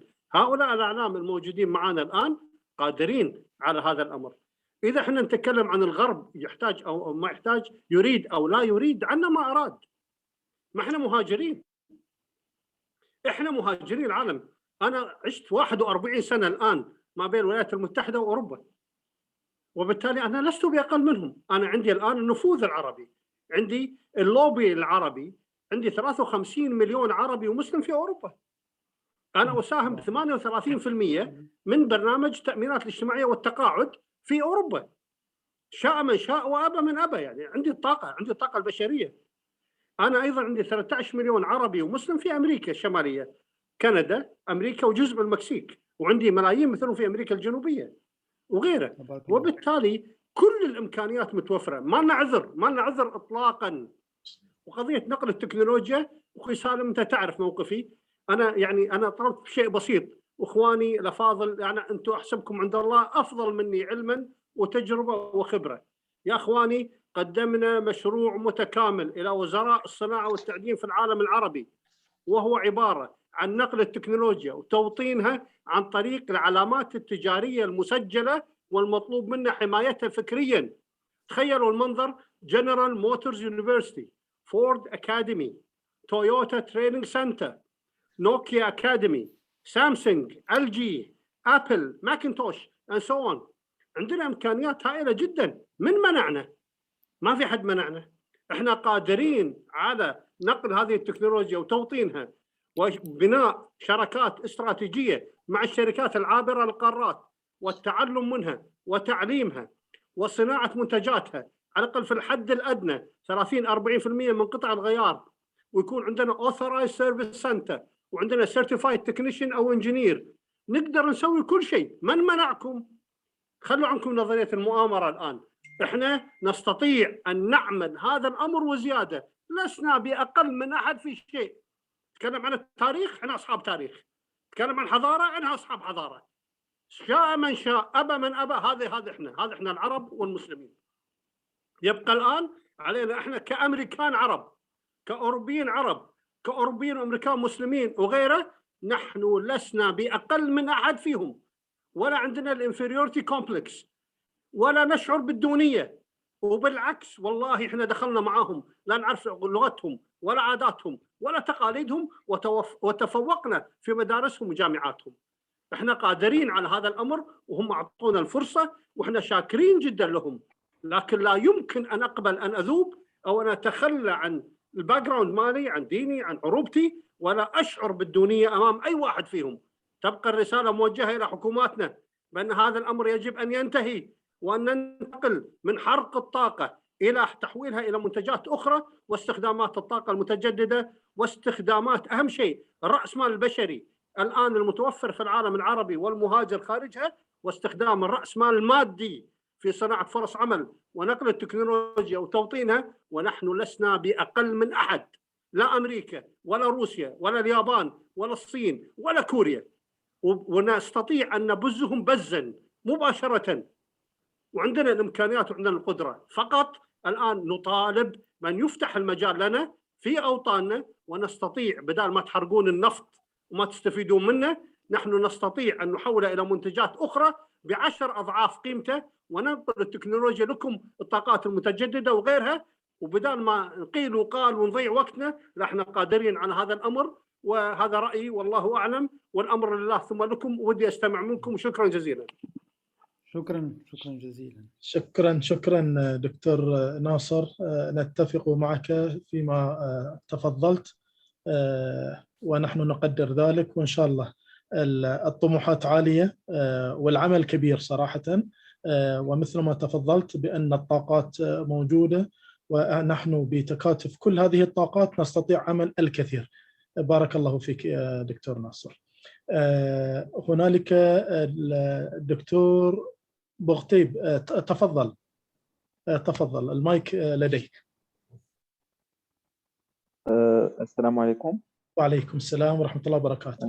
أريد أن أشكر السيد بن يوسف على المداخلة وعلى شرحه المتعمق. بالنسبة للسؤال الذي أريد أن أسأله، هل مادة أو مادة الجرافين متواجدة بوفرة في البيئة؟ وهل ثمنها يخول لها أن تكون تجارية، أو في الاستعمال إنتاج الطاقة المتجددة بثمن تجاري؟ فقط هذا هو السؤال الذي أمكن. وشكرا جزيلا.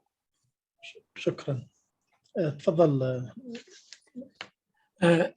بالنسبة للجرافيت بطبيعة الحال مادة متواجدة، ما كاينش إشكال. لكن بالنسبة للفوسفورين هي مادة نادرة وصعبة الاستخراج. يعني من الفوسفور الأسود، طريقة استخراج الفوسفور الأسود لا زالت قيد البحث. يعني هناك إمكانية لإيجادها، ولكن ليس على مستوى كبير لتستعمل في الصناعة. بينما بالنسبة للجرافيت ليس هناك مشكل موجود. ممتاز. أسئلة أخرى في المداخلات. عندنا الدكتور مصطفى سنوج. نعم، تكون آخر مداخلة علشان. نعم. تفضل دكتور مصطفى. السلام عليكم ورحمة الله. وعليكم السلام ورحمة الله وبركاته. شكرا لكم، شكرا للمنظمين، وشكرا للأستاذ إلى بن يوسف وجميع الحاضرين. سؤالي ببساطة هو: هل يمكننا استعمال مثلا التكنولوجيا النانوية في مجال تصنيع ألواح الطاقة الشمسية من أجل تخفيض ثمنها، وبذلك تخفيض ثمن الطاقة الشمسية بصفة عامة، وبذلك يمكن تسهيل الوصول إليها من طلب شريحة واسعة من المواطنين؟ يعني هل يمكننا هذا أم لا؟ وشكرا. تفضل رفح عبد الإله. بطبيعة الحال الهدف من الدرس اللي قدمت هو أن أبين بأن المواد النانومترية ذات الأبعاد النانومترية، المواد ذات الأبعاد النانومترية كتنطلق من مواد ثنائية الأبعاد، بمعنى أن بعد واحد هو بعد نانومتري. مثلا لوحة فيها سمكها ذرة واحدة أو ذرتين، هذا المستوى الأول مواد نانومترية. بعد ذلك كاين خيط نانومتري بمعنى بعدان متناهيان في الصغر، والبعد الثالث هو البعد الكبير، أو الجسيمات نانومترية. الأبحاث تجرى في جميع هذه الميادين النانومترية لتطبيقات في ميدان الطاقة، والمحاضرة كلها كانت حول مواد نانومترية ذات بعدين. جميل.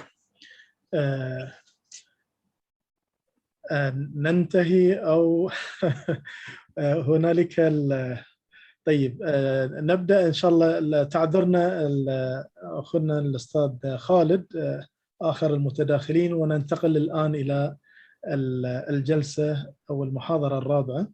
تفضل بروفيسور أحمد بتقديم. نعم أستاذ صابري، هل أنتم معنا؟ أستاذ صابري، ألو.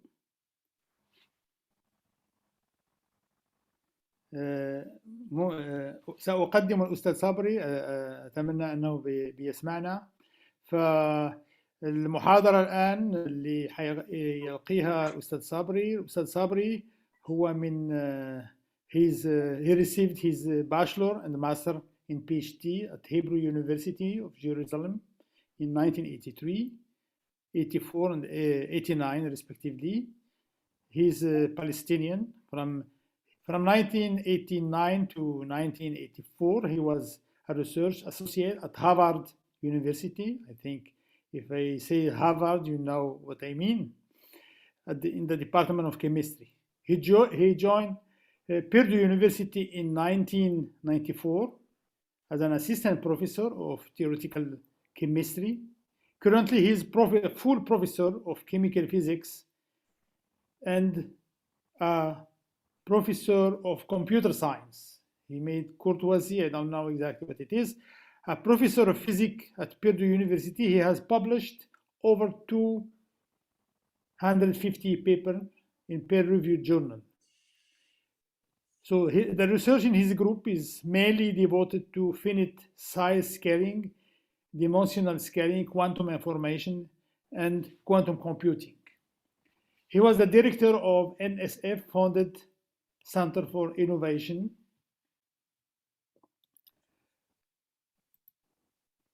So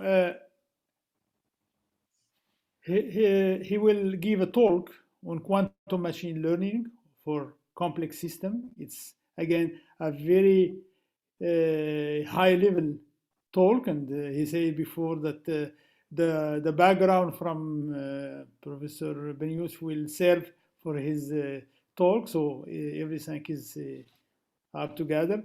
I want to thank him for accepting the invitation.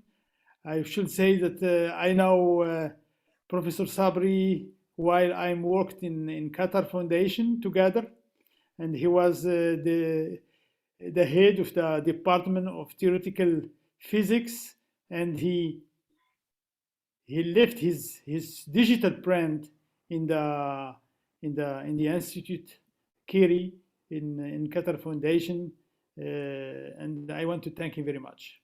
So the floor is his floor, the virtual one. Thank you very much, Sabri Kais. So the micro is working now? Yes. Oh, okay. Assalamu alaikum. Yeah, thank you so much, Ahmed, for the invitation. And it's really a great honor and pleasure for me to be with you on this series of lectures. And good luck in this great initiative. I wish you all the success. So let me just see if I can share my screen here.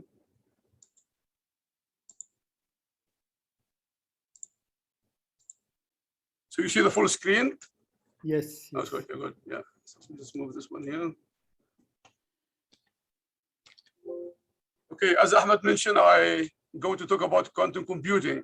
This is the future computing, and again, I would like to thank Professor Ben Youssef for giving this lecture about simulating of two-dimensional material. And again, the general idea here, people asking, where is the future in this simulation field? So I will give you our perspective and what we are doing in this field. So just briefly to mention to those who are not expert in quantum, when we talk about the quantum theory, first we have in high school, we taught classical theory by Newton, and then electromagnetism, electricity, and magnetism by Maxwell. And then by the beginning of the 19th century, we start seeing experiments that on the nanoscale or atomic scale that cannot be explained with a classical theory. And this was the birth of the quantum theory. And we have this theory with us for the last 100 years. And a great people work in this theory. But what is remarkable that we say that this is our universe and this is the theory, because so far we don't have any experimental results that contradict the basics of this theory. So far we have 100 years of research in many different areas, and everything within this theory and can be explained. And you can make prediction, and so far, no experiment that contradict the theory. So this morning we have two great talks. Morning in our Indiana, we have Professor Aziz Rahman. He talked about photonics and communications and sensors. And then Professor Ben Youssef talked about simulation of materials. So this is, we put it within what we call the first revolution in quantum theory. And the first revolution gave us many, many devices. I just mentioned lasers. We hear about it with the Professor Aziz lecture, transistors, computers, atomic clocks, GPS. We cannot travel today without GPS. Computers everywhere. Nobody can do anything today without computers, but all based on the quantum theory. And now we are start talking for the last 20 years about the second quantum revolution. And this is where my talk is, what to do in the future. Is there anything still in quantum that we did not manipulate or exploit? And the answer is yes. We still have three phenomena that might lead to future devices. And I will explain this in general: the superposition, interference, and entanglement. These are fundamental in the fundamental properties of quantum mechanics. And the idea now, we talk about the second revolution, that we might come up with the new devices that we did not have before. And these devices will go to quantum computing, quantum communication, quantum sensing, quantum materials, and the list goes on. And I will focus today on quantum computing, but I will mention the application in different fields. So it's not only a theoretical model. We already have from 2019, Google did an experiment to talk about quantum computing with 53 qubits using the gate model, and I will just touch on this later, that no classical computer that we have today can simulate this experiment. So we already have milestones in the field of quantum computing.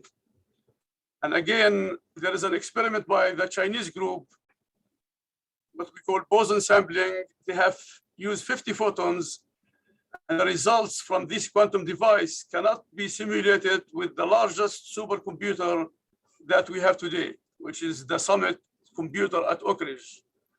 So we have milestones in the field. It's not like just a theoretical field.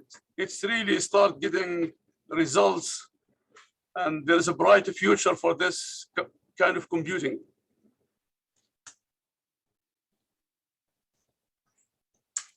So now the computer I'm using and you guys using on the other side, we call it classical computers. Why classical? Because all the physics is the same. From the beginning of 1946, where the computer was 30 tons, And it's impressive development. Now we have iPhones, we have like a small devices, less than 1 pound. Just for the last 70 years, nobody can imagine we will go from 30 tons or the computer filling a large room to our iPhones. And you look at the number of transistors, we talk about billions of transistors that doing on and off on these chips.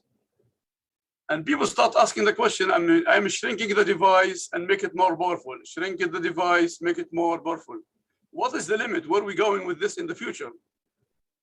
I mean, it's very clear. I mean, if we continue with this shrinking the device, we're going to shrink it to the atomic scale. When you go to atomic scale, it's clear that quantum mechanics is take over. I mean, we showed before that quantum mechanics is the natural theory for small systems like in the atomic, electron, and so on. So people start thinking about this concept for the future. We'll go to quantum computing. And the motivation is really clear. I mean, all of us, we have seen the development in our lifetime. We all started with big machines and now all have iPhones. And then back in '82, Feynman was giving a lecture about future computing. And this is like a famous quote. He said, if nature around us is classical, it's not classical, it's quantum, why we don't develop a device based on quantum theory to simulate the universe around us or the phenomenon around us? So this was like an ideas discussion at the theoretical level. And let me now just get a little bit deeper. Said, what is quantum computer compared with the classical computer? And the first principle that I mentioned, superposition, is the first one which will give us the quantum information basic units. And a computer take a direct use of these quantum mechanical phenomena like superposition, interference, and entanglement to do a computation that no classical computer can do. And again, classical computer is the one we are using with binary system 0 and 1. And the physics of computing did not change. It's a binary system from the beginning to now. You give everything in terms of binary 0 and 1, and you give instruction to the computer, and you do the computations. Just to illustrate the concept here of quantum bit or quantum information. So classical, we have 0 or 1, but when you go to quantum, superposition means I can take 0 and 1 at the same time. Why? Because quantum theory is linear theory, and if 0 is a solution and 1 is a solution, then the sum also a solution. And we take any quantum system with 2 levels and we say, okay, this is a good candidate for the qubit, quantum bit. So if you imagine like your vector, and again, you can map everything to, for those of who are coming from math to linear algebra. And if you said, if my bit, classical bit pointing up 0, or pointing down 1, in quantum mechanics, I can point this vector in any dimension. So imagine, instead of just having 0 and 1, you can have any superposition that you want to represent your computation. And this is where the power of superposition allow you to store information in infinite directions. And I would like to explain in general, when you saw coherence, interference, how interference can help us in doing computations. So when we saw interference, because these elementary particles, they have waves. And when you have waves, I mean, we all see it, and when you throw a stone in the water, they interfere. And when you have interference between the waves, you could have constructive interference where they have in phase, or destructive interference. They destroy each other, and there is no net here in this case. And people have seen this phenomena, it's like over 100 years ago. If you, for example, send beam of electrons or beam of atoms through this open slit into the 2 here, and if these guys behave like waves, they will interfere.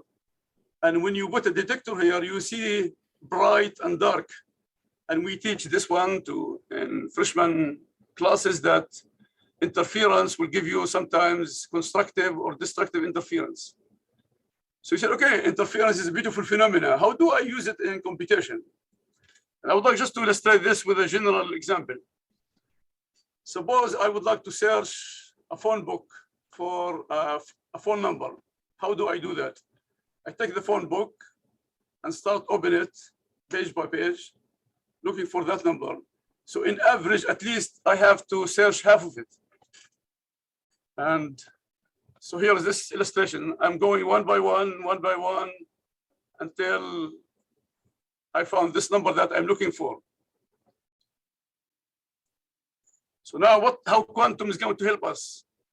Quantum, you will see, I'm going to put all the numbers in superposition. I'm going to encode the information for all the numbers. And then this was a quantum algorithm. And then we'll tell the algorithm, now the smart thing, I would like to make the superposition to go constructive interference as the number that I'm looking for. So just illustration, we'll not go through the math of this algorithm, but there is an algorithm which will give a superposition. Look at these here. These are all destructive interference. And this one was a constructive interference. So how do you come up with this idea? I mean, this is where really the genius of really designing a quantum algorithm, which take advantage of the interference phenomena to make it destructive interference, except where you would like to go. So there is an algorithm like this, and taking advantage of the superposition. So when we design quantum algorithms, really the main idea is to design your algorithm where you have superposition of all your qubits or information, and you have to come up with an idea how to use the interference to take you to the design answer.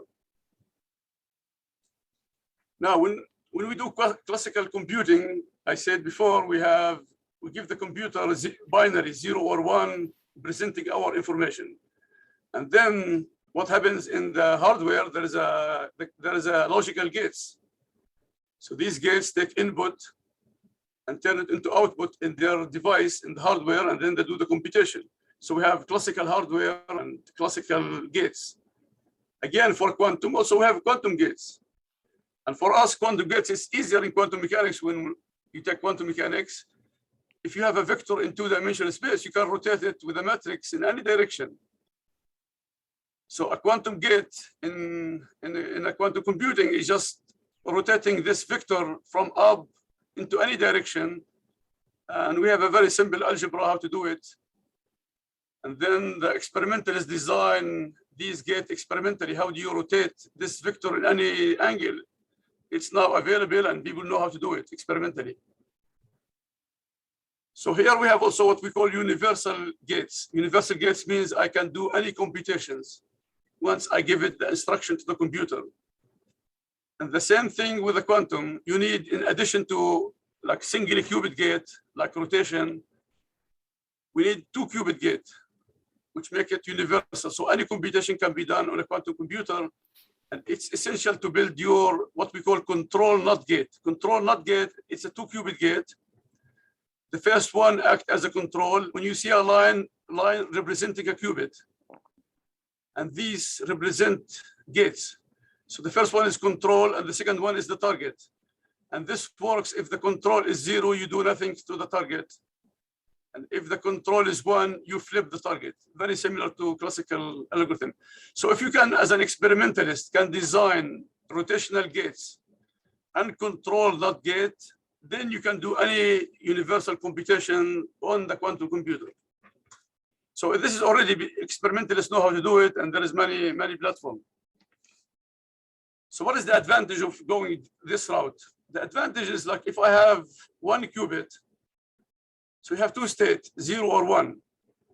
If I have 2 qubits, I already have 4 states, because you have 0, 0, 0, 1, 1, 0, 1, 1. If you have n qubit, it's an exponential already.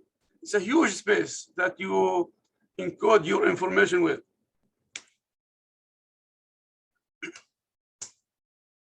And again, you can represent any vector or any wave function that you'd like to represent in this space, because you have these basis function could be added as you can take them as a basis function, and then any operator or observable that you'd like to measure, magnetization, excitation, whatever you'd like to measure, you can present it as a vector, as a matrix, and we know how to manipulate these matrices in a quantum computer.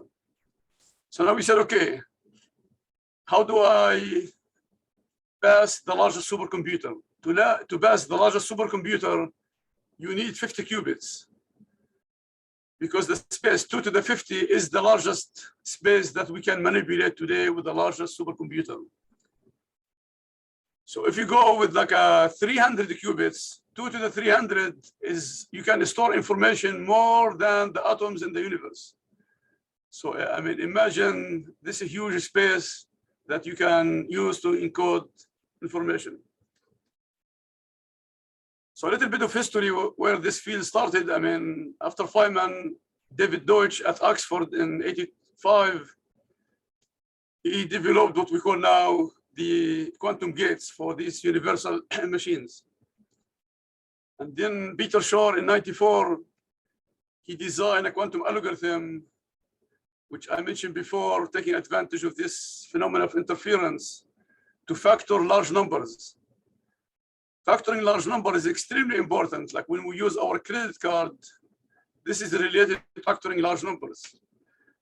Because you have a code and the bank has a code, your two passwords, they are related to the difficulty of factoring large numbers. So for example, if I give you a number with 120 digits, finding the two prime numbers, it takes IBM 6 months. So if I put you a number with 700, there is no way you can factor it. So this is where the security for like involved in our, for example, credit card, that we have two passwords, one for you and one for the bank. And then there is a simulation finding like an optimized solution.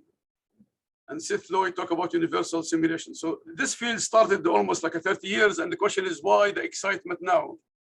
The excitement now, because now the industry, the big companies, IBM, Microsoft, Google, Rigetti, they're investing a huge amount of money into this field.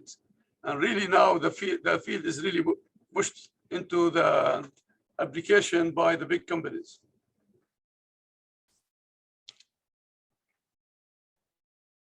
So what is the requirement for a quantum computer? It's very easy. If you have a well-defined two-level system, you can think about it to like the spin pointing up or down, electronic states or any two states as 0 and 1. And then there is requirement here. You have to be able to scale it, initialize the system, control the states. This is all obvious requirement.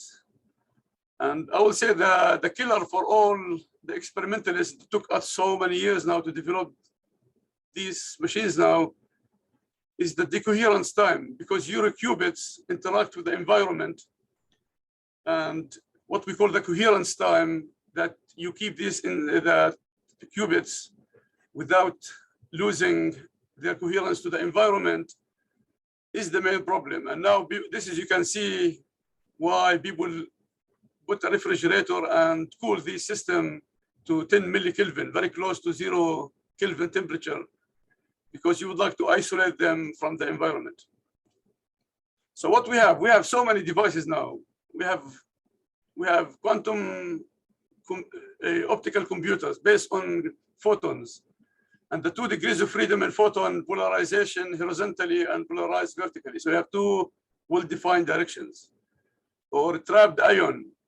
They use laser to trap ions and they manipulate them with lasers, the ground state and the first excited state, or hyperfine states. And we have a lot of computer based on NMR. Took the nuclear spin, and with a magnetic field, you can point it up or down or in any direction. And the famous now, or the leading platform, is the superconducting qubits, where you look at the current going left or right as the two states at the macroscopic level, and you can manipulate this platform. Or you can take semiconductor or quantum dots. You can think about it, the state empty or occupied, or if you'd like to spin up or spin down. And there is also platform related to cold molecular system when they cool it to a few millikelvin, And with electric field, they can bind the dipole up or down, or you can manipulate it in any direction. So there's many platforms. And you can see what are the two leading platforms is the superconducting qubit and the ion trap. These are the leading. And the rest are really the number of qubits are very limited. Within, I mean, limited within 10, 12. So just to give you, I mean, this is like an extremely new field. I mean, it's like with 2016, IBM put 5 qubits. And then the Bushett 2017, 16 qubits. These are superconducting qubits. And then, I mean, you can see that the advancement is so fast. Now IBM moved to 50. And again, Google, 2 years ago, they put in their the American Physical Society meeting, their chip with 72 qubits. And now IBM, I mean, I have the roadmap, they have 64 qubits. And there's a lot of startup companies like IQ.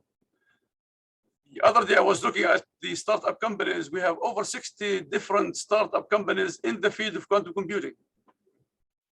It's very impressive. I mean, the development is so fast that no one, like when we started early, like 15 years ago, nobody can imagine that we'll have by now 50 to 100 qubits. Intel also got into the race. I mean, all the big companies. And early, we have D-Wave. D-Wave is not a universal machine.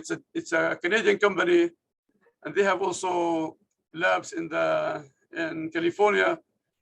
And this is only for optimization. If you have a problem that you can cast it as an optimization problem, you can use their machine.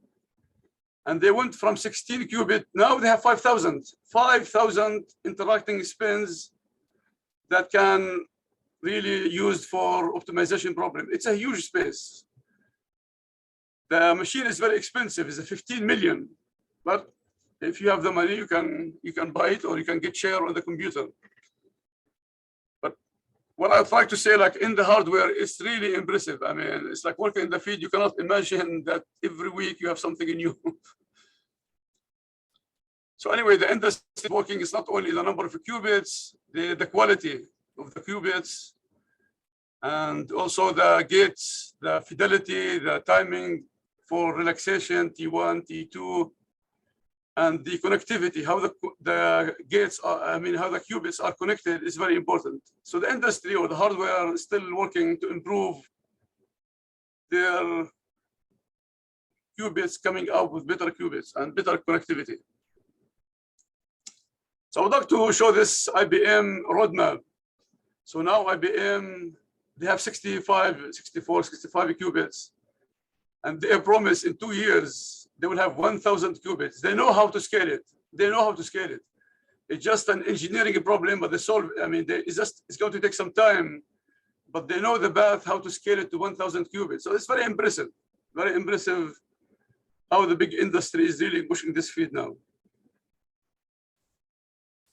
This was the hardware. In the software, again, it's easy to develop the software. It's all theoretical, and people doing this, developing quantum algorithms for now almost 20 years. And there are many famous algorithms like Shor algorithm for factoring numbers, data search with Grover, adiabatic quantum computing, or phase estimation. Phase estimation is diagonalizing large matrices. And for those who are interested, there is a website called Quantum Zoo, administered by Stephen Jordan. He was at NIST, and he's working now with the Microsoft Quantum Architecture Group. They collect all the known quantum algorithms, and they tabulate it. What's the algorithm? What is the advantage? What are the references? And I think by now we have over 60 different quantum algorithms ready to be launched on quantum computers. So if you would like to devise and come up with a new algorithm, it would be nice really to search what people have done for the last 20 years in developing quantum algorithms. Now, as I mentioned, it's not only quantum computing in this field. There's many groups working on quantum communications.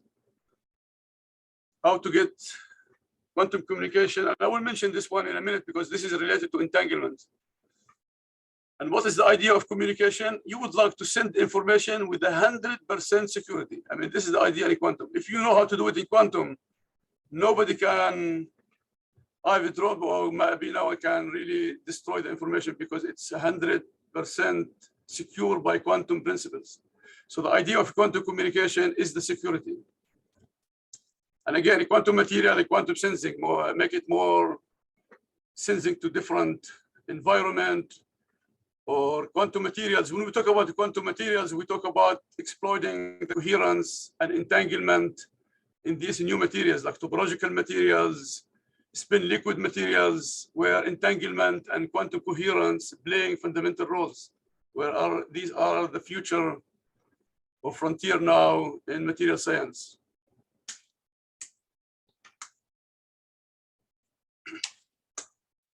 Now when we talk about quantum computing, we have four, like just to give you an idea, 4 different ways that people do in quantum computing. What we call the quantum gate model that, as I explained before, you construct your gates.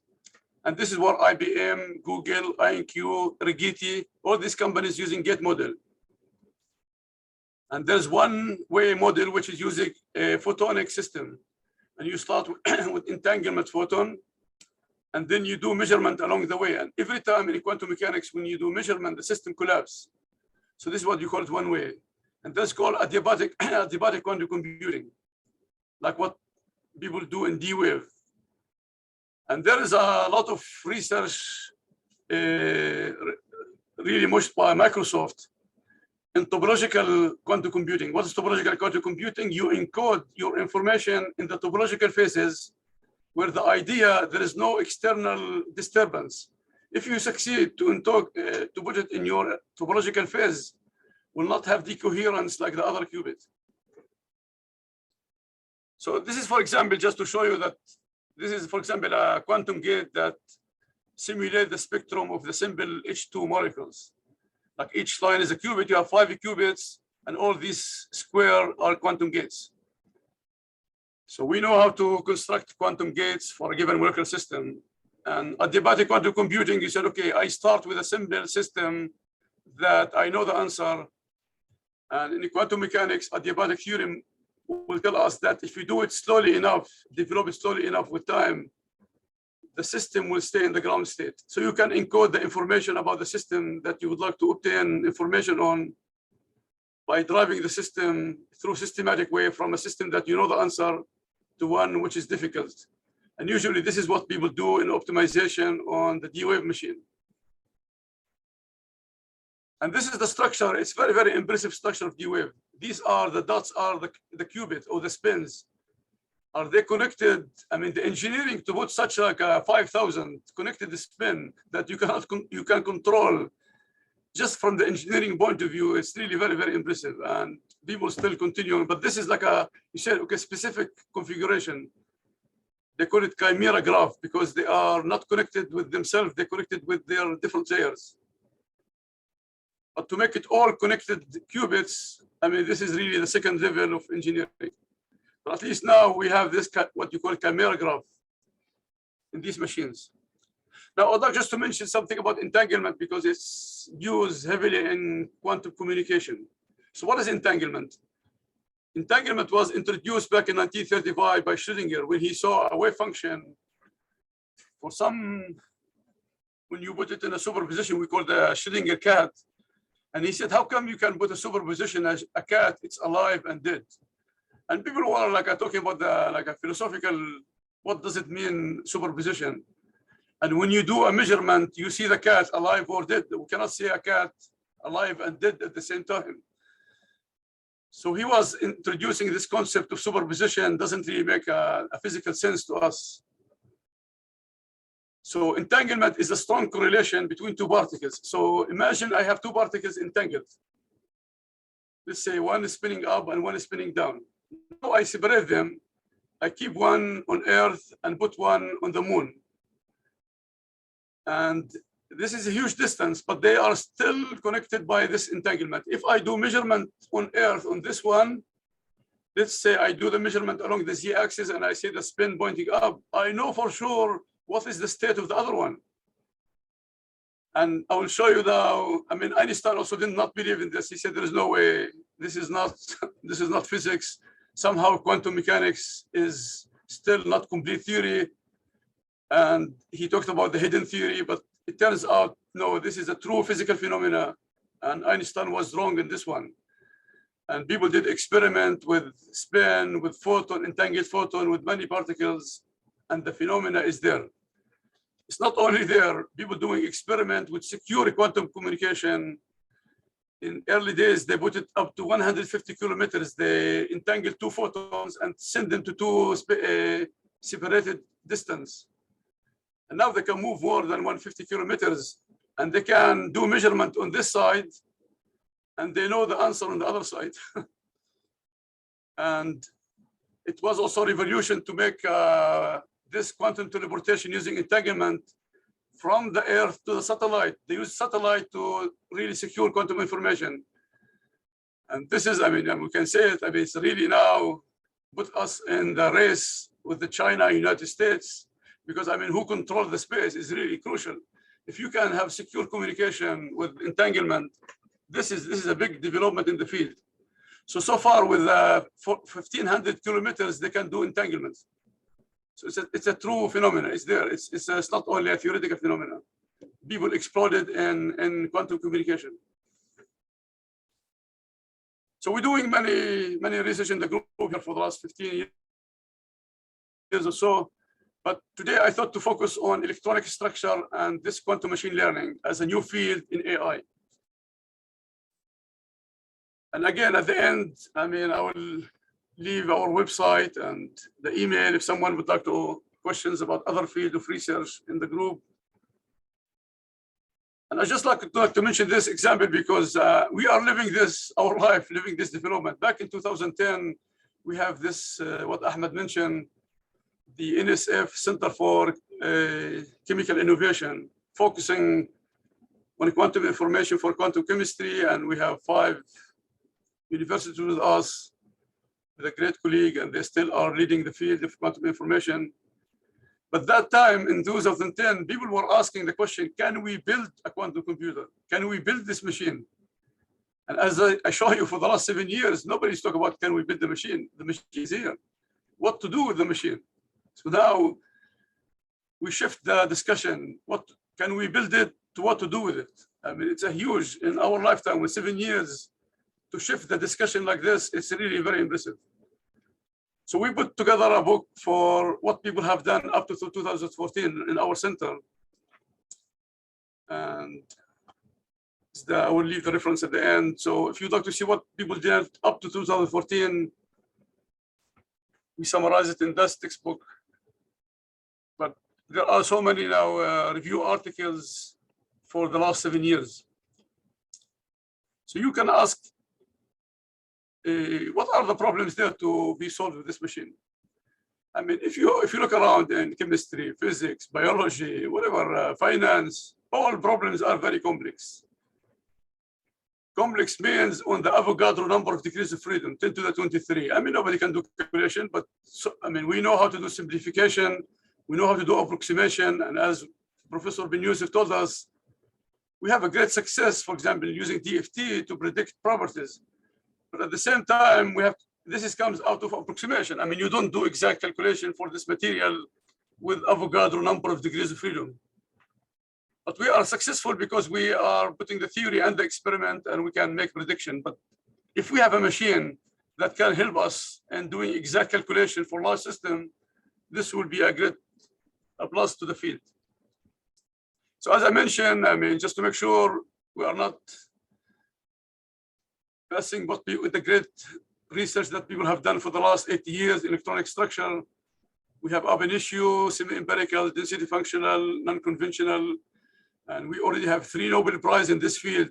We have density, the wave function Nobel Prize, Concham, a Walter Cohen in density functional theory, and earlier Schrödinger. And I don't mention we have also 3 Nobel Prize in computational methods for biology.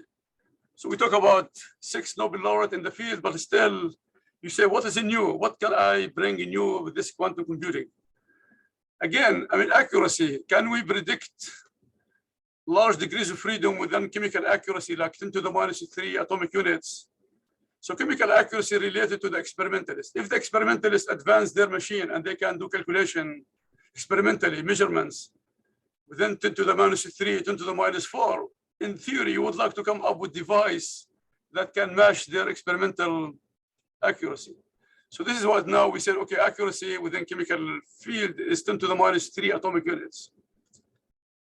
So if you'd like to do exact calculation, we know how to do it. We have configuration interaction, but the scaling is exponential with the size of the system. So what we are aiming in quantum computing is to come up with a quantum algorithm that scale the exponential cost to polynomial cost, so you can do it on these new devices. So this is the motivation. So when we talk about the quantum simulation, just to clarify a few concepts here, I mean, we have to prepare the state. We have to replace your classical process with a quantum processor and do the quantum detection or output. But here there's one difference. You cannot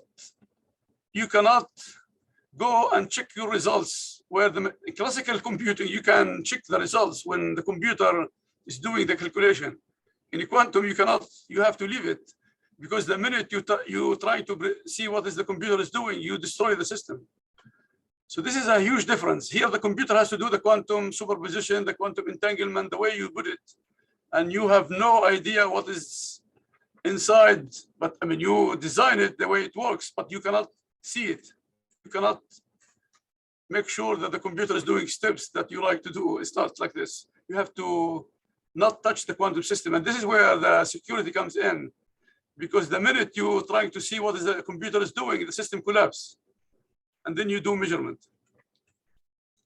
So we know in principle how to take the Schrödinger equation that Professor Ben Youssef told us how to use it in DFT and map it to quantum computer. I mean, there's a well-defined procedure in the literature. You go to second quantization, not bother you with the details, but by now we know how to take the Schrödinger equation and map it to the qubit space, where it's ready to go for designing quantum gates. So just like in general, I mean, how this looks like in simulation, you have your Hamiltonian, you build your unitary evolution, because the system is going to evolve with the unitary evolution like this in quantum mechanics. You write your Hamiltonian and you take the exponential, and then you have U. In a basis set, you have like a U, this is 2 to the n by 2 to the n, huge matrix. It depends on your system. And your job is to decompose this U into sequence of quantum gates. And as I mentioned, we have a quantum gates and universal for universal machine. Once you decompose it and you know the sequence, you go to the quantum computer, you said, oh, here is my sequence of quantum gates that simulate this particular Hamiltonian. And you run it in the quantum computer and see the results. I mean, this is like the overview of the field. It's really, the trick is to design the optimal quantum circuit that representing your Hamiltonian. So you can see examples like this is, for example, for H2 or others. And maybe at this point you said, okay, can you summarize what did we achieve for the last? I mean, now we have machines with these qubits. What did we achieve so far? It is really at early stages, or mostly so this very simple system, like 2 electrons in H2, water, lithium hydride. The largest calculation that we did in the quantum computer was 12 hydrogen atoms on a chain, and this done by the Google quantum computing group. So we went from 2 qubits to 12 qubits. This is what we have so far. I mean, this is the latest results from last 3 months. We have 3 simple systems. But what is the idea? These systems comes from quantum algorithms, and people already implemented experimentally in all the platforms. So we know it works. So the proof of concept is there. Now we are waiting for better machines, larger machines, and we know the algorithm works. So you have to push it for larger machines. So if you are in the field, you said, oh, this is really, I mean, if I don't need you to do H2 in a quantum computer. I mean, what you are telling us? What I'm telling you is exactly, if you go back to the classical computing, we are in the 50s, the 60s. Because back when people developed the classical computer in 1950, people like famous people like Boyce and others, if you go to their research, I mean, they publish in Nature. What they published hydrogen, helium, H2, this simple system, and said, oh, we can do this system on a classical computer. And people like Leonard Jones and many famous chemists, I mean, people were laughing at these guys that, oh, I don't need you to do H2. I don't need you to do helium. But the point I would like to make, this is really early stage, and it's all a proof of concepts. And what we are doing today is really equivalent on this new machine, what people did in the 60s. But now, we all lived in this period. So you can see we went from simple system, and Ben Yusuf told us how to simulate 2D-dimensional materials. So nobody can really predict the future, what's going to happen. And I think there is if you use your vision and look what happened in the classical computing, it's going to do the same thing with the quantum computing.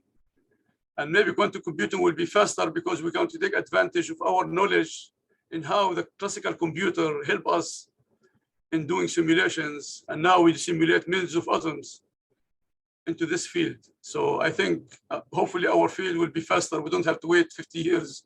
We'd like to, in our lifetime, to see the results. Now people like John Preskill, who's famous at Caltech, put this concept of the NISQ era, which means we have computers with 50, 100 qubits, and what to do with these computers. And I told you before, this is really to see the shift, what to do, rather than how to build it is really impressive. This is the noisy intermediate scale quantum computers that we have today. So what is the problem with the computers we have today? These are physical qubits, because in the quantum computer, we don't know how to do error corrections. Now, nobody talks about error correction in a classical computer because it's already simple and it's 100% working well. How it works, because they can use copies. Like instead of one, they use 3 copies, and they do the majority rule. In quantum mechanics, you cannot copy systems because you cannot copy system in quantum. So quantum error correction is the big field of theoretical research and experiment, because we don't know how to do error corrections. There's algorithm, there is proposals, but this is the tricky part. How do you do quantum error correction without touching the quantum state? You cannot make copies. There is no cloning in quantum mechanics. You cannot have a faxing quantum states. And now people start asking what is next, like a hybrid classical computer, quantum machine learning, and so on. And again, for electronic structure, we have three different area of research using the gate model, the adiabatic, or quantum machine learning. And I would like to focus on the second part of my talk on quantum machine learning. So why quantum machine learning? What is the idea? If you look around with the classical machine learning, it's a great success. If you look around us, like in solar farm optimization, drug discovery, space programs, grid stability, finance, self-driving cars, they all use successfully classical machine learning algorithms.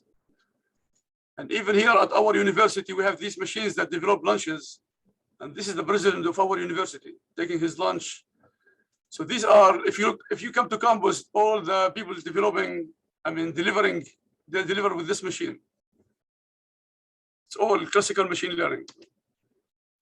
So we said, okay, can we combine quantum algorithm with the classical machine learning to do quantum machine learning? And what is the idea? To make these algorithms faster and trying to enlarge the space of this number of data. So I didn't want to convince you, probably you're all familiar in this field, how classical machine learning entering almost all fields of chemistry and physics. Supervised learning, unsupervised learning, reinforcement learning. It's in drug discovery and designing new materials. It's used everywhere. And I think with very, very success stories in different areas. And now you have to imagine I'm adding quantum to this, which means I'm quantizing this algorithm, and hopefully we can make it faster, or the database is larger. So for those of you who would like to see, for example, review articles, there is a nice quantum machine learning was published in Nature as a review article going through all the algorithms, the principal quantum computer, the analysis, support vector machine, all the algorithms that we have in classical machine learning. There's a quantum version of this. And now, by now, there are many books on quantum machine learning. And I've just mentioned here one example, which I found that it's a good book because he has the algorithm that you can go and implement it on quantum machines. So just to here, because I see some people using quantum machine learning meaning that use classical machine learning to study quantum states. And this is not what we are talking about. This is not quantum machine learning. They're still using the same concept, but this is a classical machine learning for studying quantum states. And it's not quantum. What we are quantum means quantum algorithm, running the machine learning on a quantum computer. It's a different, because people confuse with the name. So again, the motivation electronic structure, we know what is the problem. We have large space. Hilbert space is huge if you have large systems.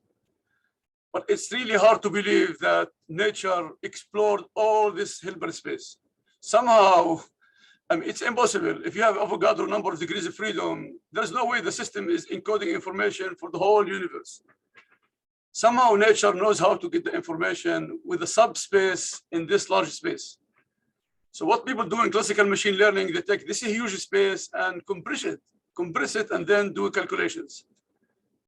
And I think we have to use the same idea in quantum. I mean, there's no way a system, two-dimensional material explored 2 to the 300 degrees of freedom. I mean, somehow, I mean, we saw the success of DFT. I mean, there's a lot of simplification and you get the results. So can we use machine learning to discover what is the most important set of parameters or set of data that mimic what happens in nature? And this is really the main idea here with machine learning. So the model I'm going to use, we call it the restricted Boltzmann machine, and I will explain what this machine doing. And again, as Ben Youssef told us about two-dimensional material, we try to see how if there's any proof of concept to show that we can get the band structure for simple materials, like he talked about graphene or hexagonal bond nitride, or like more complex two-dimensional material. Just a proof of concept. Can we get the band structure on a quantum computer? And I will mention a couple of examples, like in a quantum phase transitions, and end it with the future work. So our inspiring work was back in science. This was 2017. Just make it. By the ETH Matthias Treuer and his student, they were using this restricted Boltzmann machine. So restricted Boltzmann machine, you have 2 layers only. The first layer, we call it visible layer. And this is the hidden layer. And these are nodes. And you have biases or local field on each one. Local field on each one of those, but restricted because there is no connection between the nodes in each layer. The connection is only between 2 different layers. And they were able to use this very simple machine to get electronic structure for simple like Ising, Hamiltonian, and Heisenberg in 1 and 2D materials. So what we did, we said, okay, for me, this was an exciting paper. So I thought, okay, this is really beautiful because now we have really an opportunity to combine 3 big fields: machine learning, people doing machine learning for 60 years now, and maybe successfully for the last 20 years. But again, it's Boltzmann because the distribution that we are trying to get out of this machine is the Boltzmann distribution, exponential e to the minus the energy over kT. So we all teach statistical mechanics, and we use Boltzmann law. So we have Boltzmann statistics backing us. We have neural network, and we have quantum computing. And our idea was, can we combine the 3 successful areas of research and run quantum algorithms in the quantum machine learning technique? And here at Purdue, I mean, for those who are interested, we have like a different course, just looking at the physics of these different 3 areas. They go through the neural network, Boltzmann machine, and quantum computing. Just the basics, have nothing to do with the quantum machine learning. Just the basic physics. What does it Boltzmann machine means? And this is on the NanoHub. These lectures are available for anyone on the NanoHub. When I looked who was the first one to use Boltzmann machine, it looks like back, I think it's in 87 by Paul Splonsky. Now he's at Johns Hopkins, and of course the famous Hinton. They use this idea of Boltzmann machine. So again, Boltzmann means that the distribution in the visible is giving you the Boltzmann distribution, e to the minus the energy.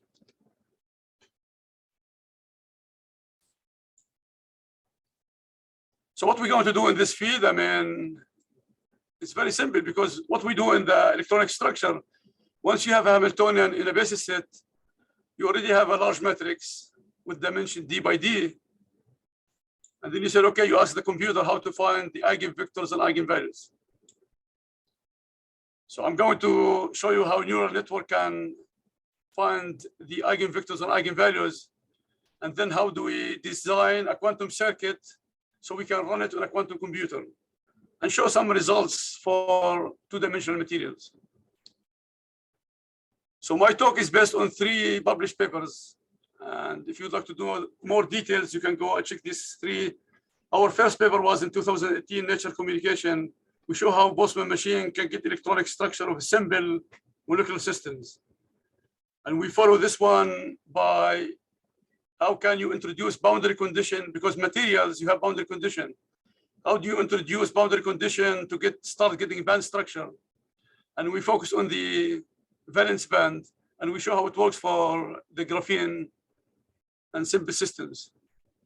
And this was a Journal of Chemical Information. And then just last month, our 3rd paper, we put it in JAX.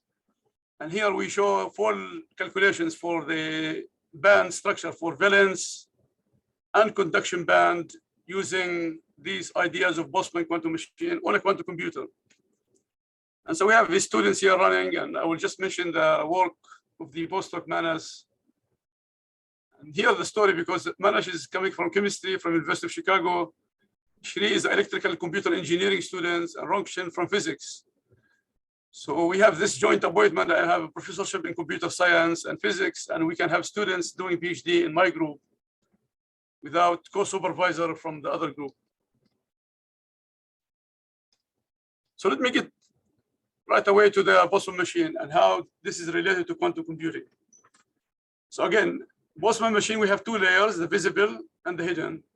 And we're going to sample the Boltzmann distribution out of the visible layer. And you can here think about it. I mean, the visible can have nodes with 0, 1, and -1, but we're going to map it to qubit. We're going to put qubits here because we're going to run it at the end on a machine, quantum machine. So if you do classical computing, you said, okay, this is -1, 1 binary system. But for us, it's a qubit here sitting. And we have local field, these AI, A1, A2, A3.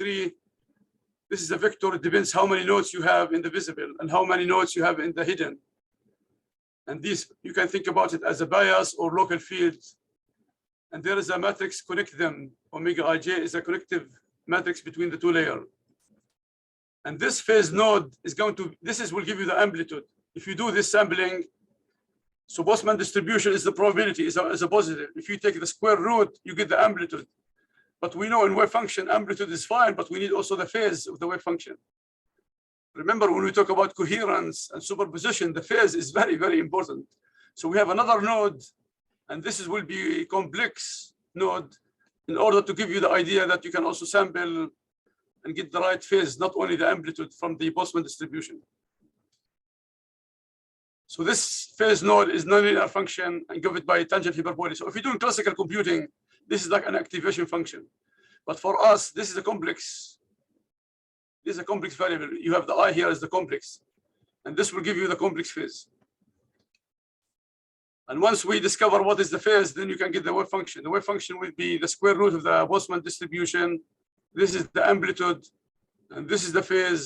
And you sample over all the configurations in the visible layer. Now we said, oh, this is the algorithm. What is the quantum? So the quantum part is sampling, because if you try to sample from Boltzmann distribution using classical theory, the number of configuration is exponential because it's just 2 to the power n. When we did it in a quantum computer, we saw it's a quadratic. So you go from exponential to quadratic in a quantum computer. So the quantum part is really sampling the Boltzmann distribution. So again, here we turn it, just the language, how do you turn it to quantum computer? We take each node, map it to a qubit, and we use a quantum circuit. And I will mention in a minute what how the quantum circuit works.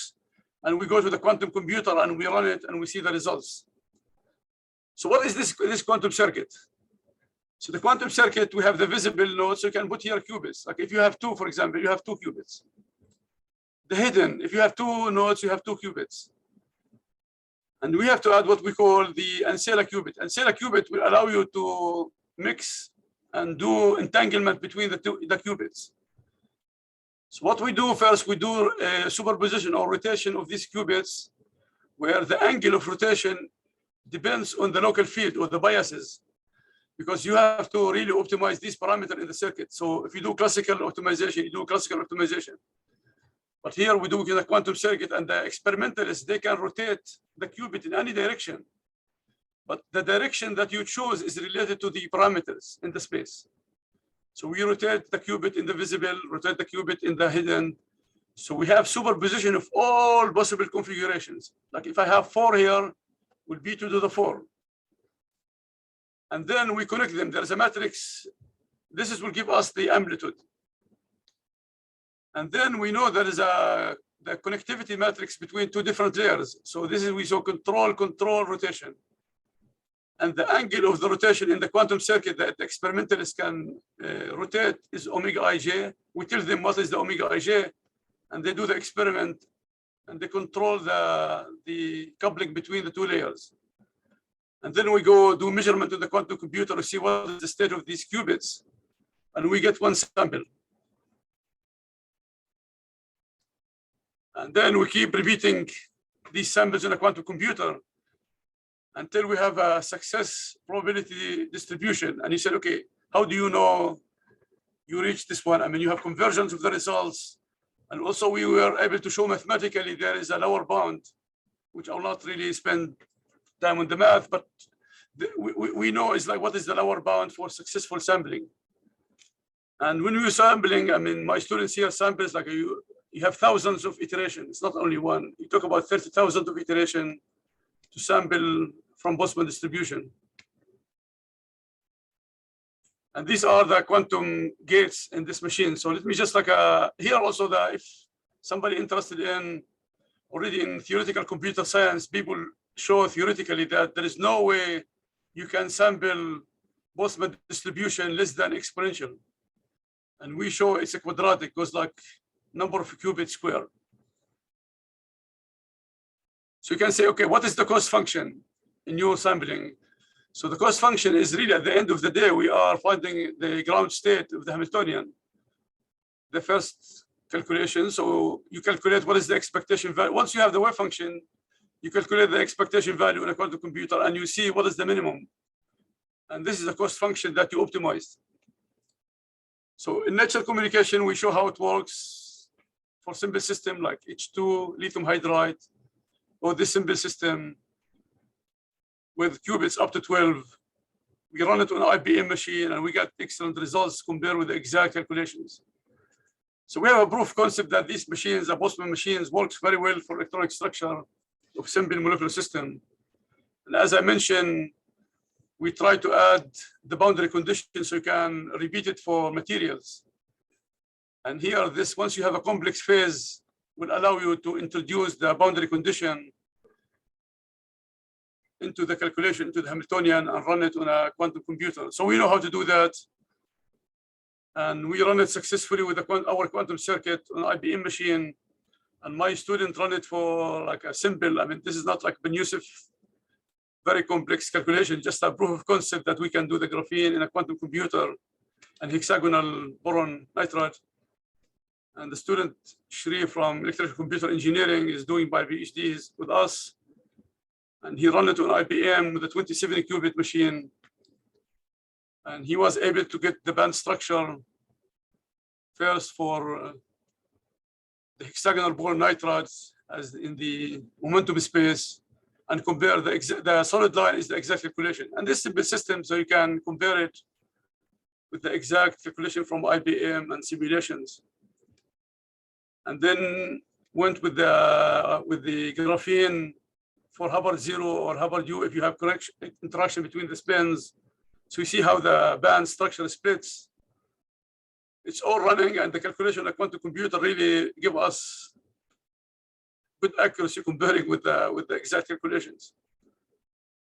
And now we said this is the second step. How do you go for excited state? Because in materials, it's not enough to get the band structure. The first one, I mean, the valence, you go to the conduction and get the gap, because all the physics of exciton and everything is related to the gap and excitation.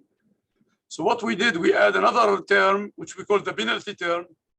We do this one in regular calculations. We said, okay, if I found the ground state, I can put a term which allow you to project out the ground state from the spectrum, because the next state is going to be orthogonal to the ground state. So if I do a penalty term and choose this operator to be the ground state, then if I remove the ground state from the spectrum, whatever comes next will be, for the new calculation, will be the ground state, but for us will be the excited states. So people using this trick, the penalty term, to get excited states. And we did it here also on a quantum computer by choosing this operator to be the ground state. So once you found the ground state, then you look for the one who is orthogonal to that state.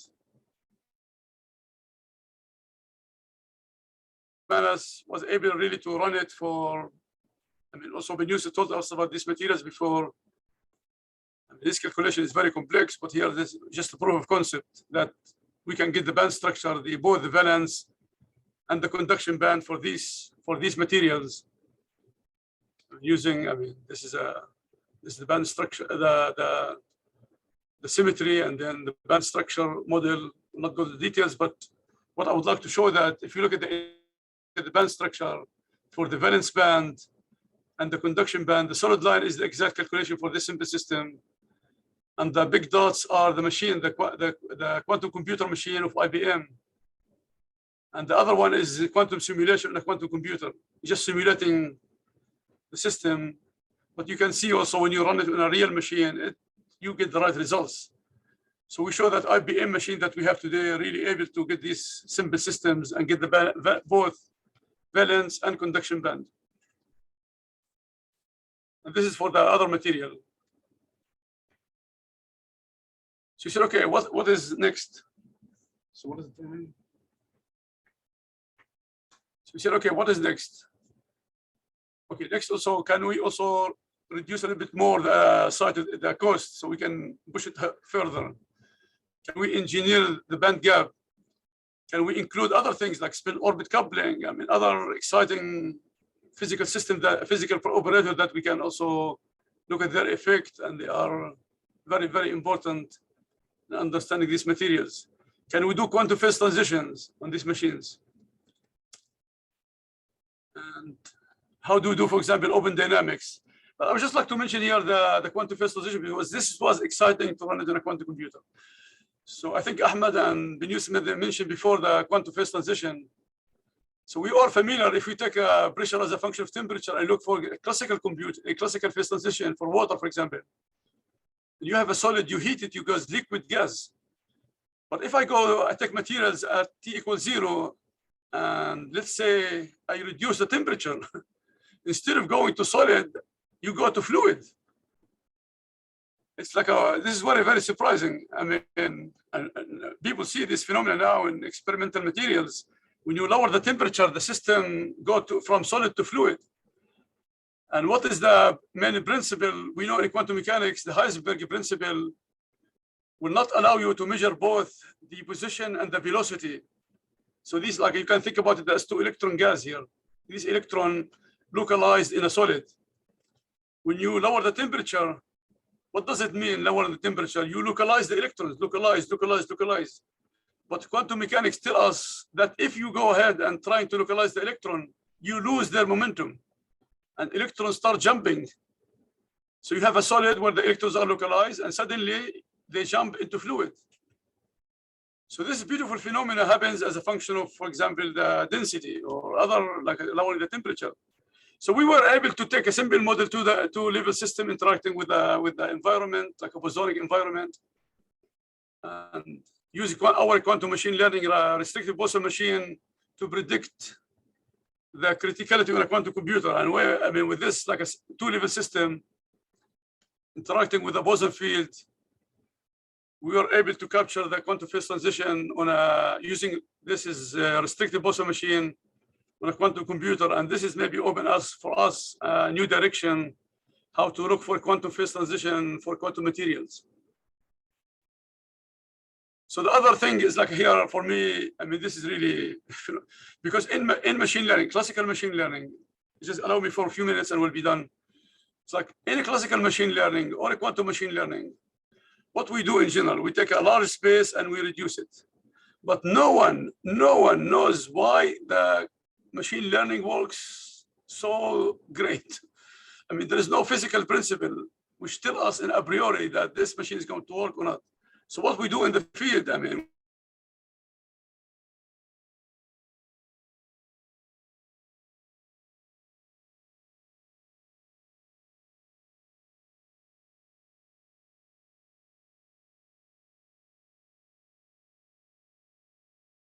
deeply this machine learning works.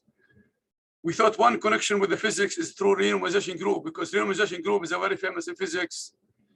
You go from large dimensional space and you start systematically way. You introduce an effective interaction and you reduce it. But this approach takes you to the criticality of the system.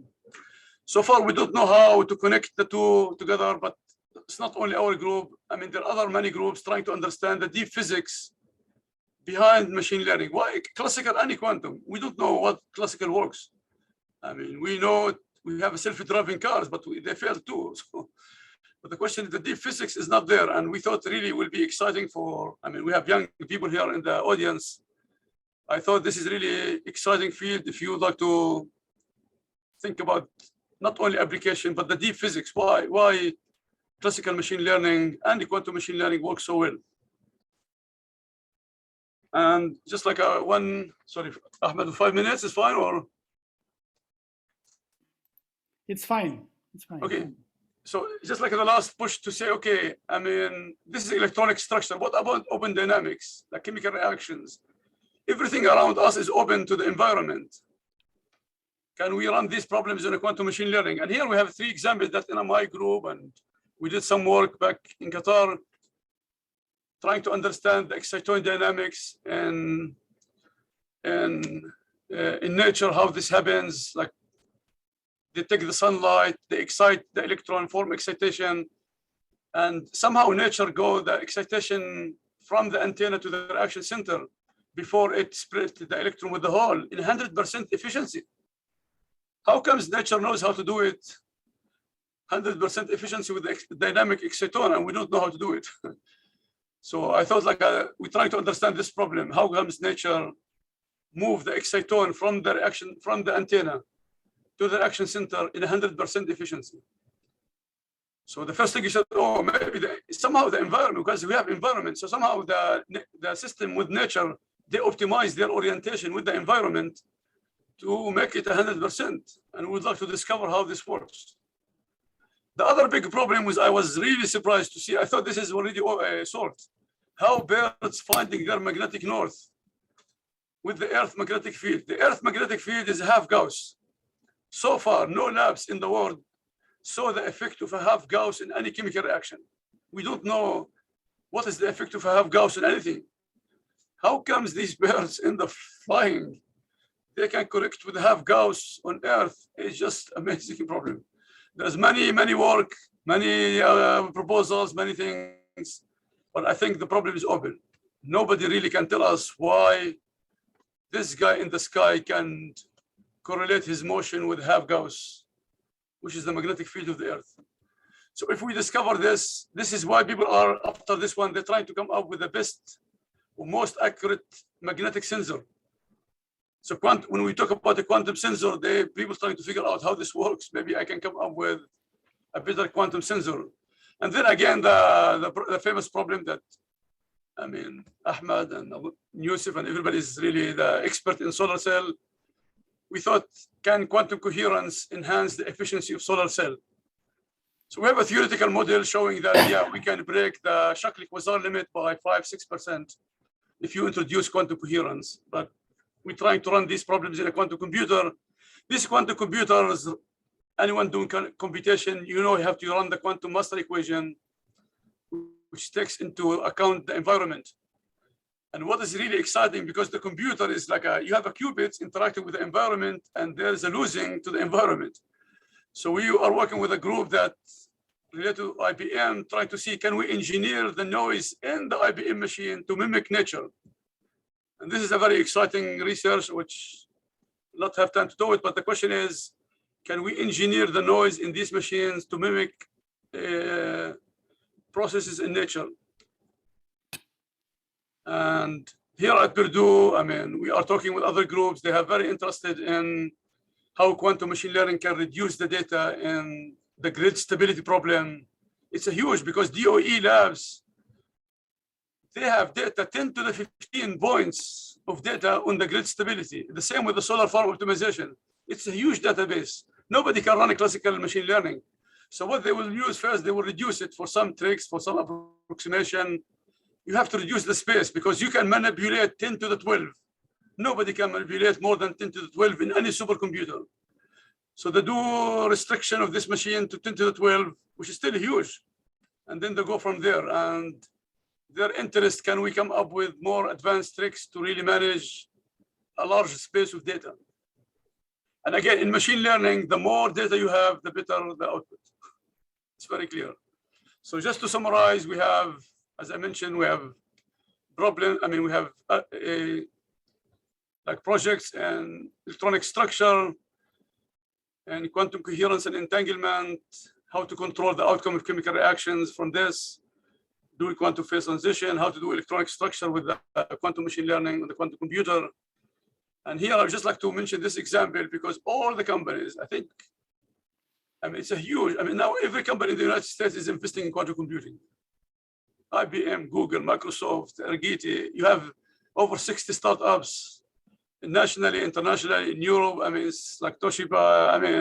Everybody's putting Airbus here, like Martin. And the expectation, like in 2004, just the investment in this field is going to 10.7 billion. And again, you can see here in the White House, you have communication every month, how important is the quantum computing, and they take it as a race with China. But this is not our subject, but it's really a very, very active field of research. The things are changing really in a weekly basis. Very exciting for the new students with us on Zoom as a new frontier field. And it's going to touch all aspects of computing. It's not only for quantum physics, finance, you name it. Whatever you use, classical computer, quantum computers, if successful, is going to help you. And I would like to end by thanking, I have many students here, and I was really lucky to have students from computer science, physics, engineering, and chemistry, as I have this joint appointment. And we have a lot of collaboration with joint grants with Harvard, with my former supervisor, and UCLA, University of Chicago, Purdue here. And we have one also from Fritz Haber, Berlin, the Air Force, and the list goes on. We have many collaborators. I'd like to thank the group that are doing the hard work. And funding, I think it's a good timing for quantum computing, because we have 6 grants. We have from DOE, NSF, from Purdue, we have the Quantum Science Center, Oak Ridge. We have the Air Force. I have here Center for Quantum Technology, which I'm now the director, which means we're inviting companies to invest in our research. And so far we have big 7 companies that are investing in our quantum science technology. And we have a new now grant with the Center in Quantum Devices at Yale. It's all focused on quantum information, quantum computing. I would like to thank you all, Ahmed, for the invitation. Everybody still with us hearing quantum computing. Here is my email if you have still questions or you'd like to send us comments. And if you would like to see more like publication in our field, this is the website. Again, thank you all. Thank you very much, my friend Sabri. I think this is a very important field where in our countries where we don't have that much money to make a big machine, we can do a lot of calculation to bring a lot to the field.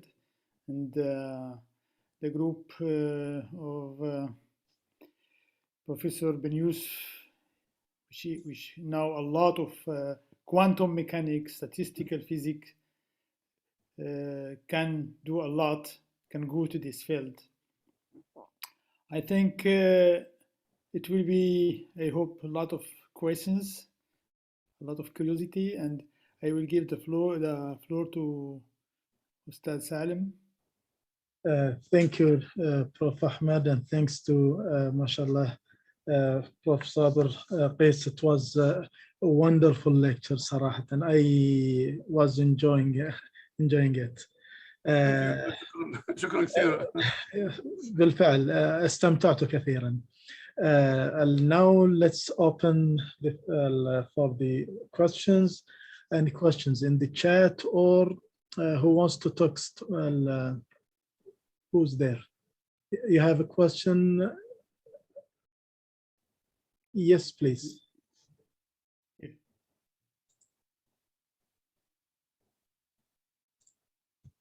Yeah, who yes. want to talk? You want to talk? Go ahead.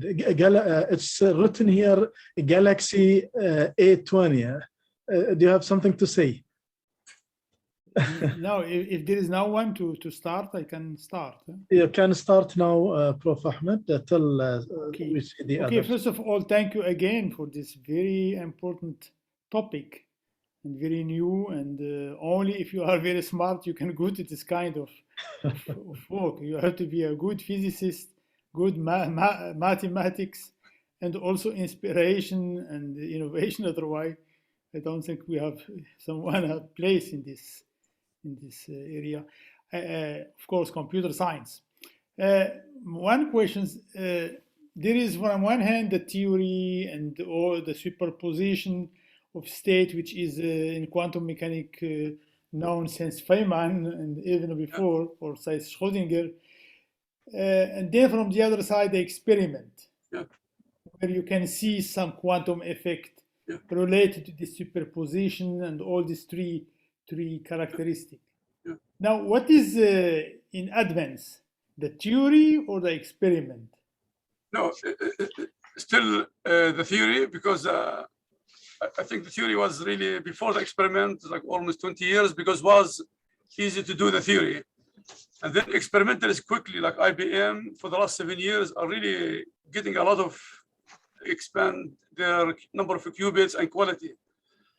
But now I think I see the field is really changing, because the industry, like IBM, Microsoft, Google, all these huge and leading companies investing. And now for us, it's so hard to get students, because these companies pay them so much money and they're doing basic research. So you have a migration from the universities for the first time into the industry. It's so hard to get a postdoc, because the postdoc go directly to Google, or because they're doing basic research. So this is good for us. Yeah, no, I just count. I just count how many students, because we have this Center for Technology with the three big companies in the United States. You have 1,000 scientists. IBM, they have over 120. You talk about a large number of students doing basic fundamental research. So this is all moved to the industry. So the industry is really going to take the lead now. It's like, for the first time, usually the universities do the fundamental research.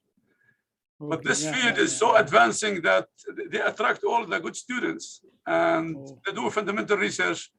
So in a few years, I think the industry is going to take over. And I mean, although we're doing fundamental research, but I see the future is really taking for the first time, but IBM, Google, Microsoft, Intel, and all these companies. Yeah. The second questions, you mentioned in the beginning that this business of computer start with a big machine which take big room, and now we are with the iPhone. You can do a lot of calculation, but you cannot do on a big machine. Did we have the same problem with? If you look at that, I visited the IBM quantum computer. It's like still huge. I mean, you have I think they have 10 refrigerators to cool the system. It's huge. So what we do, because they offer us service on the cloud. So now you can log into the machine from your computer here. They offer cloud service. And now Amazon get into the race. Now Amazon has the cloud service for quantum computer. So they bought their share with from all the companies, and they offer it like other. I mean, you know, Amazon is taking over everything. Yes. So now they're taking over the cloud service for quantum computing. So they allow us to, but the machine is still huge. It's like a refrigerator, and they cool it to 10 millikelvin. And they have to isolate it from the environment. So because how they want to prepare the atom at T is 0 yeah, Kelvin, yeah? So what will be the solution for this in the future? What they're using superconducting circuit, aluminium. Yeah. And to get a superconducting, you have to lower the temperature to their critical temperature. So let's say in the future, somebody discover high TC superconductor, then we start moving things into a different scale. But now, because they are superconducting qubit, you have to cool it to the below the critical temperature. Okay. So I think the whole field will depend on how do we advance material in superconductivity, or maybe you come up with the new devices. Okay. أستاذ سالم. هنالك الدكتور ناصر. تفضل دكتور ناصر.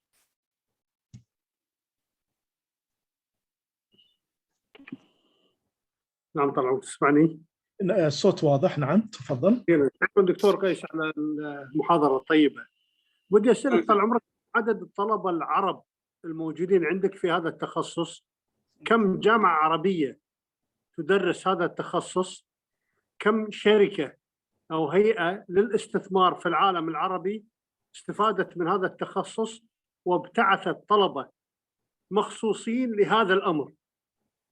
أنا أتكلم يعني شركات. للأسف إذا قلت لك يا صفر ما بكون متأسفين يعني لحد هسه مش موجودة. سوري.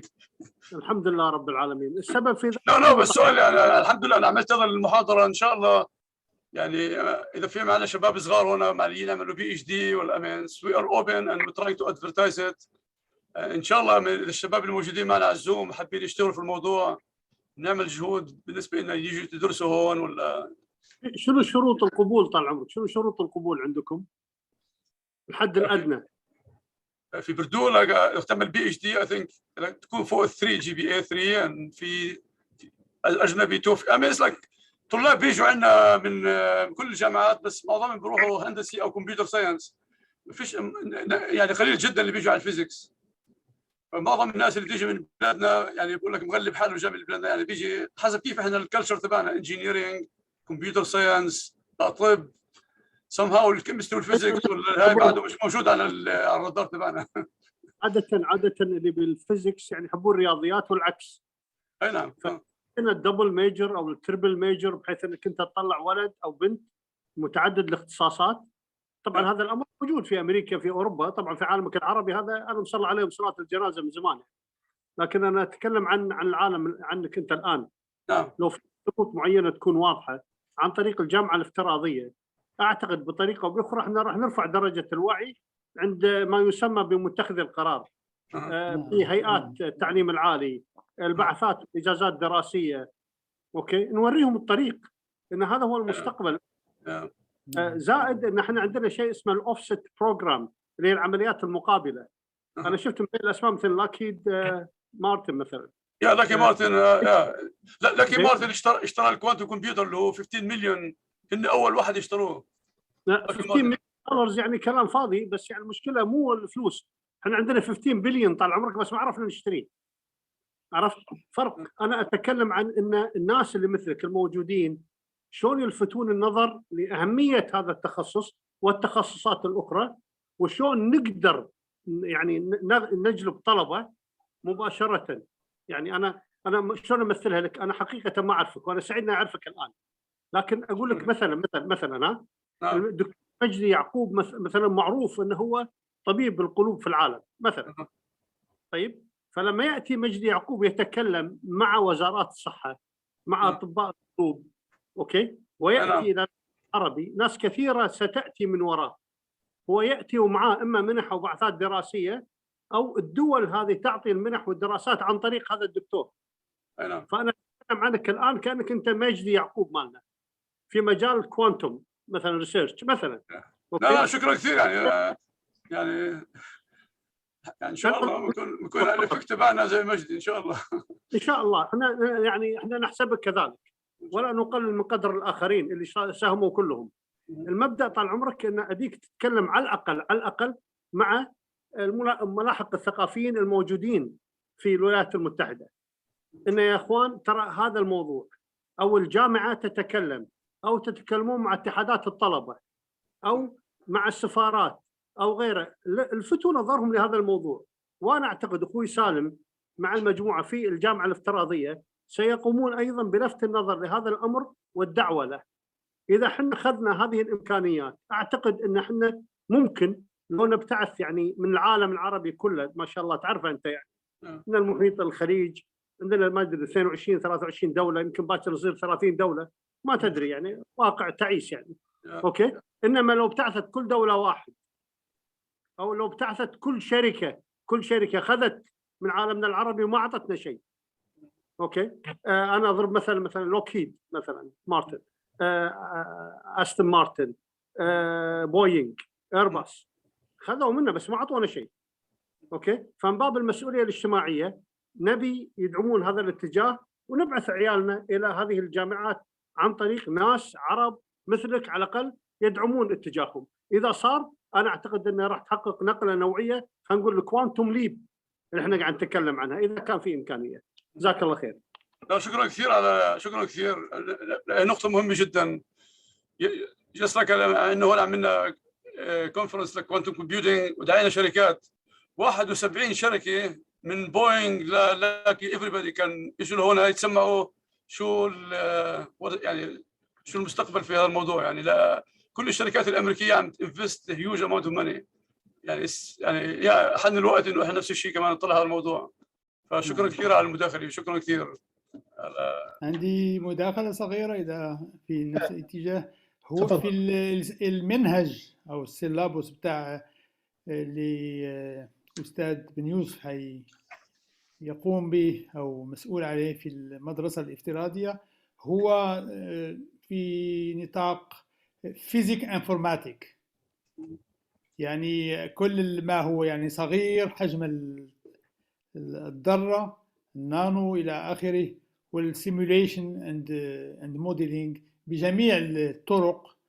والطلبة غالبا بيجيوا من الرياضيات، لأن عندنا في المغرب يعني بيدرسوا الرياضيات والفيزياء أو الرياضيات والكيمياء، وبالتالي يعني بيعرفوا الكثير عن الباك جراوند بتاع الطلبة اللي بيروحوا على هذه الشعب.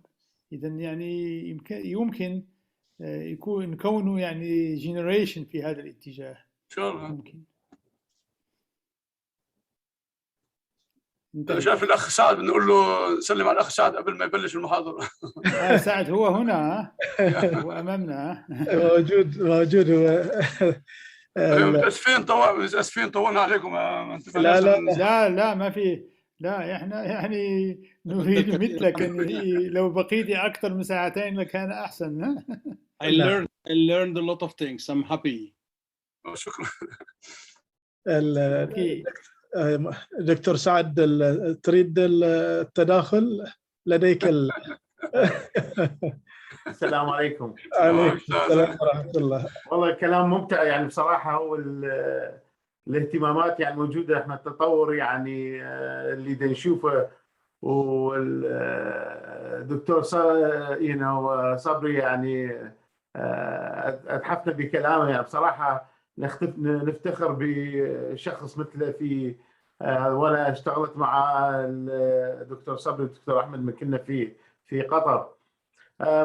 بصراحه انا من ناحيه البيئه والقضايا المياه بنشوف الكلام كثير على الكلايمت تشينج وعلى المياه، بس بصراحه من ناحيه فعليه ما نشوف اني براكتيكال ابروتش. الكلام كثير والريبورتس كثيره. أنا من النوع، I'm an industry guy. I build systems, and at the same time I do academic work. And the link between academy and industry is a key. I supervise master and PhD students as well, and I'm proud to say that صار لهم فترة بيشتغلوا بالاندستري. المشكلة حاليا الآن اللي نشوفها تاثير الكلايمت تشينج حيكون significant بالمنطقه نورث افريكا والميدل ايست وخاصه في الخليج. نسبه المياه الموجوده قليله. مع الاسف ما نشوف تحرك، يعني حاولنا انه نسوي شغلات الووتر ريوز او اكثرها، مع الاسف انا اشوفها انه الاتجاه مو بهالناحيه، اتجاه معظمه للكلام فقط. يعني احنا بنينا لهم جهاز لريوز اوف تريتد سويج، مع الاسف it ended packaged and ended in a storage after in the last few years. المهم احنا نظل نتكلم حتى to educate people، لانه the public and the politicians need to be educated.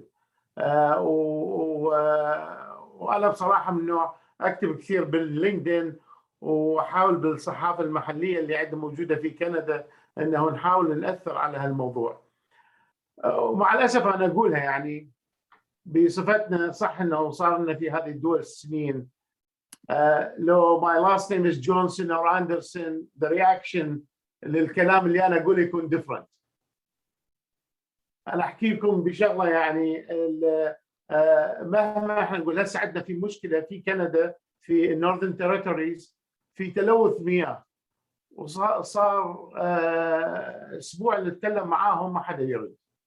ليش؟ لأن يردون شركات أجنبية كبيرة معروفة. هذا المشكلة. احنا حتى في انا في اقوله ومن ناحيه يكون جزء كريتيكال، حتى احنا من نكون في الدول العربيه ما ينظروا لك الا انه انت كاستشاري او عالم شنو الباك جراوند اللي عندك، منين انت اصلك، لو اصلك انجليزي ينظروا لك غير نظره، مع الاسف انا اقولها. وشفناها يعني بصراحه، بس انا اقولها انه اللي علينا نشتغل واللي علينا نأديه، يعني الى ان احد يسمعنا، ونحاول انه ننقل التكنولوجيا اللي نعرفها الى المنطقه العربيه. يعني انا من انا اقولها ليش انه نجي بهذا ونخلي وقتنا وانتاجنا في هذا المجال مع الفيرتشوال يونيفرسيتي. ليش؟ لانه التفكير انه المنطقه العربيه محتاجه، واحنا نعتبر نفسنا مسؤولين. صح صار لنا 30 40 سنه قاعدين في نورث امريكا وفي اوروبا، بس مسؤوليتنا تظل مع وين احنا اصلنا منين، لانه حرام نشوف انه هذا اللي يشوفه انه ما في مياه للشرب، ما في مياه للسانيتيشن، هذا حرام يعني. واحنا اللي علينا نأديه انه هذه، وان شاء الله يصير تطور في كيف نقول انه التفاعل مع المؤسسات العلميه في المنطقه العربيه، يعني لانه إن شاء الله. لانه انا اقولها بصراحه، الاجنبي من يجي يفكر اذا هو ايرلندي او بريطاني شنو الفائده الى بلده بهذا الريسيرش اللي يعمله، والفائده تختلف. يعني انا لما اتكلم على ووتر ريوز، كندا ما عندها انترست بالووتر ريوز. ليش؟ عندهم 20% of the fresh water in the world، وهم كلهم 35 مليون. فبنقول له ووتر ريوز يقول لك على ايش؟ ويست ماي تايم، اروح بشغلات اي جيت جرانتس عليها اكثر، الشركات الكبرى اكثر من ووتر ريوز فور اكزامبل، واللي انا خال عليها كورس على هذه القضيه مهمه بالنسبه نورث افريكا والميدل ايست، وهي المينا جروب. هذه شغله مهمه، ولذلك يعني هذا الكلام اللي راح اتكلم به بكره حيكون التركيز على هاي القضايا، والكورسين اللي انا اتكلم حتى فيها على كلايمت تشينج وعلى الووتر يوز. انا هاي عاملها جديد، يعني 2 new courses dedicated to the Middle East area، لانه هذا الامبورتنت. كندا وامريكا عندهم ما يكفيهم، بس Middle East محتاجين tailored approach. A tailored approach is important because the culture is different, the understanding is different، وبعدين طبيعة المناخ مختلفة تماما. يعني مثل ما اخواننا دكتور صبري ودكتور احمد ذكرون، قطر ما بينزل فيها مطر، الخليج ما بينزل فيه مطر، بس بينزل مطر في ضد المياه. استغلال المياه بشكل عملي ما موجود كثير، وهاي احنا لازم نستفاد منها. يعني انا اتذكر كنا في قطر من صار مطر مره، فاضت الشوارع، فاضت البنايات، وتيجي 6 اشهر 7 اشهر ما في قطره مطر تنزل. زين هذا المياه استفادنا منها؟ لا، بقت بالشوارع الى انه نزلت بالمجاري وراحت. بعدين هذه الشغلات انه لازم ان نتكلم فيها. في مؤتمر في قطر جاي في نوفمبر، انا عندي 2 papers I'm presenting، واحده على الكلايمت تشينج والثانيه على الووتر ريوز، لانه keep the message going until people get it. انا ما احب اطول، وشكرا كثير انه اعطاني الفرصه انه اتكلم. شكرا. شكرا بروفيسور سعد. هل بالامكان نكون نتيح فرصه اخرى للدكتور ناصر؟ تفضل دكتور ناصر. شكرا جزيلا. طال دكتور سعد، شكرا جزيلا. طال عمرك، ما تطرحه هو عين العقل. انا لي تجربه سابقه، انا كنت في الهندسه الصحيه في وزاره الاشغال العامه، وتعرف ان الكويت واحده من افقر المناطق المؤهوله في العالم بالمياه. وبنفس اللحظه طال عمرك احنا الفرد عندنا بالكويت يصرف 500 لتر ماء يوميا. صح. تخيل المنظر. ها، والريوسج قليل جدا، يمكن نوصل الى ربع الكميه المهدره. احنا نهدر يوميا 2.5 مليون متر مكعب من المياه. والمطر اذا نزل عندنا طريقه رائعه جدا دكتور، عندنا مجاري خاصه لمياه الامطار، بنيناها بعشرات الملايين، ناخذ مياه الامطار الجميله اللطيفه ونوصلها الى البحر ونكبها في البحر. فالحمد لله رب العالمين. يعني هذه يعني تجربه لازم نتكلم عنها بالعالم، ان احنا ناخذ مياه الامطار الثمينه ونحولها الى البحر بدل ما نحولها الى الريزرفوار. بنفس اللحظه ما استفدنا من الريوسج لمياه الصرف الصحي، اكرمك الله او اكرمكم الله جميعا، والاندستريال يعني خلينا نقول ووتر موجود عندنا، وايضا الرطوبه اللي بالهواء. يعني مثل البحرين وقطر والامارات ما شاء الله برمائيات ماي مع الهواء. احنا عندنا ضب، لان ما في هواء، لا عفوا ما في رطوبه الا قليل، لكن تاتي بشهر 8 مثلا كان ممكن الاستفاده منها. المياه البراكش ووتر الموجود عندنا في باطن الارض كان ممكن نستفيد منها، ما دام احنا قادرين على استخلاص الماء العذب من البحر، فاحنا نقدر بسهوله على المياه الموجوده بالتربه، كان ممكن نستفيد منها. في طريقه الان اخرى يعني نطرحها، وطريقه انا اعتقد انها جميله جدا دكتور. الاويل تانكرز اللي قاعد تاتي محمله بالمياه، بس توصل الميناء عشان تاخذ النفط منه، تفرغ المياه وهي داخل الخليج فتلوث البيئه. ففكرتنا الان بان كل ناقله نفط تاتي بمياه فريش حتى لو ملوثه، مش ملوثه يعني اقصد تلوث مياه صحيه، مياه غير صحيه او غيرها، لا انا اتكلم عن تلوث بالبترول. ناخذها كما هي، نص مليون بارل، مليون بارل ايا كان، ناخذها كما هو ونضخها في البايب مال البترول نفسه. احنا ننظفه بهالطريقه هذه، وبنفس اللحظه عندنا فلاتر خاصه، او ممكن نستخدم التراب، هو راح يفصلها طبيعيا ما بين الزيت وبين الميه، ونحقنها في باطن الارض في الاراضي المنخفضه والابار الجافه. تخيل منظر دكتور، حوالي 30 مليون برميل يوميا تنتج او تصدر من منطقه الخليج العربي. تخيل مقابلها 30 مليون برميل ماء يضخ في باطن الارض يوميا. ولك ان تتخيل منظر كم احنا ممكن نوفر من وراء العمليه. حتى في قضايا الحرب اللي قاعد يتكلمون عنها الان، الحرب بيننا وبين العدو الايراني او الاثيوبي او الاسرائيلي او غيره، هذا كله كلام فاضي. انا باعتقادي اليوم احنا بالتكنولوجيا قادرين على التعامل مع 87% من مساحه الارض اللي هي المياه، تحويلها الى مياه صالحه للشرب باستخدام الطاقات المتجدده او الطاقه الذريه، وهذه سهله جدا. وطرحنا هذا الامر، وبالتالي اعتقد ما تطرحه انت الان عن الووتر ريوسج مهم جدا. واذا حصلنا على المعلومات عن طريق الدكتور احمد او عن طريق اخوي سالم، انا مستعد اوصلها الى وزاره الاشغال العامه والى الجهات المختصه في سبيل ان نخرج جيل جديد يقدر قيمه هذه الثروه. لان يا دكتور انت تعرف وانا اعرف، انت عراقي وانا كويتي، قبل 60 سنه طال عمرك كنا ميتين من الجوع والعطش والفقر وندره المياه، فهذه نعمه كبيره يجب ان نحافظ عليها. اليوم حتى شط العرب ما عاد شطه للعرب. اليوم البحر اليوم وصل الى القرنه بوسط العراق، والسبب طغى البحر على النهر لان ما في مياه حلوه. اليوم احنا لازم نستعد لمواجهه هذه الكوارث الموجوده، وبالتكنولوجيا برؤوس الاموال وبالتخطيط السليم والقلوب اللي تحب اوطانها ممكن نسوي اشياء كثيره. شكرا جزيلا. شكرا لك دكتور. شكرا. هل ممكن اعطي سؤال للسيد صبري؟ تفضل. Professor Sabri, for the computer now, for the classic computer, standard one, we need to cool down the computer, and I think the talk from Professor Aziz, he says how much energy we need to cool down. Do you think that this problem we will get of this problem of cooling down computers when we move from inside the information with quantum computer? Is it possible, or it's exactly or worse? No, I think it's a good question, because the energy here is different. If I look at the quantum computer by itself, it's unitary, reversible.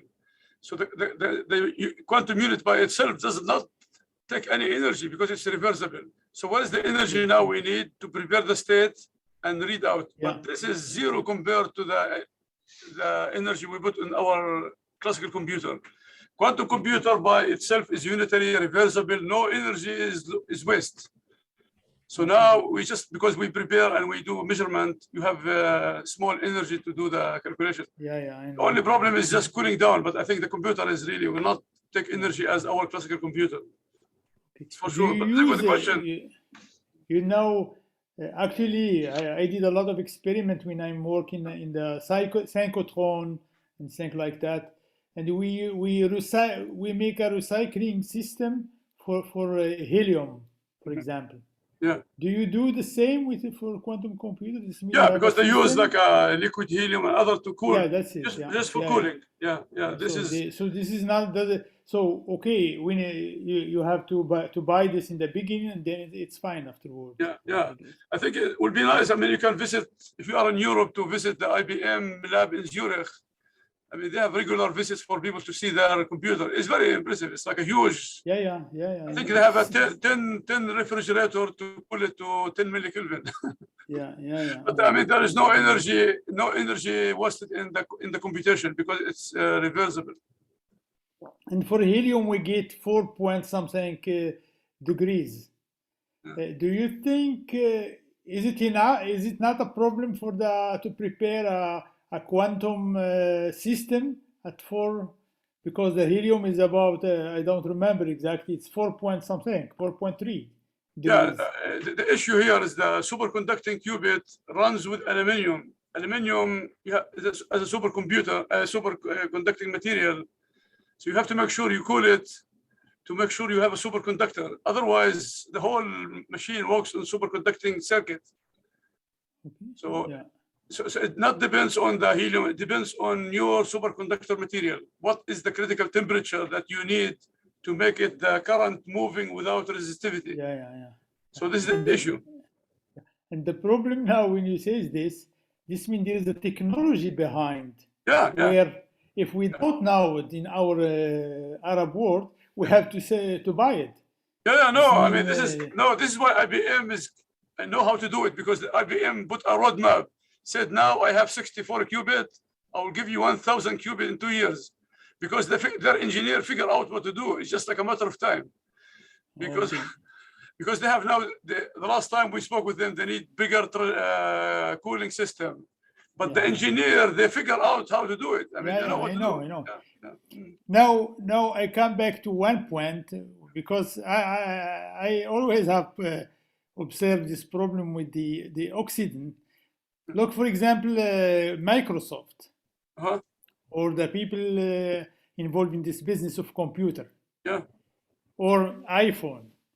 Every 3 years you have to change your device, and they make a kind of business plan that you have now choose, because you have to update, and then after some time they tell you, okay, your computer is too old to be updated, you have to buy a new one.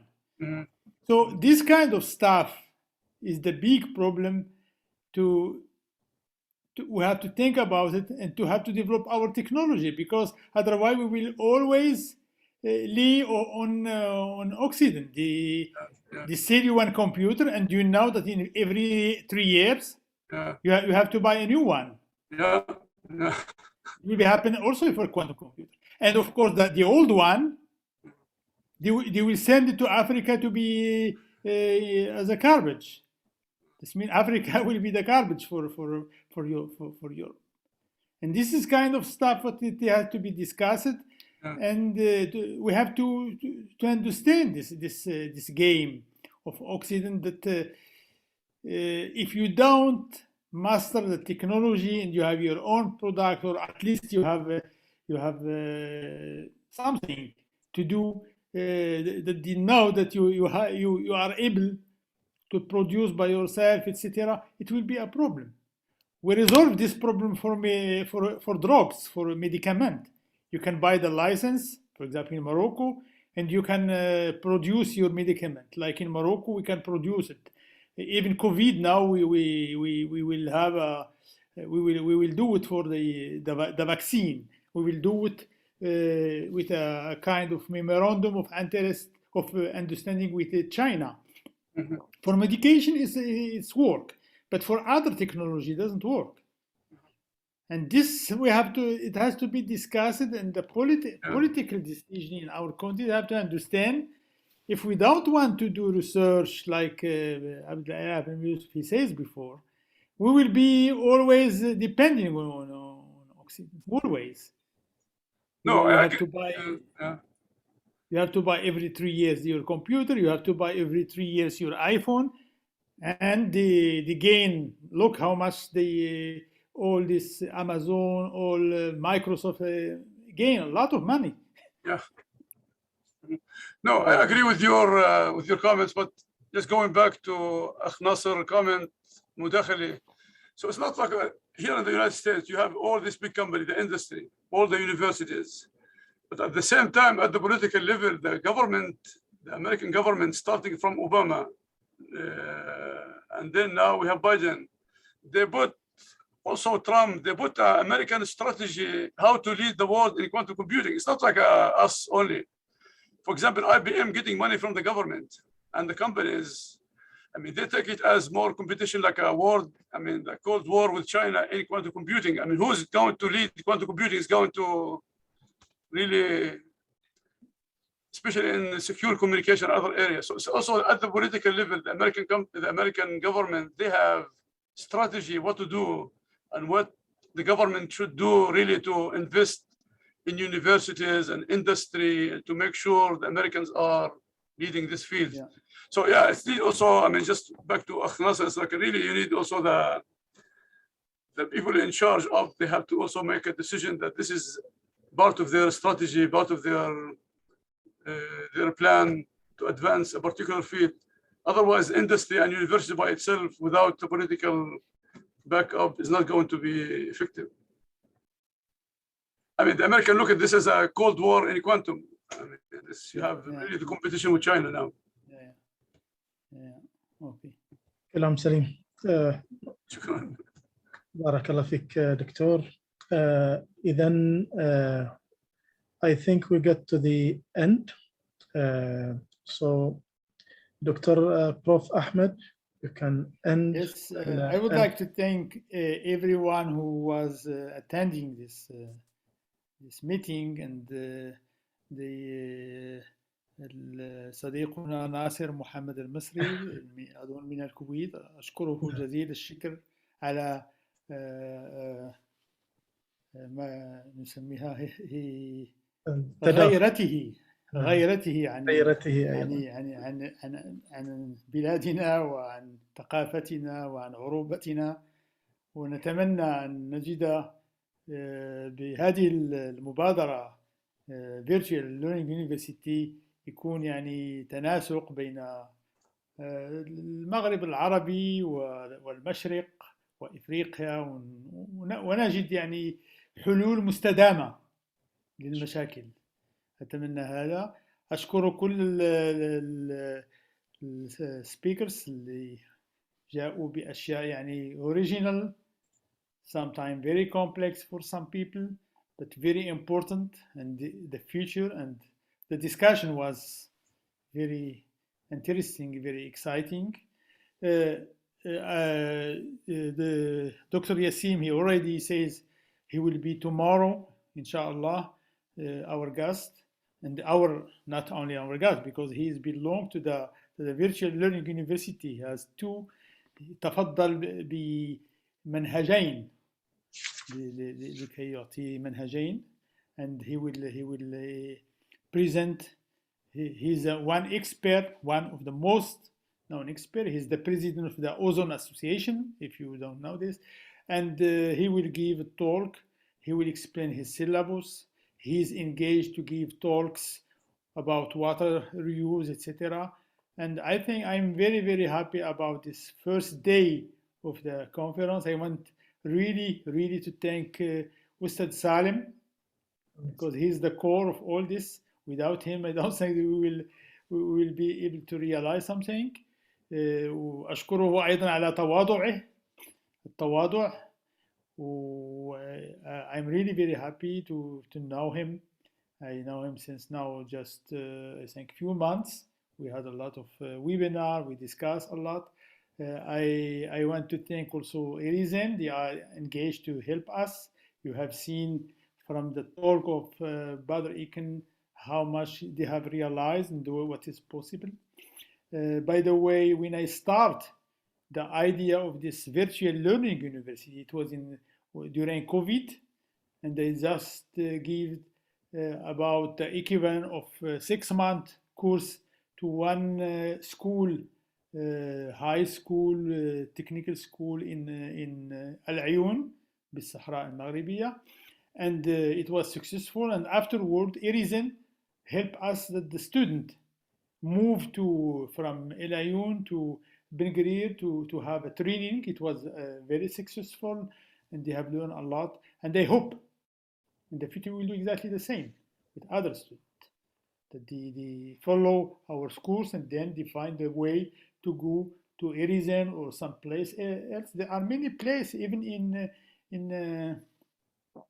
the Arab world, in Sharq al-Awsat, for example, in Masdar, they have facilities. In Qatar, they have very good facilities. But we live there, and they can go and learn something. And I think the idea, what I heard from Sayyid Nasser, is very important, that we focus on this to connect between Morocco to the we don't forget Africa. You remember Mohammed Al-Hajj, he come here and he talk, and he that's why I asked him to come. So I think it's a very good thing to be together, and everyone is welcome to the virtual learning university. If you want to give a talk, or you want to collaborate, or to be a member, we are open. Thank you very much. Thank you, Dr. Prof. Ahmed. Before moving to Dr. Saber, still, Dr. Nasser, you are there. I will give you a chance also. Just in short, please. Go ahead. شكرا جزيلا طال عمرك، مشكور ما قصرت. شكرا دكتور احمد، وشكرا اخوي سالم، لان دكتور احمد ترى سالم هو اللي بلغني عنكم، هو اللي قال لي لازم تحضر. الحمد لله جدا على هذه الفرصه. الله يسلمك. ببساطه تكلمت انت عن قضيه الكمبيوترات وتحتاج الابديت بصفه مستمره، هي مع التليفونات. في تجربه بسيطه انا شفتها عند موتورولا، يعطونك تليفون مفكك وانت تركبه وفق احتياجاتك، سواء الذاكره الداخليه او الخارجيه، المذر بورد، اشياء كثيره مع الكاميرات باللي انت تبيه. الان السوفت وير هني المشكله، تاخذ انت يعني خلينا نقول اي او اس اوبريتنج سيستم، ولا تاخذ الاوبريتنج سيستم مال نوكيا اللي هو صار مايكروسوفت، او تاخذ مثلا اوبن سورس مثل لينكس. المبدا طال عمرك ان في دول كثيره قاعد تطبق هذه الامور. انا اعتقد ان الصينيين والهنود متقدمين جدا في هذا المجال. احنا لا زلنا قوم تبع. اللي يأتينا ناخذه، بس ما قدرنا نضيف عليه أو نطوره.